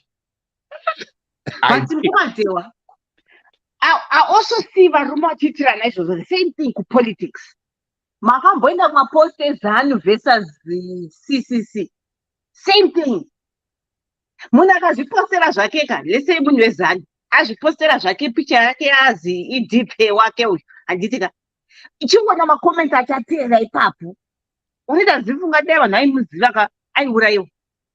Poita kuti munhu anopostawo zvake yachamisa uya achiita speech yake chiitika chingona makomenti anoteera ipapo. It's everywhere. We are damaged already. Isu tinobudirana pachena. Imi magoo muraiwawo endiri kutaura. Ndio maandi muraike zvino. Vakavachiti isu tobudirana pa ina anibovanzika ndichitaura pane ndotaura hainda handine kudziwani. Ndinotaura zviri pasi pomwoyo wangu. Zvinemi ina animboti gogope hadzviti ndinotaura imimi munonyepera kudanana asi muchiita food each other. Oh yes. Kana hivyo kuma friends chaiko zvinotoitika. Yeah. Yes. It is what it is. Yeah, but okay, just a quick question for women or for everyone. How do one earn respect? By being nice to the other person. And again, as you women, do you believe in submission? If you believe in submission, how will you submit to your man? And for you to say, they were ends my respect, or my husband earns my respect, or your husband to earn your respect. Each transaction, if you not say together, can one define the transaction for someone to earn someone's respect? So that no. Unaona paka fana kuti pane benzo rinokwanisa kunetsa raini reseka, but pane munhu anakanzi bedza iningi, anonyarara kuti see. Yeah. I don't respect that person. And again. Saka now that for one to earn the respect, because the respect is earned. Imimi vakadzi, okay, in general, what is it that you will say, Dewa is my husband, earns my respect? Wow, what are your expectations from your men or from your husband? Are there certain things that you expect with murume wangu? He has to do this without fail. But these are the responsibilities of my men. If my man acquires this and done this man earns my respect. Then I can, if you submit, and I don't know how you define submission. What are those things? Okay. So I don't know what it, because it's not sian. In Milan, I respect, I don't submit. Okay. Right. Saka there's things that I want to respect him. Okay. Shando do I'm winning. And did you kurirwa? Okay. And did you tukwa? Okay. And did you commandwa? Okay. And when you mean command, yeah. Command, when you mean don't be commanded, in which way can you say this is a command? Ask, Anditika, ask me to do, it's like saying, Kuti, ask me to do something. Don't demand that I do it for you. Elder Dewa, ask Kuti, what Shinu Chari Kutaura Chari Kuti, she respects, she does not submit. Yari Kuti submission, you are Kuti submission, Kwarichi. Okay. It's like saying, okay, this is the Zimbabwean way of saying to submit to your man, be under your man. I get it. Relationship in strength yangu anditika. Murume, weakness yake. Shekubhadala my bills is not him. Anokanganwa. Though he knows kuti akazvida kuzviita, but anokanganwa. So in meaning I come in and remind kuti nasi kurikubhadharwa rent, nasi kurikubhadharwa cable, nasi I'm a reminder. Because ndakatoona kuti weakness yake sure tinotobvimigwa magetsi ndikasatotaura. Because hazvisi mupfungwa mako. Saka you have to study each other. Handiendi pasi pemurume. Ndinotopikawo zvandogonawo ndongendi patop pake. Zvandotadzawo ndiri pasi pake. Saka it's a circle yakadai inotenderera so. Hapana anobelonga kusubmission, hapana anobelonga kurespect. Koni, ndati chauri kuti submission iwewe. Chauri kuti submission. How are you evaluating submission? You don't submit. What exactly are you saying? And how do you define submission? It's like saying Kutiko. Like wow, what example can I give? It's like I have to it's like saying accepting. I don't accept. Tinotoita like level ground yekuti not just because murume ataura I have to accept it. I don't do that. Ndoyauri kuti wewe ndo submission iwewe murume anditika let's say murume arikuda unza iri proposal. Even me, know it's a proposal, but I do not expect him to say yes. He can say, I know, and doing it, to reconstruct that proposal. To put the result, both parties are happy. Ndati ndoyauri kuti submission here, Koni. hausi kundipindura because the thing is uri doja. The word submission does not mean do as I say. Apparently, if you are taking it from that view, then I think you would need to learn and understand how submission works, because this is the real problem that happens within the society. In my growth, even kusvikira now, I have seen everything being discussed pakati pababa namai handitika, and that discussion inoitika on daily basis, whether mumba mavo kana pai, they discuss things. Then there is always a last say. That's how it comes about. So submitting handitika, it's all about giving that allowance yekuti kana muchitaurirana zvinhu mese haisi nyaya yekuti one sided, but murume anozongoti asi andoona sokuti apa tikadai zvinofamba. It's giving him the power yekuzongotaura at the end of the day, but haana chinhu chaanoita outside of you. Komukadzi haagoni here kuti asi tikadai zvinofamba. Anogona, ndiko kusaka pane discussion to be involved, ndosaka muchitaurirana. Saka submission haisi kureva kuti baba vari kukuti koni ndakutokutsikirira, gara pasi hauna zvaunotaura. Chaita kuti topic yanhasi iuye is because ndozvatinoda kugadzirisa izvozvo, the same thing zvatinotaura ipapa. Tiri kuti varume vedu ava, please, musatitonge mudzimba. Hakusi kutongwa. Ngomapo izvezvi tikaisa makamera mudzimba dzedu toona kuti muri kutonga vakadzi. Hakusi kutongwa koni. Handiti vakadzi tisosangana navo here kumakona. Kutonga kuti kutonga kupa mutongo. You are being given mutongo kuti yo zvakati handiti kana kuona uchizviita. Ndo mutongo iwoyo. As long as people vachitaurirana koni, hapana mutongo uripo, because people are going to have a discussion, then at the end of the day vanozongowirirana kuti chakati ndicho choitwa, chakati ndicho choitwa.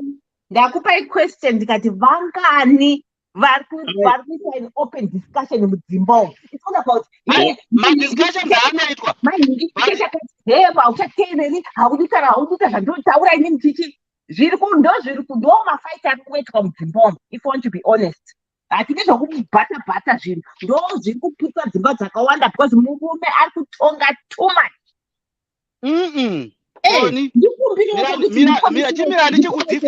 Chimira ndichikudzidzisa inini ndari kuda kuchikutsanangurira, ndichitsanangurira nenyika yenyu.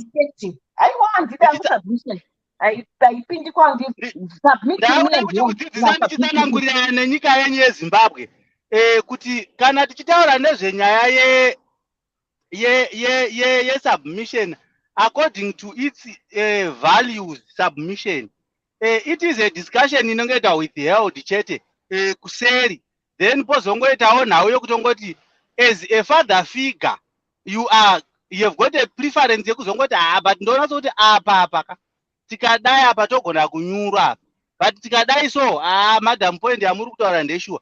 Nyaya iri kuitika ndeyekuti dzimba zhinji dzakamira nekuda kuti vakadzi they are saying a lot of things that are positive. Handiti uri kunzwa? Vana baba vari kungoexecuta madecisions evakadzi, ukazvitarisisa that's how it is anywhere you go. Hakuna munhu anotongwa, vakadzi they have got a say. Women have always had a role, even ukazvitarisa kubva kudhara musociety, vakadzi have always had a role to play within our families. Saka iwewe pauri kuitorera uri kuitorera nepamwe pasiripo koni, hapasipo ipapo. Varume vasiri kuziva zvavari kuita ndo vasingadiscussi, ndo vasingayanyi kuzotauriranawo nemapartners avo zvinhu zvinofanira kuitwa, kana kuti zvinhu zvavari kuda kuita, kana kuti zvinhu zvavari kuronga. Ndo vamwe vevarume vanga vachitaurwa na Dr. Love ivavo. Asi a real men, sezvamataurira ndinogara ndichiita, zvinhu zvese zvinodiscusswa nemhuri. Kana tichiti mhuri tiri kutaura mukadzi, zvinodiscusswa, then kana muchinge madiscussa mopasisa zvinopasiswa zvoitiwa izvozvo. nokuti nyaya tiri kutaura nezvayo submission tiri kutaura nyaya inobva mukoma Paul ipapapo ndofunga vashoma vanoita izvozvo. Ndosati utaura. Mazuva ano vakungosvika votokudza kuti izvezvizvi ndatoti saplani yemba ndakutovaka ndotovaka izvezvizvi ripped roof kana kuti parapet. Haana kutokuudza iwo wakungoti alright zvakanakai. Ndopaya pazonzeko munhu kana akunyarara asingachapinduri haasi respecta pasisina kungoti chiitai haasisina sei.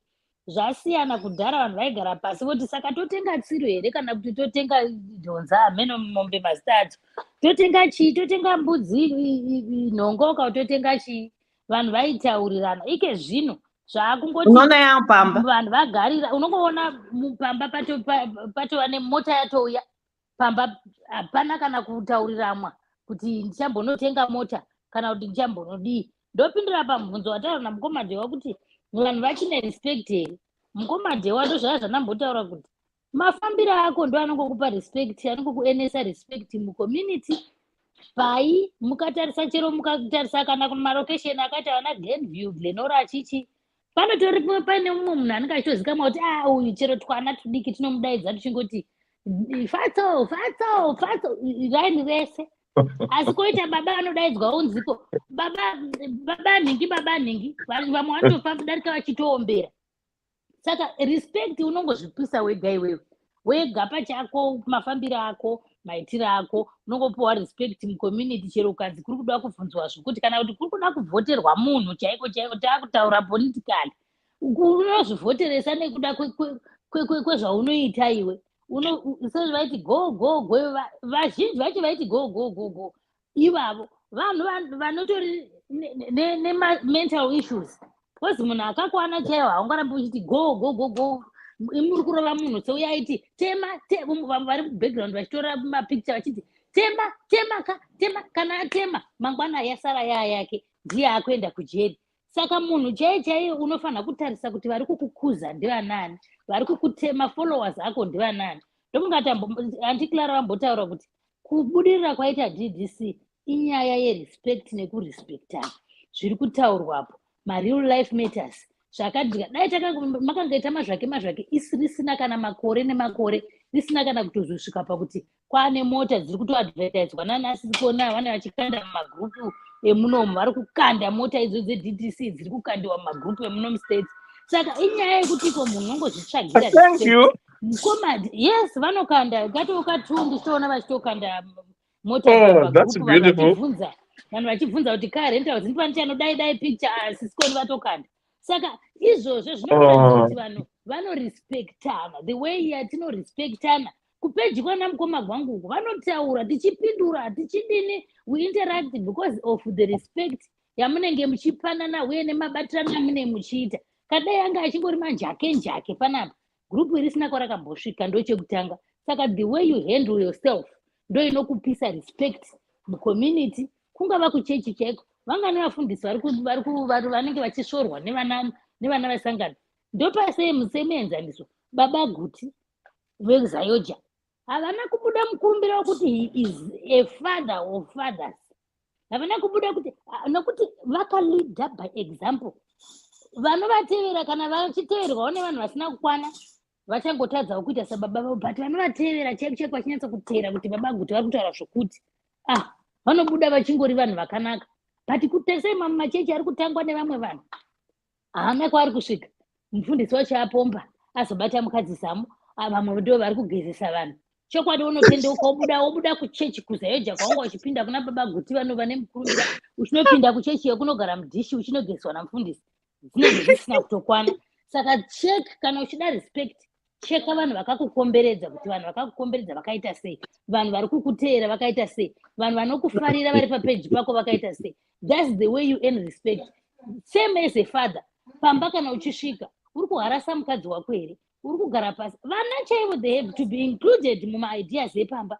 Vana vedu mufunge tawana mari package kubasa but tati tinotenga imba kuchivhu asi kuchivhu kwakanakirei kwakashatirei adedi tadi tanotenga kugweru kwakanaka kuna university mese family yese yopindira that way vana vachikuonapo chero baba vakasiya plate apa mwana anomhanya achinonhonga mai vasina kumbomutaurira kuti ndanhonga plate yasiyiwa nababa vako because respect iri kubva kumusoro iri kubva pasi kuvana ichienda kumusoro ichinodarika nepana mai mai havazombotauri zvakashata pamusoro pababa.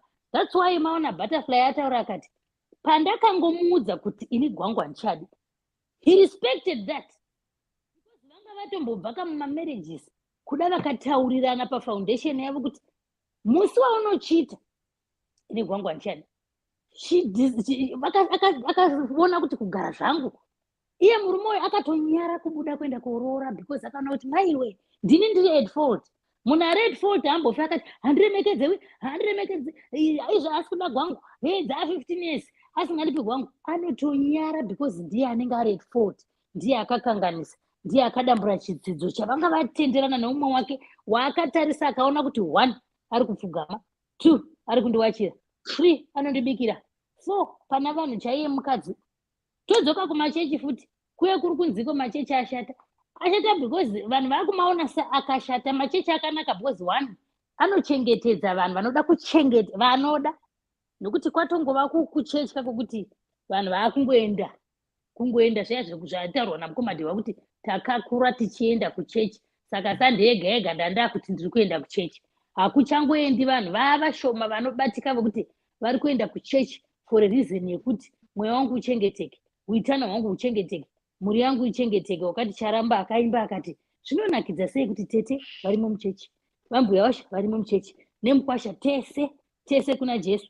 But dambudziko ndiroro rokuti vamwe vakungoenda 1 kunotsvaga kubatsirwa, kuti kuda ndikanoshandirwa ndingaona mukadzi akanaka, kuda ndikanoshandirwa bhizinesi rangu ringarana. Hakuchaendi vanhu vari kuda kunonamata Mwari mumweya nemuzvokwadi.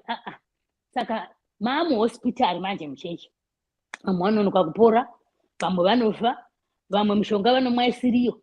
Varimo momo mukati muchechi muhospitari imomo nesi anogona kusvika akatodistebheka okupa mishonga womunhu anga achifanira kupuwa wemunext okupa iwe. Saka izvozvo zvakungoda iwe sedunga munhu. How do I want to be respected in the community, with my family? Mumhuri yangu yandakaberekwa chaiko, kuti vangu vanondidaidza vachiti zvii, komapawa vanonditi mahliwayo hawo zvakanaka. Kutoremekedza ikakeko vatoona kuti aiwa ndiri ihanzvadzi yangu mahliwayo. Indoona mukoma Paul hanzu maswera sei. Ndizvo zvinotitika mumhuri. Mumhuri vanenge vachingokudaidza kuti maenda kupi, kwatete vapi, vayavo kuenda kubhawa. Handiti munoona zvatotangira kupi, kumhuri.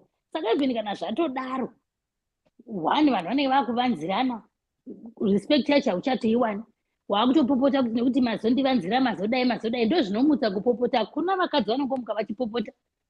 Vakadzi chaivo vanogona unongopa respect. Zvataura Dr. Love, unongopa respect watoishandira iwe, kushanda kwacho ndikoko. Mume wangu ndakakanganisa mukomadhewa ava vagoni kukumbira regere avo vapinda mushopu vaenda kunonzi kuchii kuperfume yaya yaitaurwa musuno naanti P, vamhanya vanoorder perfume yavo paamazon. Munhu atoona kuti perfume yaigoogle akaona 400 pounds akati baba ava makumbiriro avaita riregerero, kana nyangwe ndini ndisingadi kuregerera regai ndivaregerere, respect yotopfuurira mberi. But then vamwe havagoni kuregerera asi vanogona kuseta maboundaries vogarira vana. Topai pamoti garira vana, chero baba vacho vakayana 10 handibvunzi, chero vakayana 4 handibvunzi, chero vakatambira mari yavo handibvunzi. Ii ndikatengesa matomatisi yanguwo havaioni. Respect yayo parara. Ndomboti ipapo vamwe taurai tinzwa. Amen. Ndakudonha hangu. Ngoma Paul. Aiwa ndakudonha ndakukudzai mashoko. Ndokumbira kuti muteerere domestic issues yakwatete Tilda Masande Makuseni. Mochiona statistics andiri kutaura idzodzi zvataura naTete Maria kuti varumeka kashoma kutoudzwa kunzi chakati. Vangani vakadzi vari kufona achitaura kuti peye murume chaya vatoziti murume anohora mari.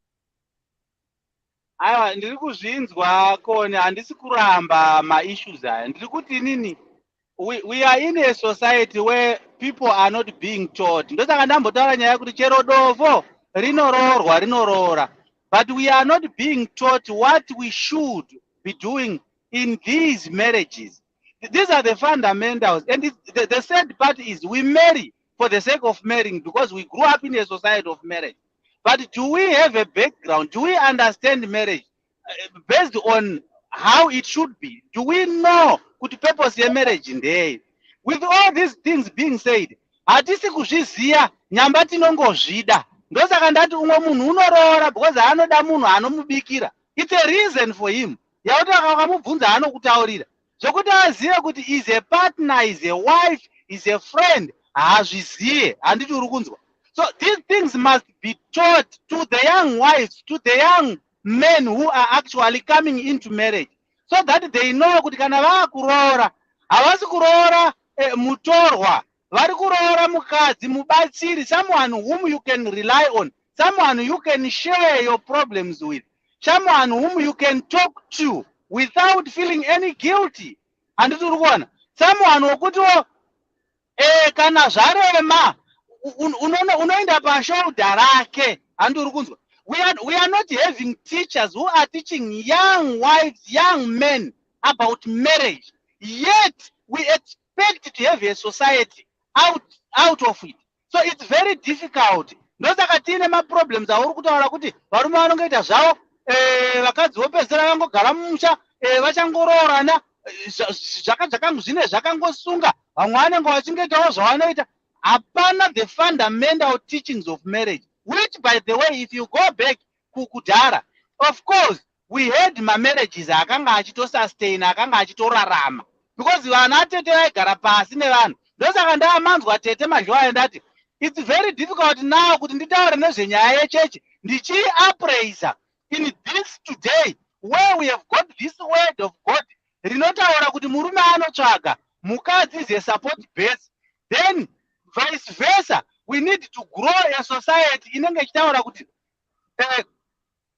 murume must love mukadzi and mukadzi must submit to the husband. This whole society and concept haisi kudzidziswa in a way that is or that it should be to the people vari kupinda marriages today, and it's sad because ndokwazviri kusvika ikoko. Thanks, Mukoma. Who wants to go next? Joshua, zvinezvi tikada zvedu kuti tinyanye kuendera tingaita serera kuvhiya. Materialism yakatikanganisa. Zviri serious. Unoziva that was 2015. Mazuva iwaya anyangarika vana dzamaraya. Ndandiri kustate kuFlorida. Mai nababa vakaitirana mukariano. Iye kuti ndoda kundosenzawo mari yangu, uya ndoda kundosenzawo mari yangu. Unoziva vakasiya mwana mwanga ne10 mwanga ne12 boys. Ndobva vose vaenda kumabasa. Vana vaya sneaked out ndokuenda papondi yapa next door. Vakakwirana pawooden fence paya. And they both died. Kuzondotaurirwa kuya vobva kurekera kuzondodaniwa kumabasa. They were both arrested. Achazovanga vari kuGhana here kana kuti ndo kuNigeria. Can't really remember. Inyaya yei tese baba namai vakangamwa kuti kuna vana vavakazvara pana kuti vade vakangorega vakangoita mujolo wavo. Nyaya yakonzeresa kudai root cause yachona imari handoshandirani, handogona kumira ndega, zvino zvakazodai pasina nyonga yese. Mazuva madzimai ava vachiri kushanda fanika muno mudiaspora ndeimwe nyaya yakonzeresa iye unoti ndosapota kumba kwamai yangu, yachi ndosapota vaponzera aiwa chingoita zvako inini chiita zvangu. Zvatikanganisa ende isu takazozvijoinira pasure muno muyakatanga. Ndambotaura papa earlier on kuti mazuva azonzi madzimai ngaachitanda because varume vari kuhondo, who is producing the ammunition? Madzimai acho anga ari mudzimba ngavachitoenda kumabasa. Then ndo pakatanga kuchinja nyaya dzacho dzese. Hatikwanisi kuhandla material things musociety medu. Ndambokupa example yekuti unobva kune iwe dewa respect yaunopuwa kudarika munun'una wako yanga achitarisa kana ndibaba kana kuti ndisekuru ari pamba. Unotoona kuti haana just because unoonekwa sekunonzi haana kuita basa, haana basa raanga achiita, kwauya dewa une paundi. This is what is killing us mostly. Tingadai kuzviramba. Vanhu tinenge tisingagoni kunyatso kuendla nyaya dzemari idzi nezvimwe zvakadaro. Ndapedza. Thanks mukoma kwangu. Once you go 2 minutes again. Nana. Mira indipedzese ndingoti true. Okay. Marriage is an institution. Yakabva kudhara, and it's one of those institutions yakaita kuti society imire kubva kuri kudhara. You'll notice kuti even when pakapinda Adam na Eve vangari vaviri vobvaita vana vavo Cain na Abel, kwaitawo vana vakakaita vana vakadaro. It was two people. Mazuvano I know kuti pane zvakawanda zvatinoziva zvatadzidza zvataitei vakadzi they are emancipated from under the anonzi domestication evakadzi vakuenda kumabasa. It's true, statistically speaking, kuti vakadzi ndo vawanda kumabasa uko, and pay dzavo dzava low because of that. It's probably pulling down the average income inowanikwa mumabasa umo. But more and more women are actually going to work than men are.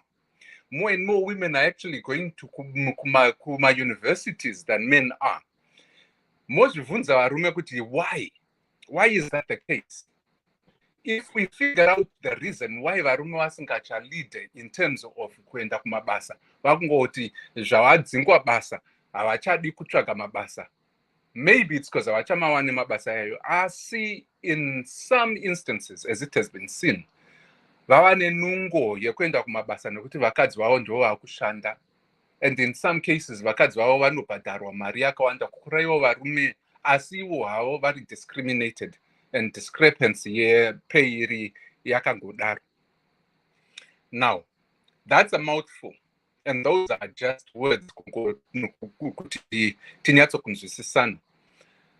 All that to say, women are being paid more than men, or women are actually getting more money than murume. Kana kuti varume wava nenyaya yenungo.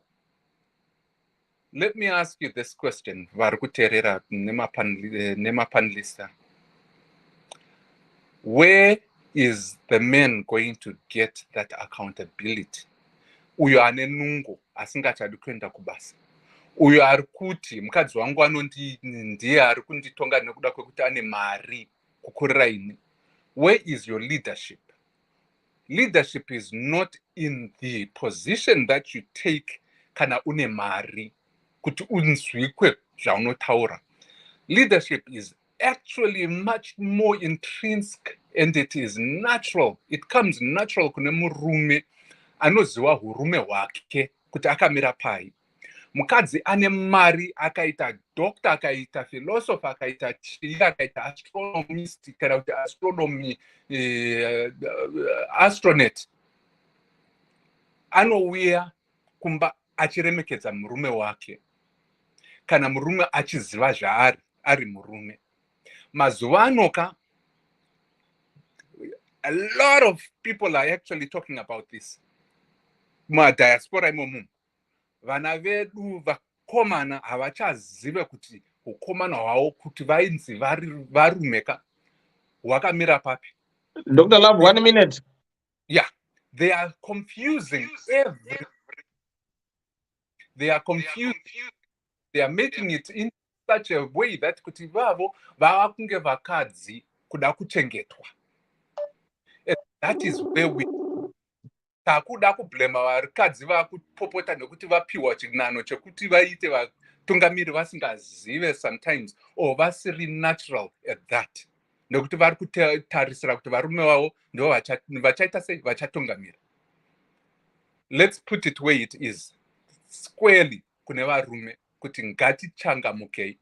Let's take our positions back and let's lead as we are supposed to. Handisi kuti vakadzi havakwanise kuleader, ndiri kuti varume kana muchida kurespectwa, show that respect by leading in love. Ndapedza. Thank you so much. Right. Malgiwa, do you want to have 2 minutes or we are done?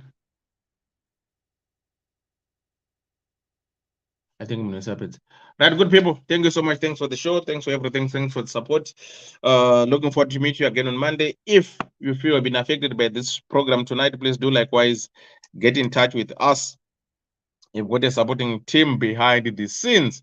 So on that note, Tochiti, good night, tobatana, zvemusiwe Monday, murdo takaenda. Thank you so much, guys, for the support. Connie, thanks for sharing. Highly appreciated, guys. Thank you so much for sharing the DDC calendars, and everyone, wherever you are, please, sweet dreams, Murari Bo. DDC calendars. We remain committed to helping our customers stay mobile. Dinomatika paguta, para mukuta, uyakuna, DDC, fana kuna, DDC. Tenema fiwa seva, 4x4, family car. Tenema fiwa seva, 4x4, family car. Unotipata apa.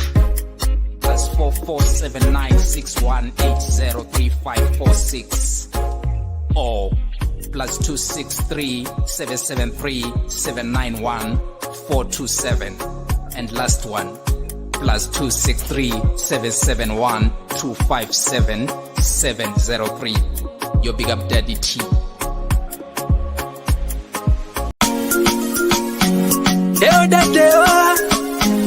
Ddc Skool of Thoughts, yeah.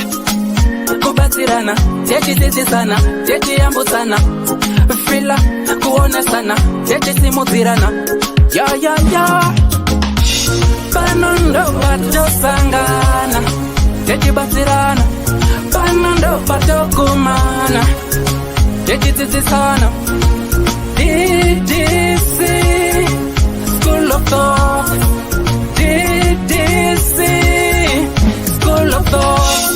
Yautete wachimonyo pila icho kwadi upenyu uyu unoda kupanana miwono, yeah. Kubatsirana, techidzidzisana, techiyambutsana, pila kuonesana, kusimudzirana, nekukurudzirana, yeah. Pano ndo patosangana, techibatsirana, pano ndo patokumana, techibatsirana. DDC Skool of Thoughts, DDC Skool of Thoughts. But DDC Skool of Thoughts. Real life matters now. Mondays and Fridays, 8:30 p.m. UK time. Live here on Facebook. DDC